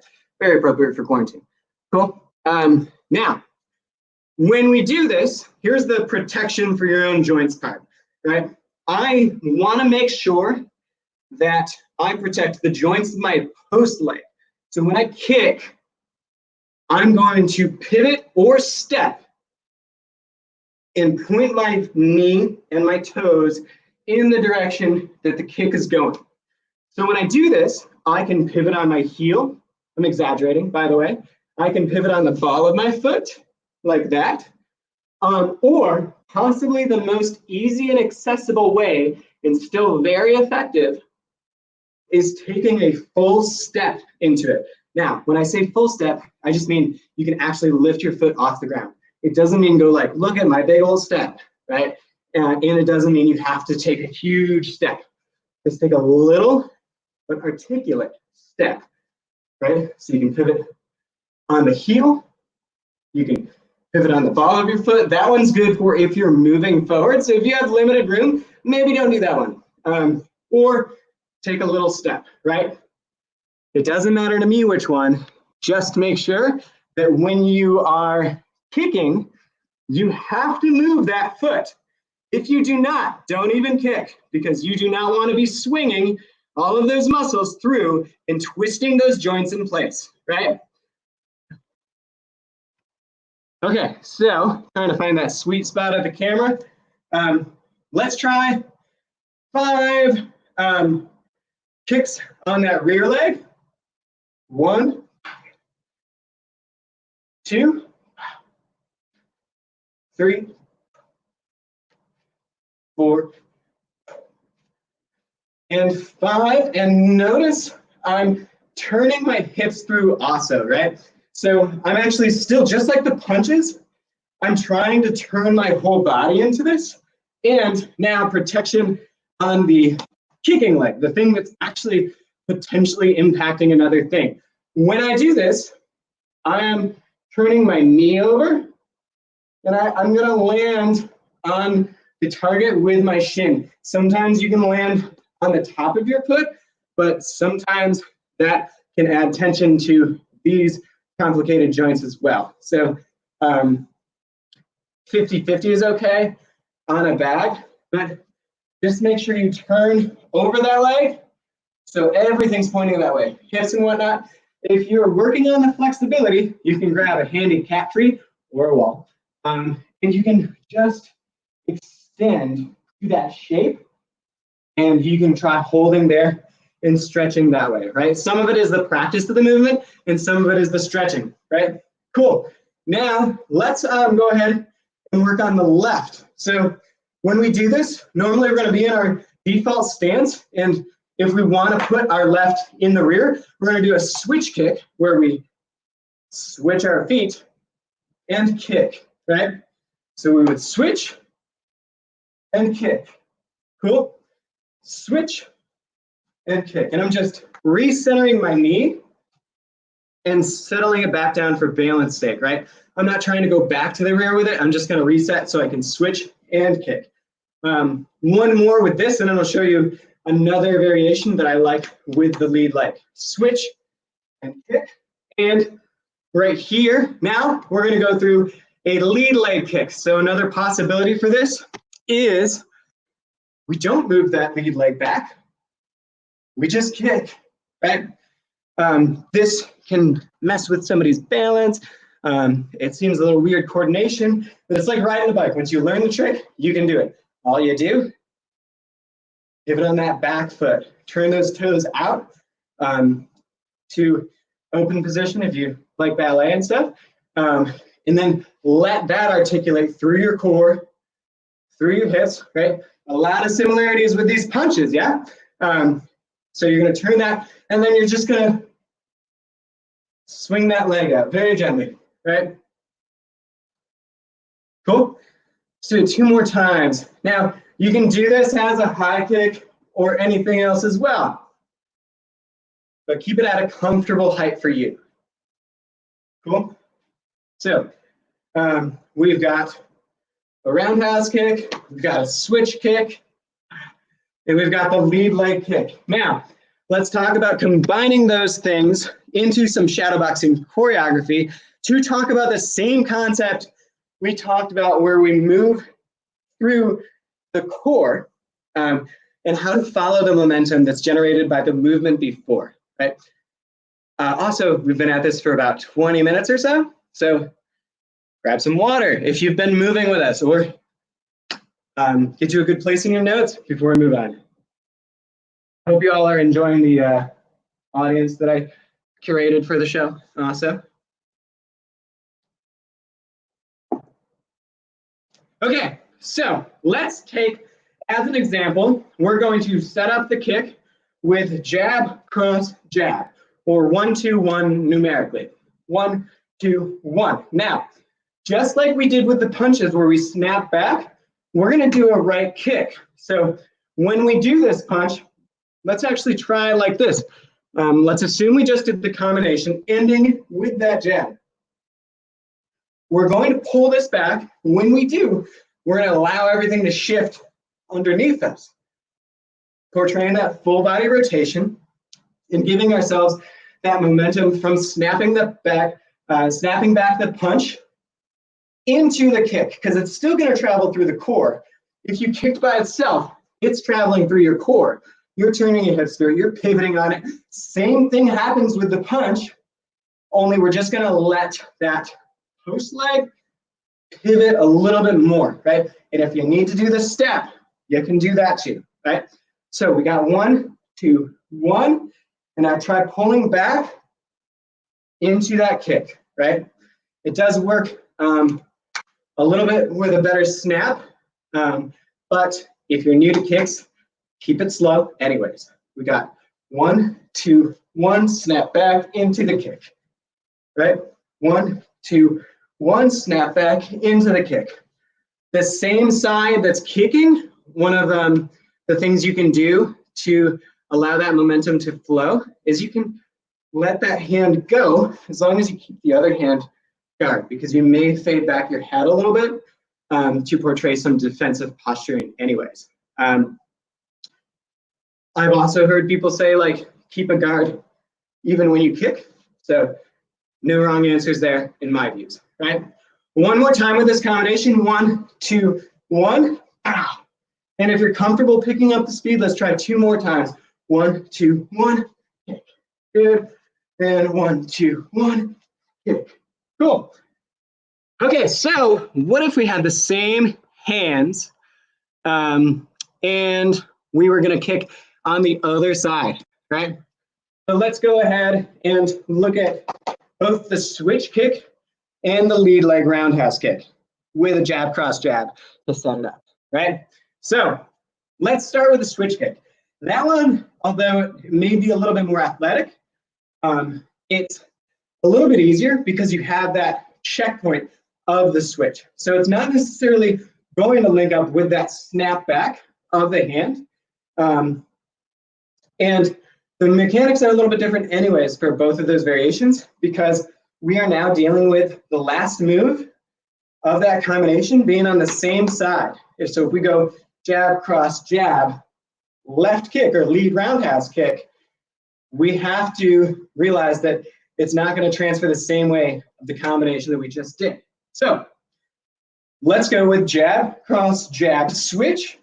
Now what this can do, when you snap back, can help the switch. And then it's just a regular roundhouse kick from there, right? So jab, cross, jab, switch, kick. Very good. Jab, cross, jab, switch, kick. When you do the switch, you can either turn your foot into proper position right with the switch or right after. You forget? Oh well, then just do the roundhouse kick as you practiced before. Now, just to let you know, this pivot or this turn, just as a review, you want to link the, like pull the momentum from the ground. You don't want to plant there and then kick, right? You want to flow from one thing into the other, right? The idea is to not root necessarily right away so that you're relieving your joints. So follow the momentum that you create. Switch kick from this combination. Let's do this 3 more times. Jab, cross, jab, switch, kick. Good. Jab, cross, jab, switch, kick. Good. 1, 2, 1, switch, kick. Cool. Okay. Let's look at that as if we don't do the switch. And this time, since we have that momentum going forward with the jab, we're going to actually allow our hips to continue right into that lead leg kick. If this is a little bit tough for your body, you don't have to do it. Just take notes, just watch, and you can still practice the hands. 1, 2, 1, kick. 1, 2, 1, kick. Now, take a look at the feet. Bear with me as I change the angle all the time. You got the headless instructor here going on. 1, 2, 1, kick. Cool. So just follow that momentum this time because your hips are already rotating with the punch. So 1, 2, 1, kick. And you can even shuffle forward a little bit, right? If that makes you more comfortable, right? 1, 2, 1, kick. 1, 2, 1, kick. Cool. One more adjustment, just to make sure everybody gets the big picture. One more time. 1, 2, 1, kick. Cool. So let's look at this if we simplify the hands a little bit and we just do a jab cross or a 1-2 punch. And now let's look at the same thing, a roundhouse kick on this side and on this side with the same hands up top. So we've got 1, 2. Now in this case, I'm following the action just like I did in the last combo on my right side. 1, 2, I'm just following through with that, right? Now you don't have to worry about snapping back as much. You just want to be cautious to make sure the magnets in your hands and in your cheeks know where each other are, right? The snapback is not going to motivate that same momentum, but you are going to follow through and continue the momentum on that same side. Let's do that a couple times. 1, 2, kick, right? So I'm kind of thinking just a touch ahead on these moves. 1, 2, kick. Cool? 2 more times. 1, 2, kick. Cool? 1, 2, kick. Cool. All right. Let's look at that with a left kick or a lead kick. So again, switch kick is pretty much 1, 2. It's a little bit separate. So it may, in some regards, it's easier. In some regards, it's harder. I've never decided for myself. I've heard equal feedback for both. So let's do that just 3 times just to review it, just for fun. 1, 2, switch, kick. Cool. 1, 2, switch, kick. Cool. 1, 2, switch, kick. Very good. Awesome. Now let's look at that as a lead leg. So this is a fun combination because we have that opportunity, since we're snapping that movement back, articulating through the core, through the hips.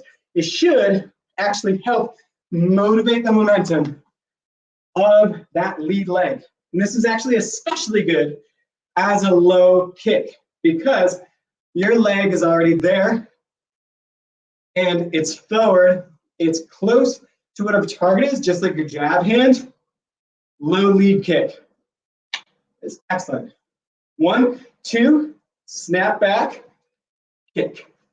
Make sure to articulate that foot so that you pivot and protect your joints. 1, 2, kick. Cool. I'm gonna raise up and bring it up a little higher because it's what's comfortable for me. You stick with what's comfortable for you. Another thing that may help with this is pretend you're taking a step. And if you're not comfortable kicking just yet, every time you kick, you can literally just take a step like you're turning and walking in the other direction. If I got a right kick, just turning and walking in that direction. If I got a left kick, 1, 2, just turning and walking in that direction. It's gonna, practicing it as taking a step is gonna help your alignment just to learn it within your own body, right? I'm gonna actually bring the legs up. You do what's comfortable for you. 1, 2, snap back into the lead leg kick. Let's do it a couple more times. 1, 2, snap back into the lead leg kick. 1, 2, snap back into the lead leg kick. And 2 more times. 1, 2, snap back into the lead leg kick. 1, 2, snap back into the lead leg kick, and 1 just for fun. 1, 2, snap back into the lead leg kick. Cool. So let's do one quick little bonus, which I love establishing a sense of flow. So let's take a look at a flow drill that's going to have that crossover thing where we have opposite sides motivating opposite sides through punches and kicks. So we're going to set up jab cross into the opposite side roundhouse kick, and then cross jab into the opposite side roundhouse kick. It may be easier if you just say to yourself, punch, punch, instead of jab cross, cross jab.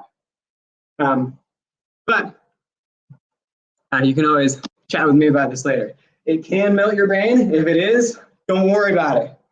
Okay, so trying to find that sweet spot again. So if I'm going jab, cross, snapping back this time, going for that lead leg kick, come back with the cross. Jab, opposite leg again, back to the opposite leg, arm, opposite arm, opposite leg, opposite arm, opposite arm, opposite leg, opposite arm, opposite arm, opposite leg. So this is a drill that's excellent to find that sense of flow and to just work through your core with striking and get that rotation down. It's also just a nice trick to see if you can work that same pace. If you have a bag or if you have somebody to hold pads, set a timer for like 2 or 3 minutes and see if you can not exhaust yourself going super fast, but find just before that where you just want to establish a sense of flow.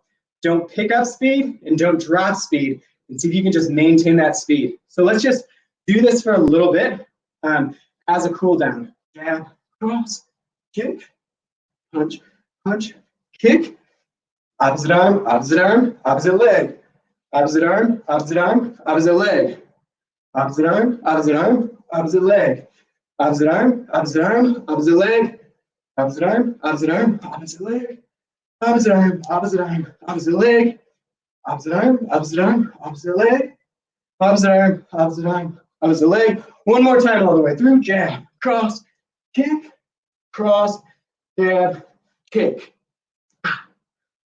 Cool, awesome. That is the full class that I have here. It's a lot. And I would like to say thanks again for having me on this event. I've always wanted to be a part of something like this. If you can, please donate to RAINN.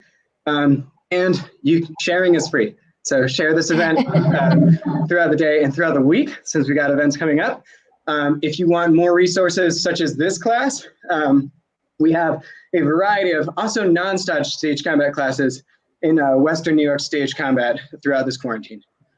Thanks again to Alex and Jax for having me. Appreciate you very much. Awesome. Thank you so much. So We much. really appreciate it. Bye. Bye. Hey, Justin. Ah, I love watching people work harder than me. I'm like, that's nice. Pasted like our picture on him and played him in the morning for kicking crone ass. Anyone would notice? Yeah, totally. Let's do it. All right, amazing. Let's slow things down a bit and relax with some yoga. Yeah, we've got Momo coming on from Baltimore, and she's going to lead us through a few poses, just a little pose workshop. She's going to come on right now. Hello. Hey. Hi, Momo. Thank you so much for joining us, and thank you for bearing with us and being patient as we've been, figuring things out timing-wise. Yeah, of course. Yeah. So we don't want to take up any more of your time. We just want you to have as much time as possible. But as much as you'd like to say about your class, please do so, and then let's get started. Yeah. So it's I don't really have a class, but I normally do practice my yoga on Facebook live sessions. So I kind of encouraging people to do yoga with me. I kind of talk through what I do normally for myself. And so it's easy for people to just kind of watch and listen and do it at home. So I don't really have a class, but that's what I do. So if you want to, join me sometimes, I used to do it every day, but now there are some Zoom sessions coming in and out, so I can't do it every day. But normally 11 a.m. So yeah, I guess you have to look out for that if I'm on or not.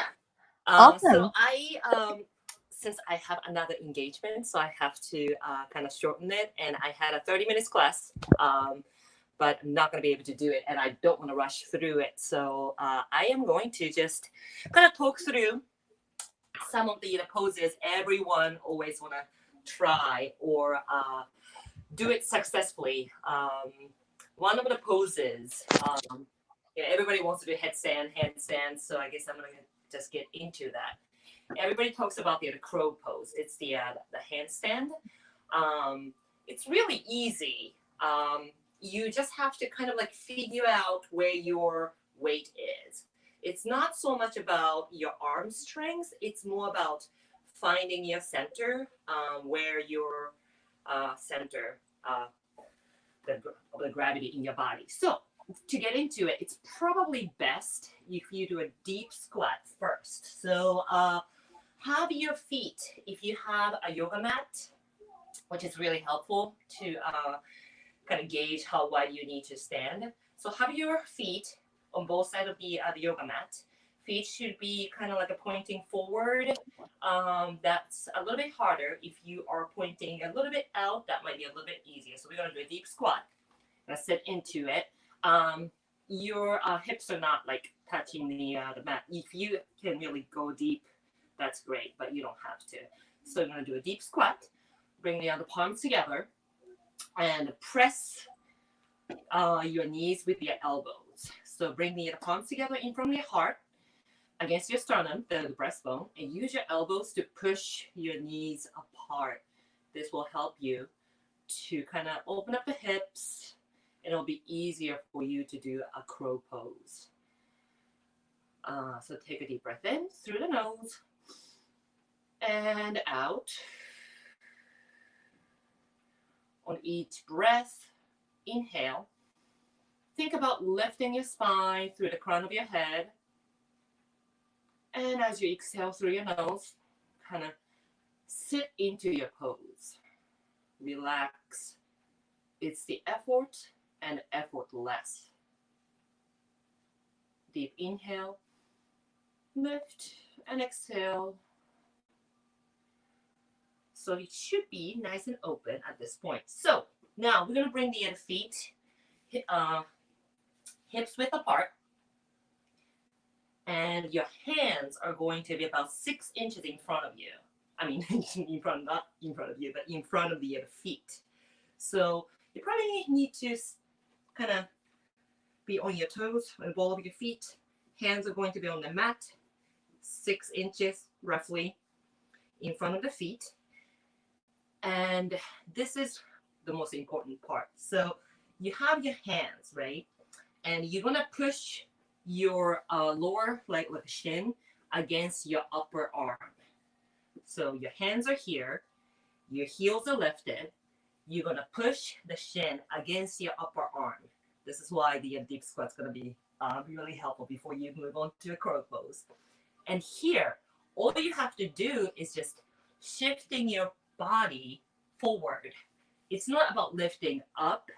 It's more about pushing the shin against your upper arm and move onto it. You might lift the one foot first, kind of test how far you need to go, and lift the other leg up. Your feet might touch. I don't know if you can see.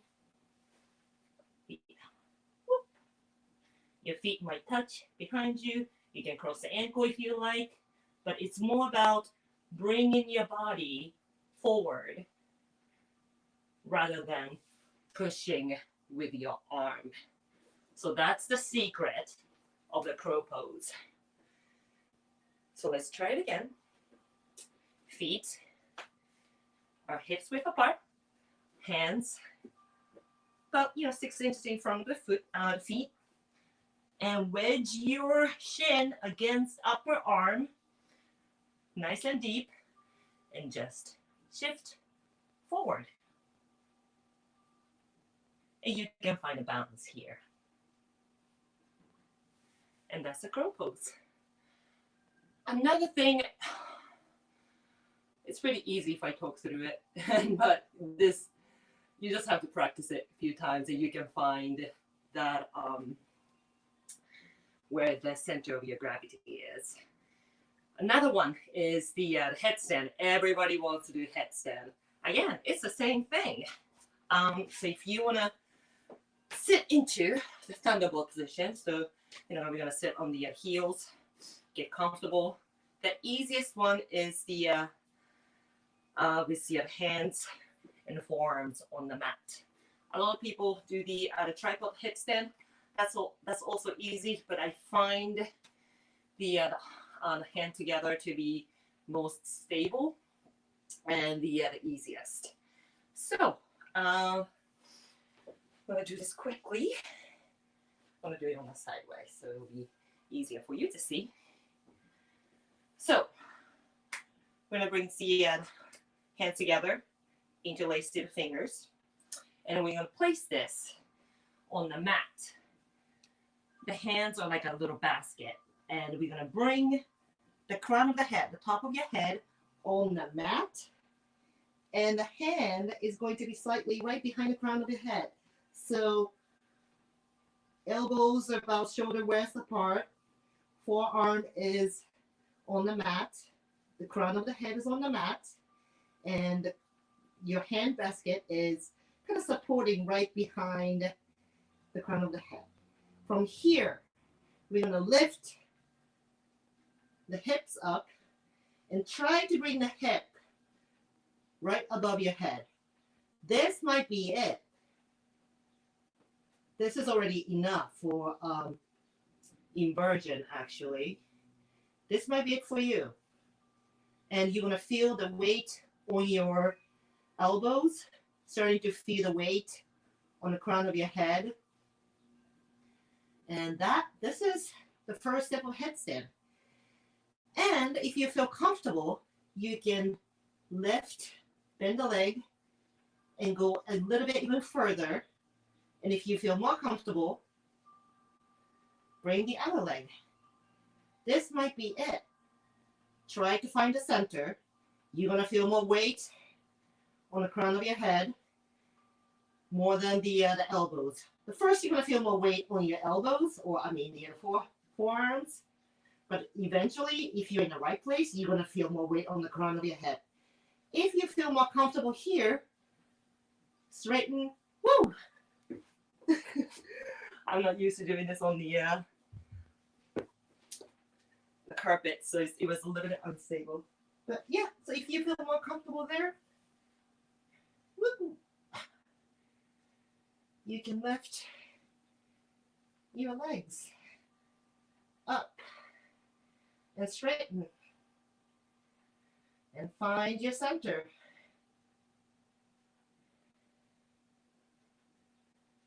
And that's how you can move into your headstand practice. So I'm gonna walk through it again. Make a basket. Place the hand and forearms on the mat. Elbows are shoulder width apart. And we're gonna place the crown of the head on the mat. And the basket is supporting the head, the back of the head. And we're gonna curl the toes, lift the hip bone, walk the feet closer. And when your hip is right above your head, bend the knee, 1, bend the other knee, 2, bring the hip more directly above your head. And if you feel more comfortable, just lift the legs. And if you feel comfortable, you can do a lot of different things. Whee! And that is how you can get into headstand. The other things, I think a lot of people like to do crazy arm stands, forearm stands, the Pincha Mayurasana. It's the same theory.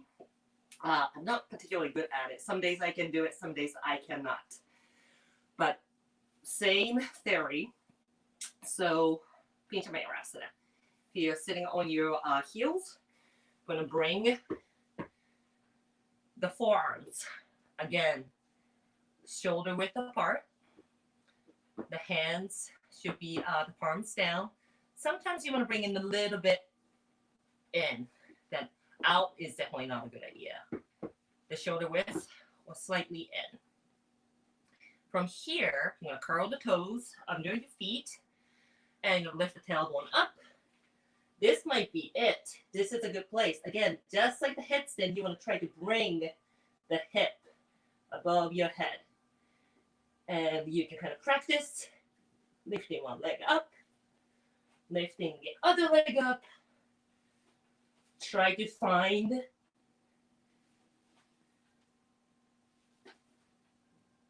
where it's going to be. And if you feel more comfortable, you can see kicking up the leg.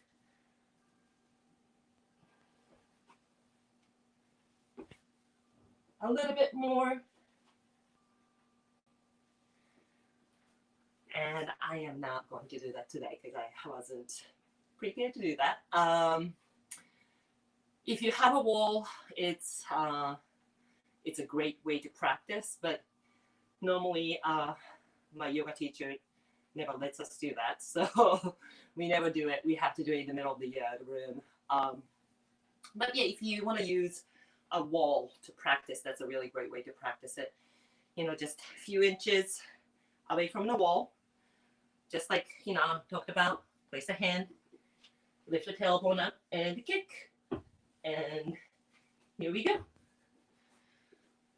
And same for the handstands. Same theories, right? You want to place a hand shoulder width apart. Away is going to be really hard. Together is going to be, well, away is going to be really unstable. Together is going to be harder. So always shoulder width apart. And same idea, right? You're going to try to bring the hip right above your shoulders. You're going to just kick up into shoulder stand. Again, I'm not going to do it because I can never do it in the middle of the room. Yeah, so those are pretty hard ones that everybody wants to do. What other poses? I always get a question. The crow pose, headstand. Yeah. Oh, the cricket 8. So it looks weird. some people can do it, some people cannot. It's really depending on the flexibility of your hips. But it looks really weird and cool if you can do it. So how you want to do it? Basically, it's a handstand with legs twisted and going to the side. And so what you want to do is, first, we're going to do it on the right-hand side. We're going to bring the right thigh really close to the chest, and hopefully you can bring the right knee right behind your right shoulder. So if you're flexible enough, try to bring the knee right behind your shoulder. If this might be it, and that's totally okay. If you can't get here, just hug your right lower leg, kind of just hug and go side by side. This will help to open up and stretch your leg. It's really helpful. But if you can bring your right knee right behind the shoulder, place your right hand right next to the right hip. The other leg, left hand's gonna go right next to left hip. Left leg, you can actually lift, then cross together, but that's gonna be harder. So what you wanna do is, we are here, hands are both sides of the hip, right knees behind the right shoulder. We're gonna cross first. So left ankle on top of the right ankle. Again, just like the crow, it's not about lifting up with your arms, just shift your weight forward. So you're gonna start feeling the weight move on to the hand, and we're going to stretch the legs. You're gonna feel the weight. A lot of the weight on the right side, because that's where the legs are, but mostly just shifting the center of gravity. And that's cricket 8. I'm gonna do the same thing on the other side, just so that I don't feel kind of one-sided. Yeah, the same thing. Left knee right behind left shoulder. Left hand is gonna go to right next to the left hip. Right hand right next to the right hip. Bring the right ankle on top of the left, and we're right here. All you have to do is just shift forward, bend the elbows. Ooh, side is swiftly. Because of the clothes. Here we go. Shifting forward and finding the center. And that is cricket 8. And I think that's all I can go over today. I'm sorry that I am running out of time. And I wish I could go through more poses. No problem. Well, that's what this time is for. It's just a little teaser of you so that other people can continue to follow you on your quarantine journey. I was going to put those words together and try to make something. It didn't work. I'm so sorry. It worked. But thank you so much for sharing. Have a great reading. Yeah, thanks. Yeah. Okay, you guys, thank you for having me. Thank you. Bye. Bye.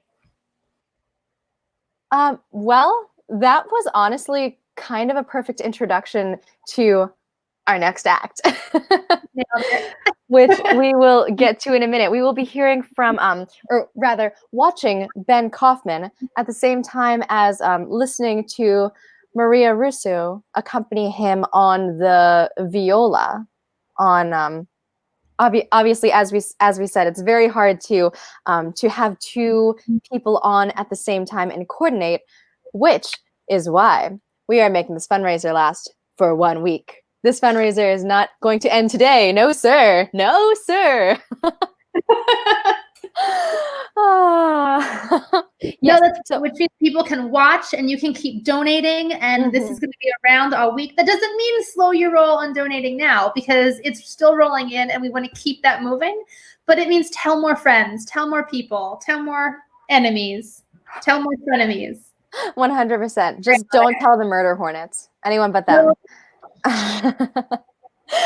So what that has to do with this collaboration is because, as we mentioned before, if you've been with us to see some other musical acts, having two people collaborate musically, our technology just is not capable of doing that right now. But we don't want you to lose the full effect of all of our performers, which is why, even though you will be watching our performers today and they need to listen to their accompanist on their own and on their own technology, and the sound quality is obviously going to suffer for us, we still want to give you the full effect of all of our performers. So we will continue after today. We will produce those two elements and those two or three collaborators side by side in a video, and then share them throughout the week, and then share one big, much prettier, but not live marathon at the end of the week, which is when we'll wrap the fundraiser.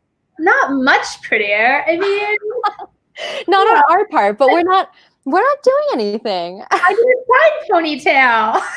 You did do a side ponytail, and it's on the same side as this braid, which makes me a little self-conscious, but that's fine.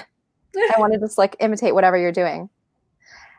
Anyway, if you are joining us for the first time, hello. My name is Alex Palting. I'm Jacqueline Holloway. And we are part of the Hustling Creative. We have been running a workout through our company for about 8 weeks now called Kicking Coronas.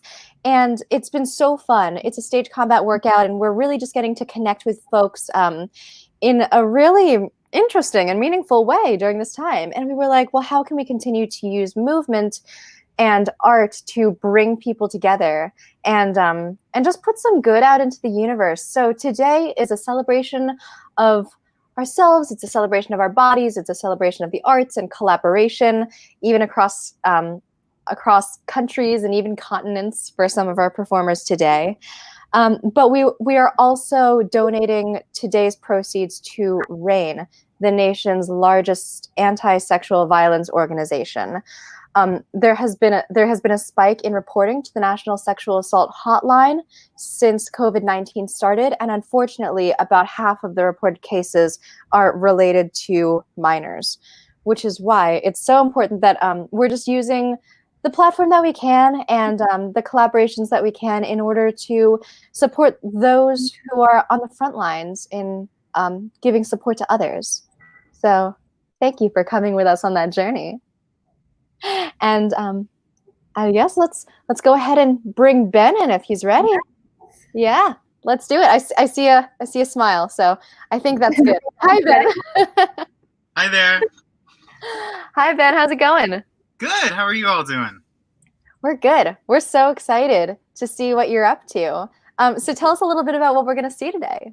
Yeah, so I'm a veteran circus performer. I've been doing it for over 10 years as a hand balancer and acrobat, and I do a bit of contortion as well and dance. Amazing. That is so cool. And so what was the process of working on this particular piece since you met your collaborator about 3 days ago? Yeah, so I guess my main objective is to really get familiar with the music. I have a lot of sequences and moves internalized, so it's easy to pull from those, and just knowing what's coming next to the music is most important for me to be able to do something that looks like it's put together, even though it's improvised. Wonderful. Well, we're so excited to see it, and we'll let you take it away then. All right, thank you. Yeah.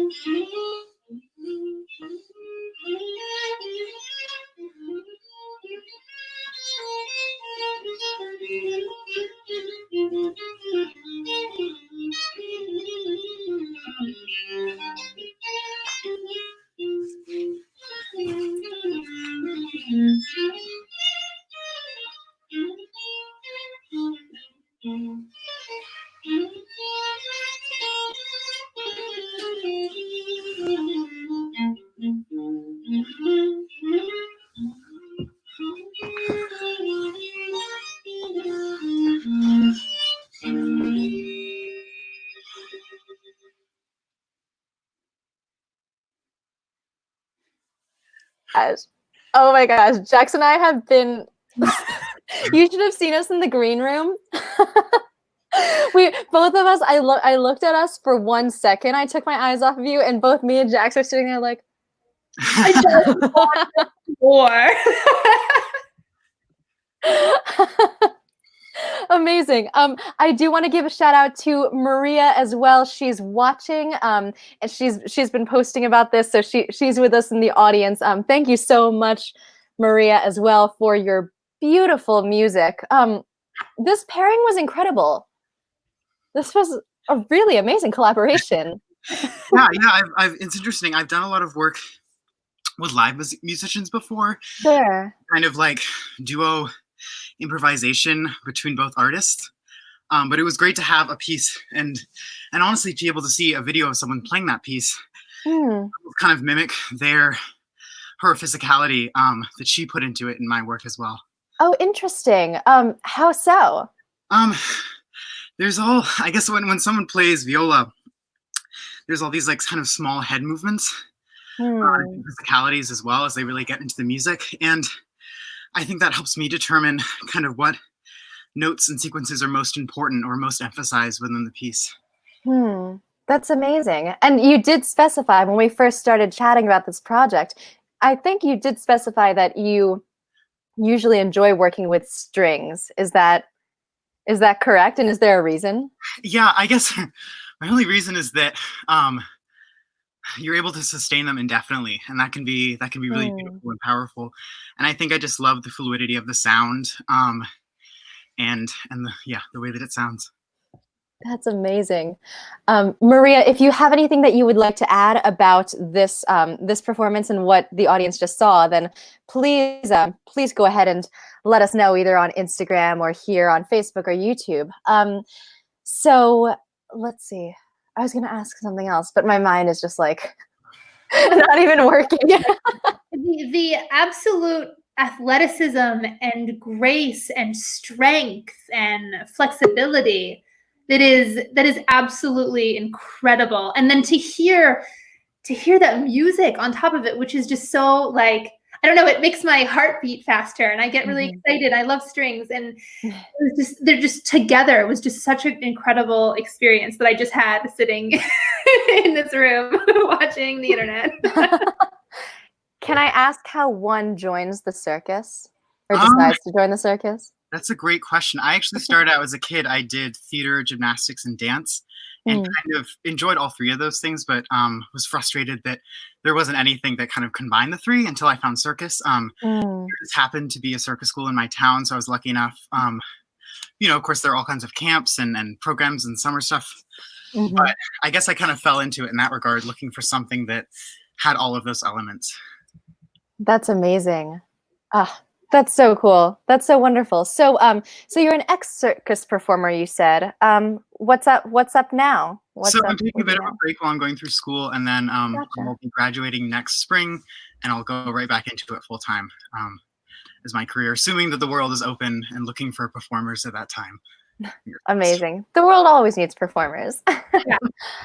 So is there anything else that you'd like to say to our audience? And Maria, if you have anything else that you'd like to say, then please type that in as well. Thanks for checking in with us. No, I think that's it. My Instagram is down below at Ben Handstand on Instagram. Follow me, check me out, all that. Amazing. Thank you so much. And best of luck with school and during the state of the world right now. Yeah. Thanks so much, y'all. Bye. Thank you. Thank you, Maria. Wow. Stop. Can I tell you, I've been trying to learn how to, and we talked about this on the show the other day. I've been trying to learn how to do a handstand for like a year. And I know why I can't do it because I don't follow through. That was incredible. Stop. Just stop. I think that the first back bend, I was just like, but then he kept going. He kept going backwards. How did you do that?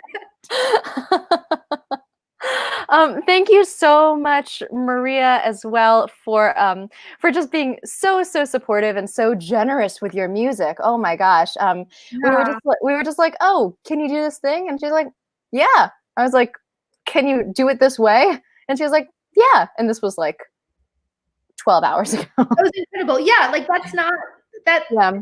She recorded that. He was listening to a recording of her, and she put that together just the other day. And like, yeah. Collaborations like this are really incredible. And while we are talking about collaborations, I guess we should just plug what it's all for in case anyone is joining us fresh. Hello, we are the Hustling Creative. Jax and I, Alex, we host a stage combat workout every morning called Kicking Coronas, and we've been doing it for about 8 weeks since the quarantine started. And we were like, how can we continue to use movement to unite people and connect with people? And one of the best ways we could think of that was doing a virtual concert marathon for RAINN. RAINN is the nation's largest anti-sexual assault organization. And they also run the National Sexual Assault Hotline, and calls to them and work for them has skyrocketed since COVID-19, unfortunately. So this is just us doing what we can in support of them. So thank you so much for joining us. Thank you so much for sharing. Thank you so much for donating. We have a fundraising goal of $10,000 to raise for RAINN. So thank you to everyone who has contributed towards that goal so far. And if you have not, the day is still young. Do it. Yes, please. Amazing. Is there anything that I'm missing, Jax, as far as any of that? No, I think you hit it. This is a really important cause. We're all stuck at home, but some people are stuck in a not great situation. So we want to do what we can to help them out. Yeah. Think about that. And if you can't donate, we get it. The world is a mess right now. If you can't donate, if you can't spare any money, share our live stream. That would be extremely helpful. It's free. And the more people we reach, the more people we can help. 100%. So hit the share button. As my 7-year-old said, smash that share button and subscribe. That's adorable. Every day. He needs to do that at some point. I'll get him on later. He'll be happy to. Thank you. Smash that share button. He knows that the YouTubers say it. So smash that share button. Amazing. Well, speaking of ways that that we can help, and ways that just speaking of things other than money that are helpful, something else that we are doing, we're going to close out our program tonight. Starting at 9 p.m., we're going to continue the rest of our program, not on our live stream, but on Zoom. So we will be getting on Zoom to hold the last part of our program, which is called Safe and Sound. This is reserved for panels and performances and discussions that are tied to the topics of consent, to Me Too, to intimacy, empowerment. And so tickets are free.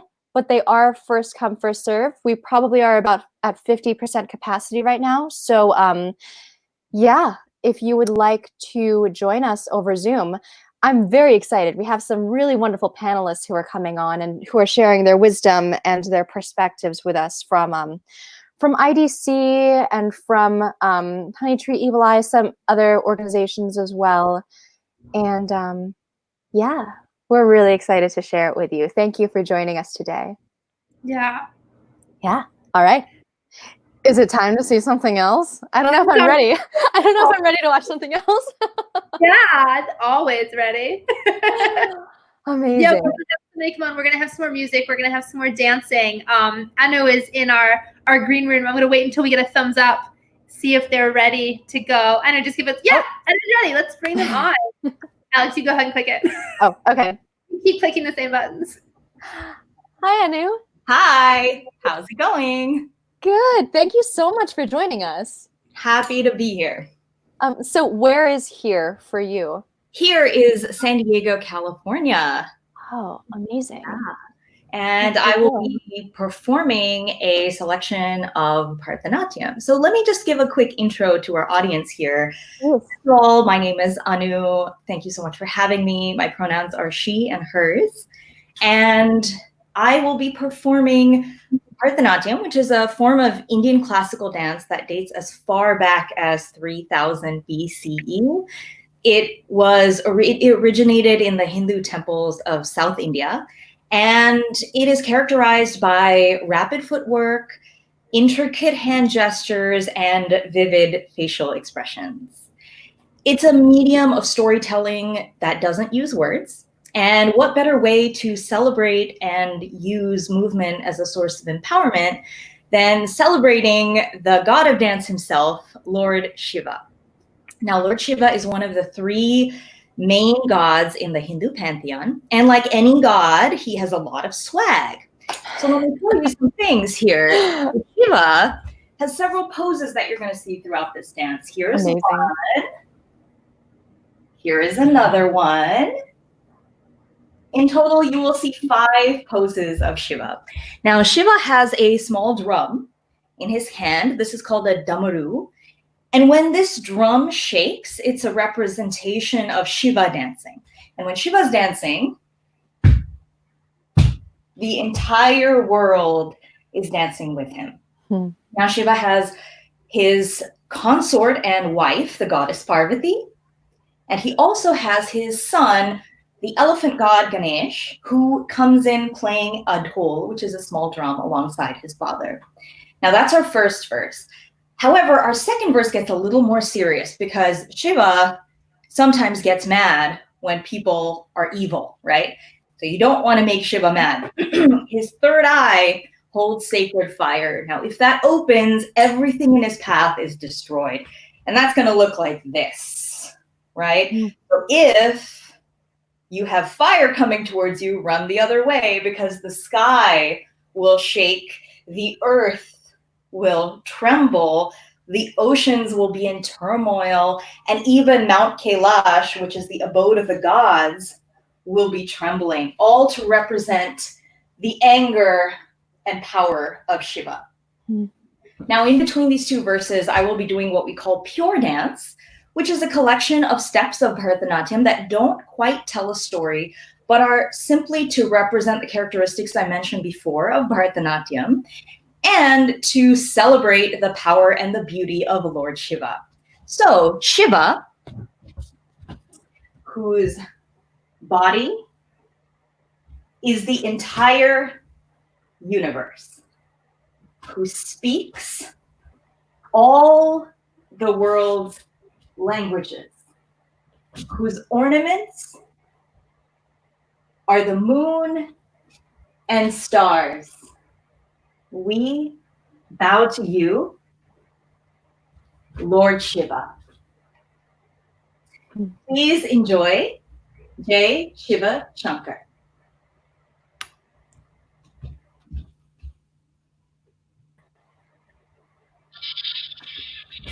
Volume good?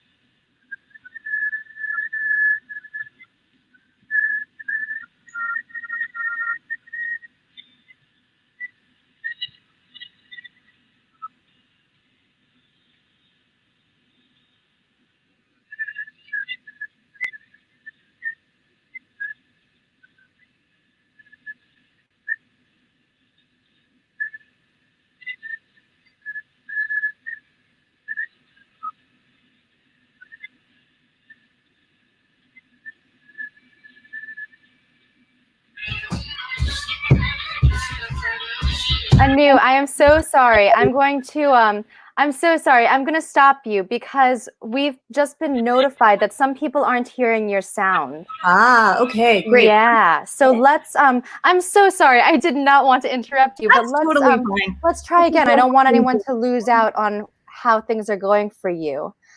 Is it okay if I'll send you back into the green room to work out troubleshooting with Jax for a minute or two? That sounds great. All right.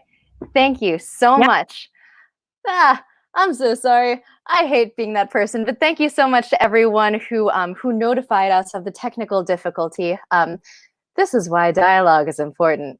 This is why connecting with each other is important. I don't really know what to say because we basically did a rundown of how everything is working today right before we brought Anu on. But in case you are joining us for the first time, hello, my name is Alex Palting. I am the founder of the Hustling Creative that I run with Jacqueline Holloway. Jax works with me not only at the Hustling Creative, but also with Arte Violenta. We have been doing a stage combat workout every morning. Basically, our mission is to, the company's mission is to bridge the gap between knowledge and wisdom for artists so that artists are free to hustle with vigor and to create with abandon. Unfortunately, during this time, it's thrown a curveball for a lot of artists. And so I just want to say thank you so much to everyone who has joined us so far. Thank you especially to the artists who have performed and who have stayed on to watch and to support other artists, even if they have never met, even if you've never met them. So I got a question. Oh, hi, Zach. Zach asked me, what is something new that I've learned today? I've learned that I'm not as flexible as I thought I was. I thought I was mad flexible and, well, not mad flexible, but, you know, passively flexible. If you saw Ben perform just a little while ago, you'll know what I'm talking about. Ben, who is a handstand and circus artist, collaborated with violist Maria Russo. And I think that what I really learned is, aside from that, something that I really learned is that we're really, everyone is really hungry to collaborate and to continue supporting artists, which is really amazing, and to continue supporting causes that that help those in need during this time. The first time that the Hustling Creative has done an event like this was we hosted an event called Artists Feeding America back in March. In the first week of the quarantine, we hosted an event very much like this one, where we had artists of all mediums who donated their time and their talent, and folks donated to the organization Feeding America, which, if you don't know it, please please check it out and please donate to them as well, but not before you donate to this fundraiser. So Feeding America, we donated to them because we found out basically, my personal journey is that aside from running the Hustling Creative, I'm a musical theater artist, and I was cast in an off-Broadway show that was canceled, and I didn't know what to do. And everyone else was posting their own content as well, all of these other artists. And so we at the company were like, well, if everyone's already doing this for free and they need an audience, then why aren't we all doing it together? And why aren't we doing it to raise money and awareness for a cause? And yeah, so that's what we did. And we're so thankful for our community. We're so thankful for all of you, for particularly your generosity, not just with money, but also with time, and also with patience as we continue to work things out in this electronic landscape that we find ourselves in. I think that I'm seeing a thumbs up from Jax. Yeah, so we're gonna thank God. We did some troubleshooting. We're gonna bear with us, everybody. We're gonna do just a really quick sound check, and then we're gonna do this again. So let's bring Anu back on. Amazing. Thank you. Thank you for being Yes. Live theater. Exactly. Okay, so I'm gonna play it over here. Hopefully we'll hear it this time. Let's see. Amazing. We'll also come out so that we make sure that nothing's wrong with us. Okay, here we go from the beginning.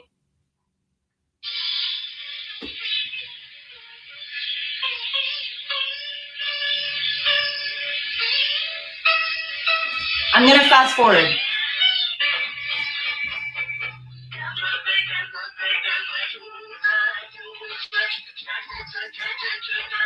That works, everybody?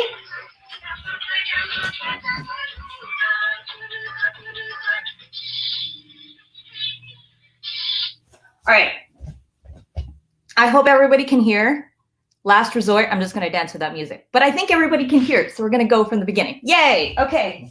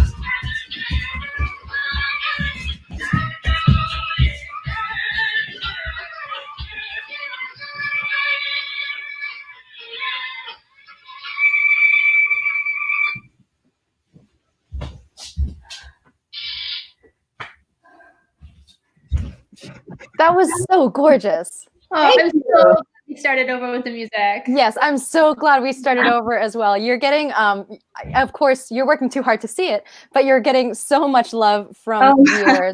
Everyone is so thankful for not only your beautiful performance, but also thank you for explaining beforehand everything that this means. That was wonderful.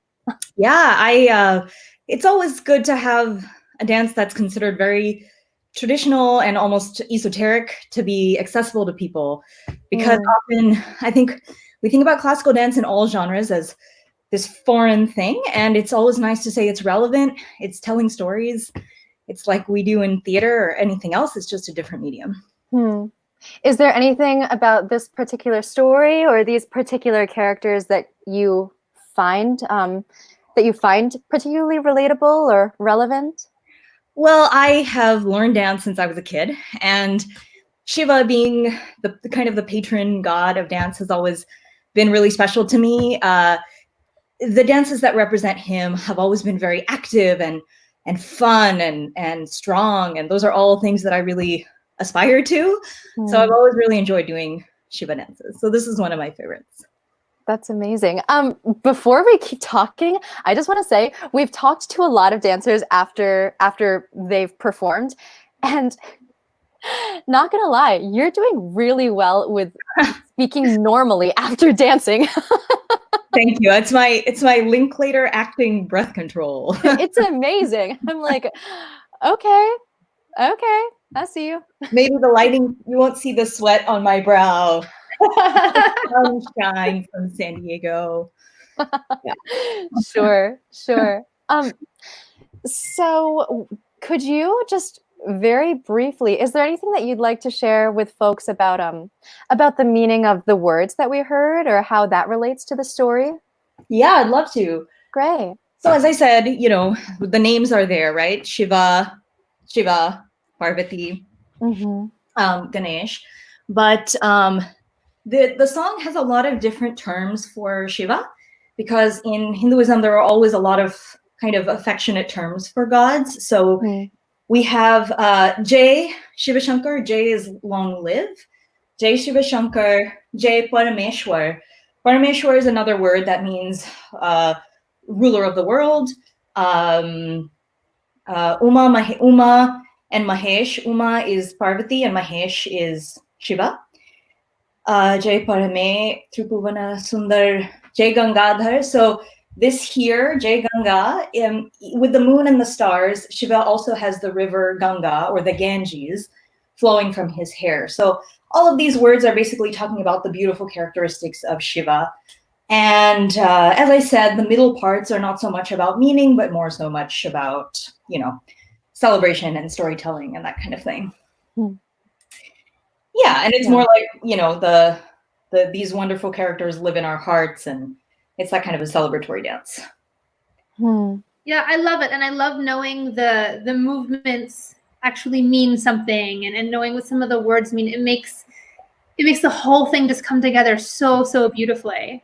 Yeah, you know what's really cool about Bharatanatyam? There are 7 to 8 classical dance forms in India, and they are all different outfits, different languages, essentially, because this is all a nonverbal language. So all of these hand gestures mean different things.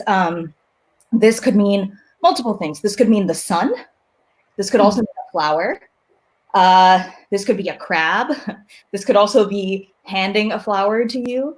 This could be the moon. This could also be something else that's represented. So everything has a meaning, and we kind of tie it all together just like we do with sentences. So it's really cool to learn because you're really just learning another language.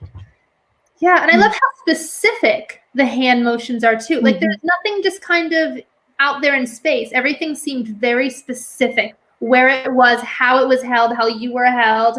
Everything seemed so important to the story. Yeah, Bharatanatyam is very characteristic of these geometric, rigid shapes. What's really interesting about India is that it's so diverse that there are other forms that are much looser and much different. Like there's another form called Kathak, which is much more vertical, has a lot more like turns or pirouettes, and is a bit of looser hands. They're not as specific as Bharatanatyam. So it kind of depends on what language you're learning. You'll learn these more specific things or something that's more lyrical. Yeah. That's beautiful. So what is your take this however you will, but how would you characterize your relationship, whether it's professionally or artistically, with dance and physical storytelling in this moment right now? That's a great question. I am kind of refinding my love of dance because I learned dance when I was a kid, and I continued it, but not too seriously. As I actually went to Chicago, did my MFA in acting there. So I was there for about 10 years. I just moved back to San Diego. So it's kind of just now that I'm rediscovering practicing dance. I really enjoyed working with other wonderful dancers in Chicago and doing Bharatanatyam there, but it wasn't as consistent. And so I am kind of rediscovering my love of the physical storytelling now that I'm taking sort of a break from the verbal storytelling and figuring out where my life is going. Yeah. Well, we're all thankful that you came back to physical storytelling, for sure. Thank you so much, Anu. Thank you so much for being patient with technicalities and just being so giving in your performance and in chatting with us. My pleasure. I'm glad the technical stuff worked out. I'm so glad that everybody could hear the sound.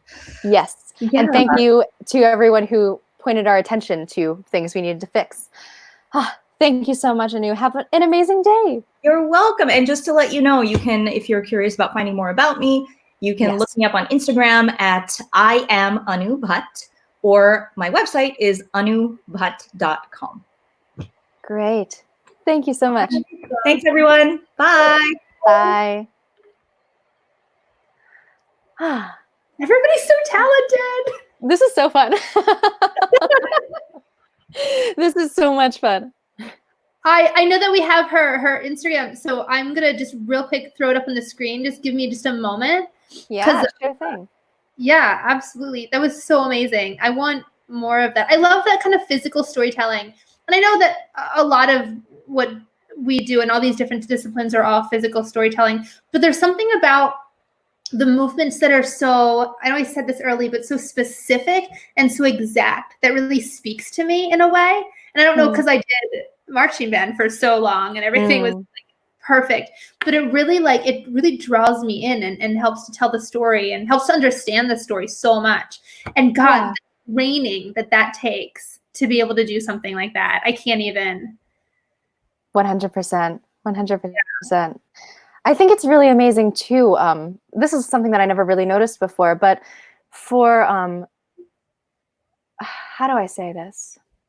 It's really interesting and really exciting to watch a dance like that. I personally come from a Roman Catholic background, and it's really exciting to see characters in one's religion basically personified with such specificity. It really gives you an idea of who the people are and who those people are to believers and to a faith in general. So yeah, really, really beautiful, really exciting to see. Yeah. Yeah. And there was so much activity on the Facebook while this was happening. Oh my gosh. Yeah, that was awesome. Yes, thank you all. Thank you all for commenting, and thank you for being so active. It means a lot to our performers, means a lot to us. But speaking of performers, we can't find one of them. So would you like to stall, or would you like me to stall? I think this means you should stall. I'll be here doing some physical comedy. What's this?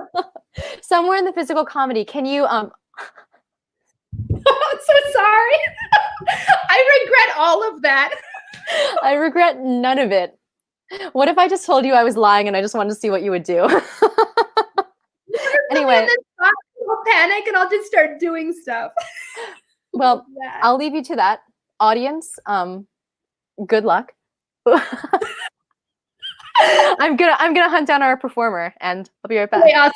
I'm gonna entertain the internet. Hi, internet. So for those of you who are joining us for the first time, I'm Jacqueline Holloway, and Alex Palting is my partner here with the Hustling Creative. And this whole benefit is, the whole idea behind it is, yes, we want to celebrate movers in every way, shape, and form. People who use their bodies for storytelling in different ways. And we've integrated a lot of music into this as well, because musicians also use their bodies to create their art. So this is a whole day of celebrating movement. And the reason behind it is we want to raise money for RAINN. RAINN is an incredible organization. It's the US's largest anti-sexual violence organization. And we're stuck at home right now, all of us. But many of us are very fortunate to be stuck in a safe home. I know that I'm extremely fortunate to be home with my family and I'm in a safe place, but there are a lot of people out there that are not in safe environments. And RAINN is helping those people. We started this conversation because I saw a lot of Facebook posts going around Facebook about, if you are in a dangerous home environment, if you feel unsafe, reach out to me and I'm going to come help you. And that really spoke to me. But I realized that I don't know that I personally am equipped to help somebody out of a bad home situation. Of course, I'm happy to open my home to a friend or someone who needs it. But as far as that level of trauma and that level of danger, I don't have the training to actually physically go in and help somebody. So we started talking about ways that we can help. And RAINN is an organization that can do that. They do have the training, they do have the funds, they do have everything that they need to actually reach out to people and help them and get them out of these dangerous situations. So what we can do is we can give them money, because obviously the more money they have, the more good they can do, the more people they can help. And so that's what all this is for. We have set a very lofty goal of $10,000, and we are very confident that we're going to match that we're going to get that and then keep going. So far, we have raised, do you want some numbers, internet? Do you want to know how much we've raised so far? We are, holy smokes, y'all, we are $4 under $2,000, and our day is just beginning. So please donate, help us out. If you've got some extra cash floating around, send it our way so we can send it over to RAINN. If you don't have the money to donate, don't worry about it. We don't want you to stress. Everybody's in a weird, wacky situation. If you can't donate, then please share our live stream. Help us reach as many people as we can so that we can meet that goal, so that we can present RAINN with this awesome gift from you to help people who need it. So that's what the whole day is about. That's what we're doing. And so far we have seen, holy smokes, we started the day with Heidi Latsky and some of her dancers, and they gave some incredible dance performances, really, really beautiful, really moving pieces. We spoke to Heidi Latsky about her company, and about what she's doing in the movement that she's moving along with. And she's doing a lot of work with bodies and helping people tap into their own potential. And she led us through a great warm up that was very much about sitting with ourselves and sitting with ourselves in the moment and being able to just breathe and relax and just kind of notice where you are, which is something that I really enjoy because that's very close to my own practice. Then we had Oliver Donahue and Brittany Holdall with Argent Combat. They came in and they led us through the history of weapons, essentially, that fight directors will use. And they showed us all different types of swords and weapons that you'll see in plays, Three Musketeers, Romeo and Juliet, Hamlet. Oliver even took apart a sword so we could see the inner workings of it and how it's put together. He mentioned a lot of really great swordsmiths, people who create these swords, and their names are in the comments somewhere. We'll find them and pull them up because they are really wonderful. We saw an amazing handstand performance to a cello piece. We got a quick little yoga lesson. We got a boxing workout. We did some kickboxing this morning. What else did we do? We've done so much. So many Rachel things. Fletcher led a stage combat and intimacy workshop about how to fight with your clothes and tell storytelling with just the clothes you have. We had pillow partners. We had broom partners. Holy, I'm tired. I know. I'm tired just thinking about all the work that other people have been doing. It has been, for Alex and I, it has been go for a few days nonstop. And not that we're just like sitting back. We're still doing a lot of work over here on our end, keeping this moving. But compared to the work that the performers are putting on today, our job is a cakewalk. At this point, we just need to make sure the technology is working. And these performers are coming in and they're just blowing the roof off of it.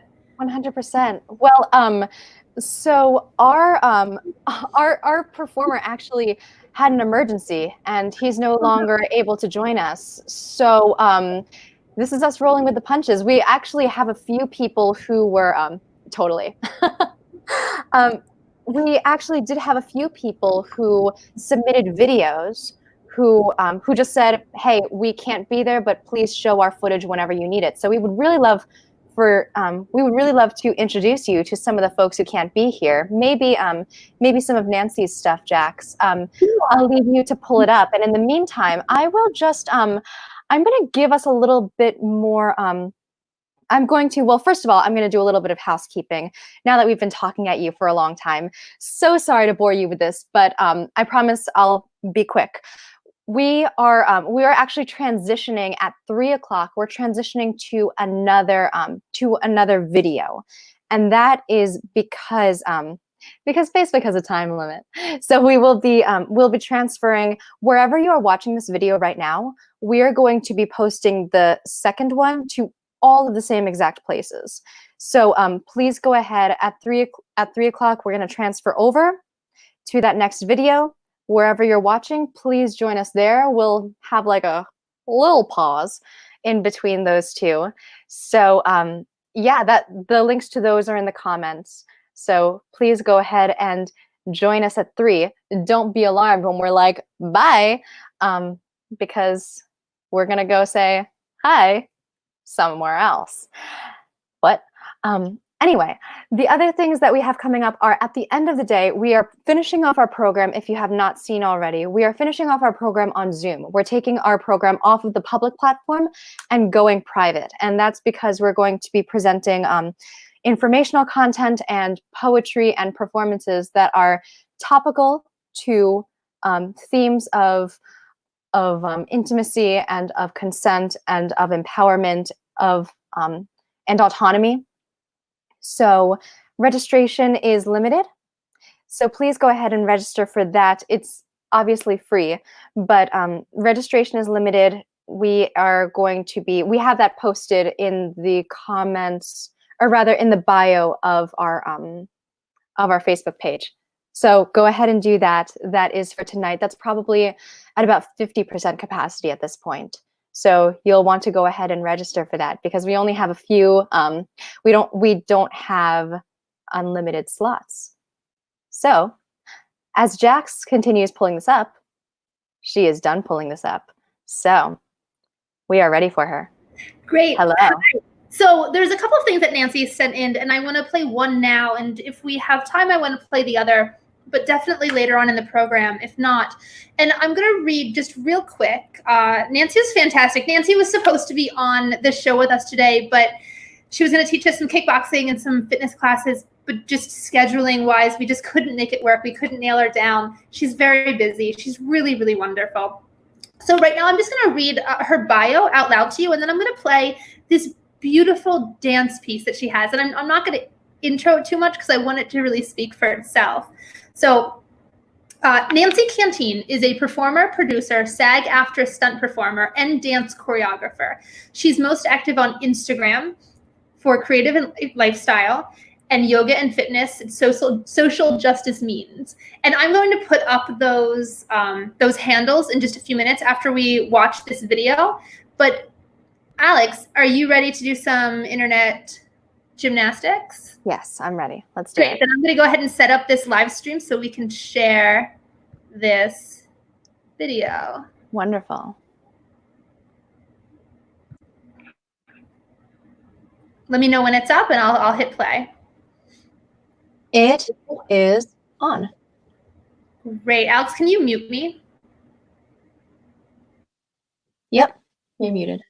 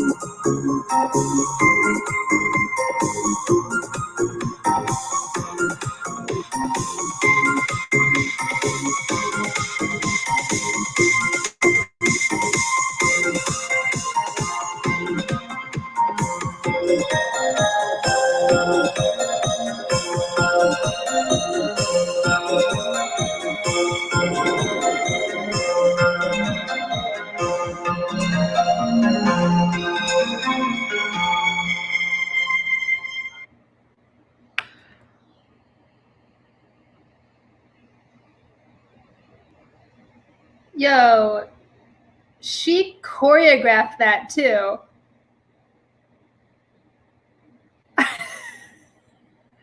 You're muted. You have to unmute yourself. Thanks for that. We're trying. It was one of my What's that dreams. noise? My parents want. I'm muting you because I believe that is your own. That's the audio playing on your own computer. So I'm muting you, and now I'm unmuting you. I think we're good. Listen, we're learning as we go, and we're learning a lot. Okay. Yes. Yeah. So, what was I gonna say? Yeah. No, that was super cool. Oh my That god! was Oh my god! amazing. Nancy's on. Nancy, can we bring you on? Is that a thumbs up? Yes. Okay. Great. Coming on. Is my volume on? Can you hear me? Yes. Yes. Yay! Oh my gosh.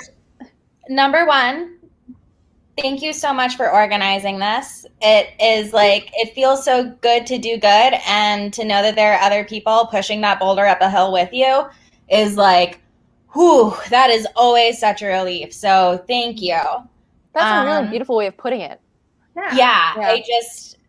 I love the stage combat community and all of the people it's brought into my life. And yeah, it's just rich with rich, wonderful people. Yeah, so thank you so much. I saw it come on. I was like, oh, let me brush my hair. So sorry though. Person who hasn't lived under a rock for a month. I'm so sorry we sprung that on you, but what an amazing surprise. I love it. I love that you guys are able to toss it out whenever it's flexible for you. But yeah, wow, thank you so much. I clearly learned an editing technique and only did that for the whole film.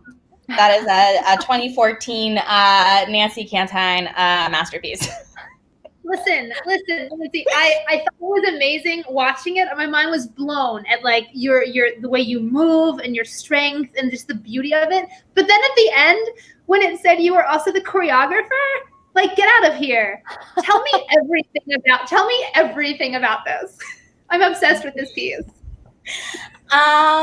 Yeah, I kind of hit a wall with classical ballet. I realized that it was an art made 250 years ago, and I was always going to be cast into that gender ideal, which is beautiful. And I have so much love and respect for coming up in that discipline and the way it shaped my work ethic and my perseverance. Yeah, but I just had this realization of this is not great, guys.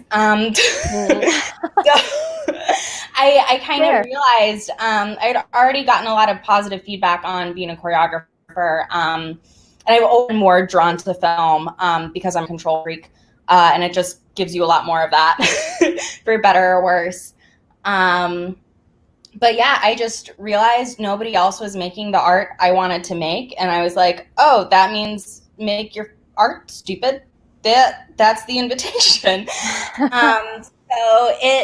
I am proud of how good it looks for how cheap it was. And yeah, in the process of setting up that set, I mean, it is a small little white studio in New York that you could have gone full Dexter in there. That's how much plastic insulation wrap we used. The floor was tarps. I had 5 different versions of that leotard. So, and instead of being able to shoot a normal shot list, because the paint became part of the continuity, we had to shoot from the top of the piece to the end of the piece sequentially in the way that the paint would be on our body and on the tarp. So it added a ton of production time. And we ended up doing probably 3 resets of our costumes and 2 resets of the whole room in the white. And then we go to the black, which, you know, hindsight 2020, I wanted the paint to look brighter on the black walls, but it didn't. And then the third look where we just kind of, that was actually a on the spot move, because, you know, you kind of realize like, oh, we're, you know, live right now. And yeah, we just like kind of intentionally shot it a little. And yeah, I would say I knew the editing technique I was going to use. So some of that had been preconceived and timed out.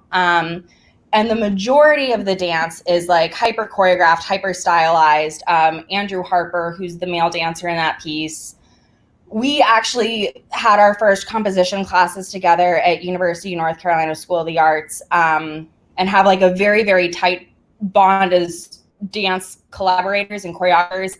I've danced in his pieces, he's danced in mine, we've choreographed together. Yeah, and we have a good dialogue on like, okay, you're driving the bus, I'm driving the bus, we're driving the bus, where are we? Which is so valuable. Yeah. Amazing. I want that tattooed. I want that tattooed on my shoulder or something, like, just make your own art, stupid. Yeah. It's like, oh, duh. Yeah, right? Yeah. But it's interesting because I came from an opera background and now I'm in musical theater, and it's like it's very much you're taught those classical ideals, and that's I've been enjoying your diction all day. I'm not even gonna lie. Sometimes you like hit a very nice T and I'm like, I respect that. That's amazing. That's amazing.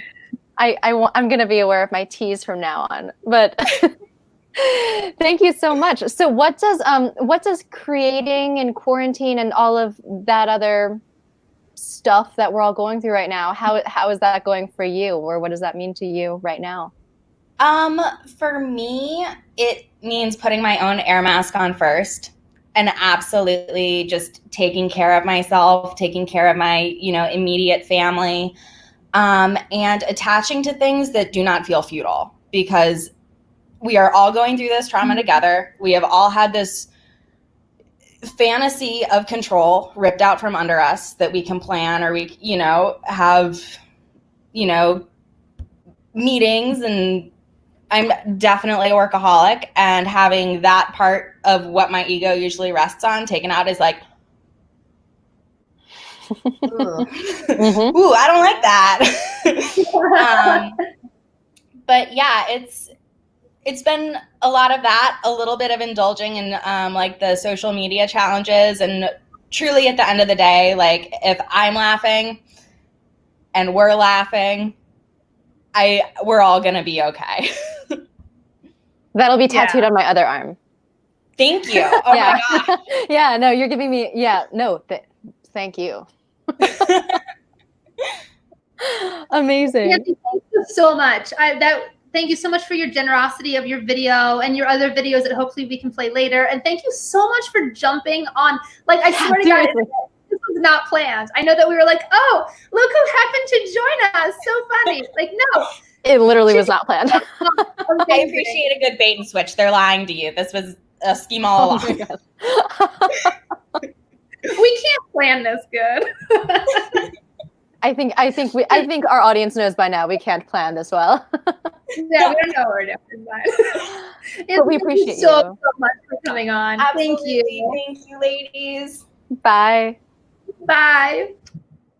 That was so fun. That was so freaking fun. And we promised that was not planned. That was not planned at all. Great. So it looks like we're going to bring on our last act of this block. And as a reminder, the second half of our public program is going to be on a new link right after this performance. We're going to be switching links, and wherever you are watching this performance, just stay on that page because that's where the new link will appear. if you want to be extra triple safe, if you are not one of the links that is listed in this little thingy, then get on one of those. But you should be safe. You should be safe. We got you. And we have so much more coming in the next block. We just needed to avoid Facebook kicking us out after you can't stream for more than 8 hours on Facebook. So we just needed to bypass that. So thank you all for your patience. And because we're streaming for way longer than 8 hours. Yeah. And also, let's be honest, all of the crazy stuff that we've seen people do, it's like we can click something else. Like we can do that. Compared to like what everyone else is doing, what all the performers are up to. We're doing all these amazing feats and like I'm messing up buttons. It's fine. It's fine. Whatever. I am who I am. We are. That's gonna be a tattoo on my leg. All right, we got to fill all these appendages with quotes from the day. Yeah. Yes. All right, let's bring Chant on. Chant, are you ready? Can you give us a thumbs up if you're ready to come on? Yeah. See a thumb. Hello. Hi, I'm messing up buttons all day. How's it going with you guys? That's okay. It's going so well. Let me take. I'm getting that tattooed on my leg, but it's going to be in Latin, so people will think I'm really cool. Nice. Welcome. Awesome. Thank you so much for coming on. Thanks for having me. Yeah, absolutely. You want to introduce yourself and give us a little bit of idea of what we're gonna experience from you? Yeah, I'm Chant McLeod, and I'm an actor, musician, writer, director, sword fighter, dad, husband, guy. And with all the excitement that's been going on before this, I feel like, I'm just going to bring things down a little bit. Wonderful. I'm doing an old song called Fiddler's Green. Great. Nice. We'll leave you to it, and we'll get out of your way. Thanks.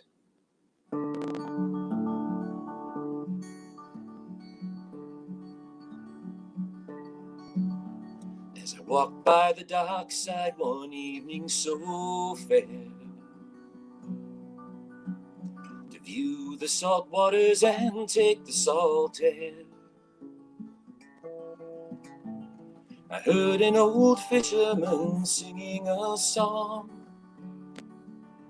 Oh, take me away, boys, my time is not long.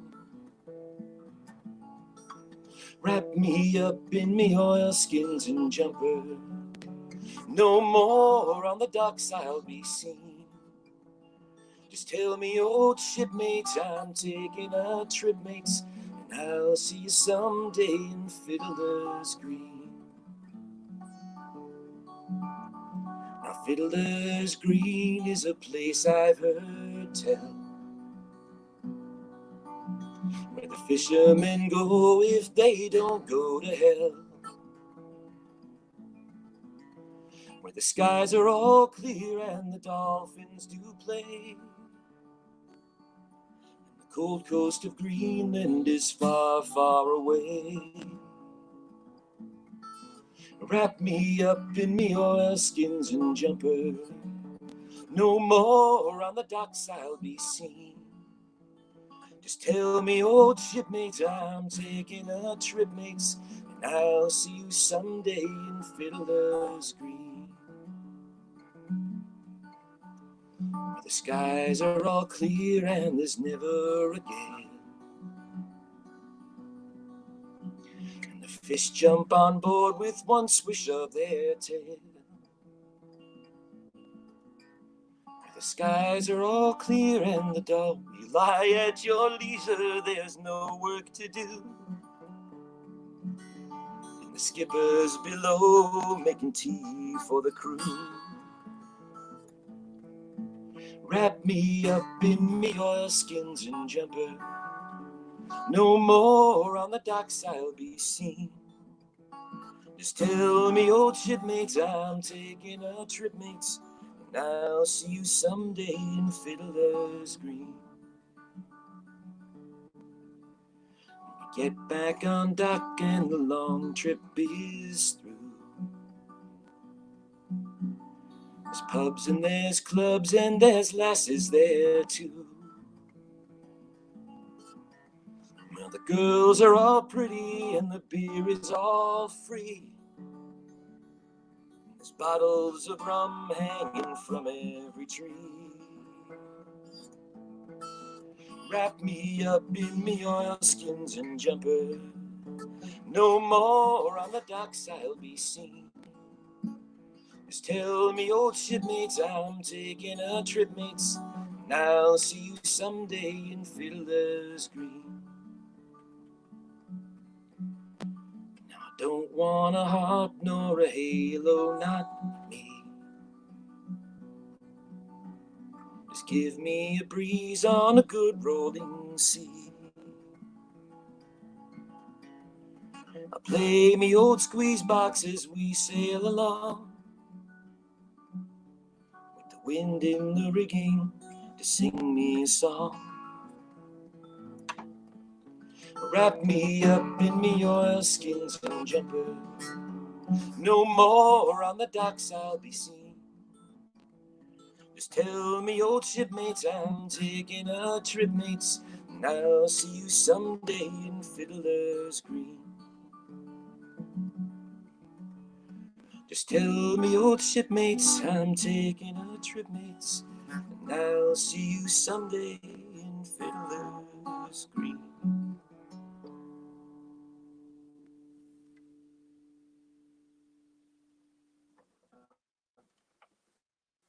Oh, trying to bring Jax on.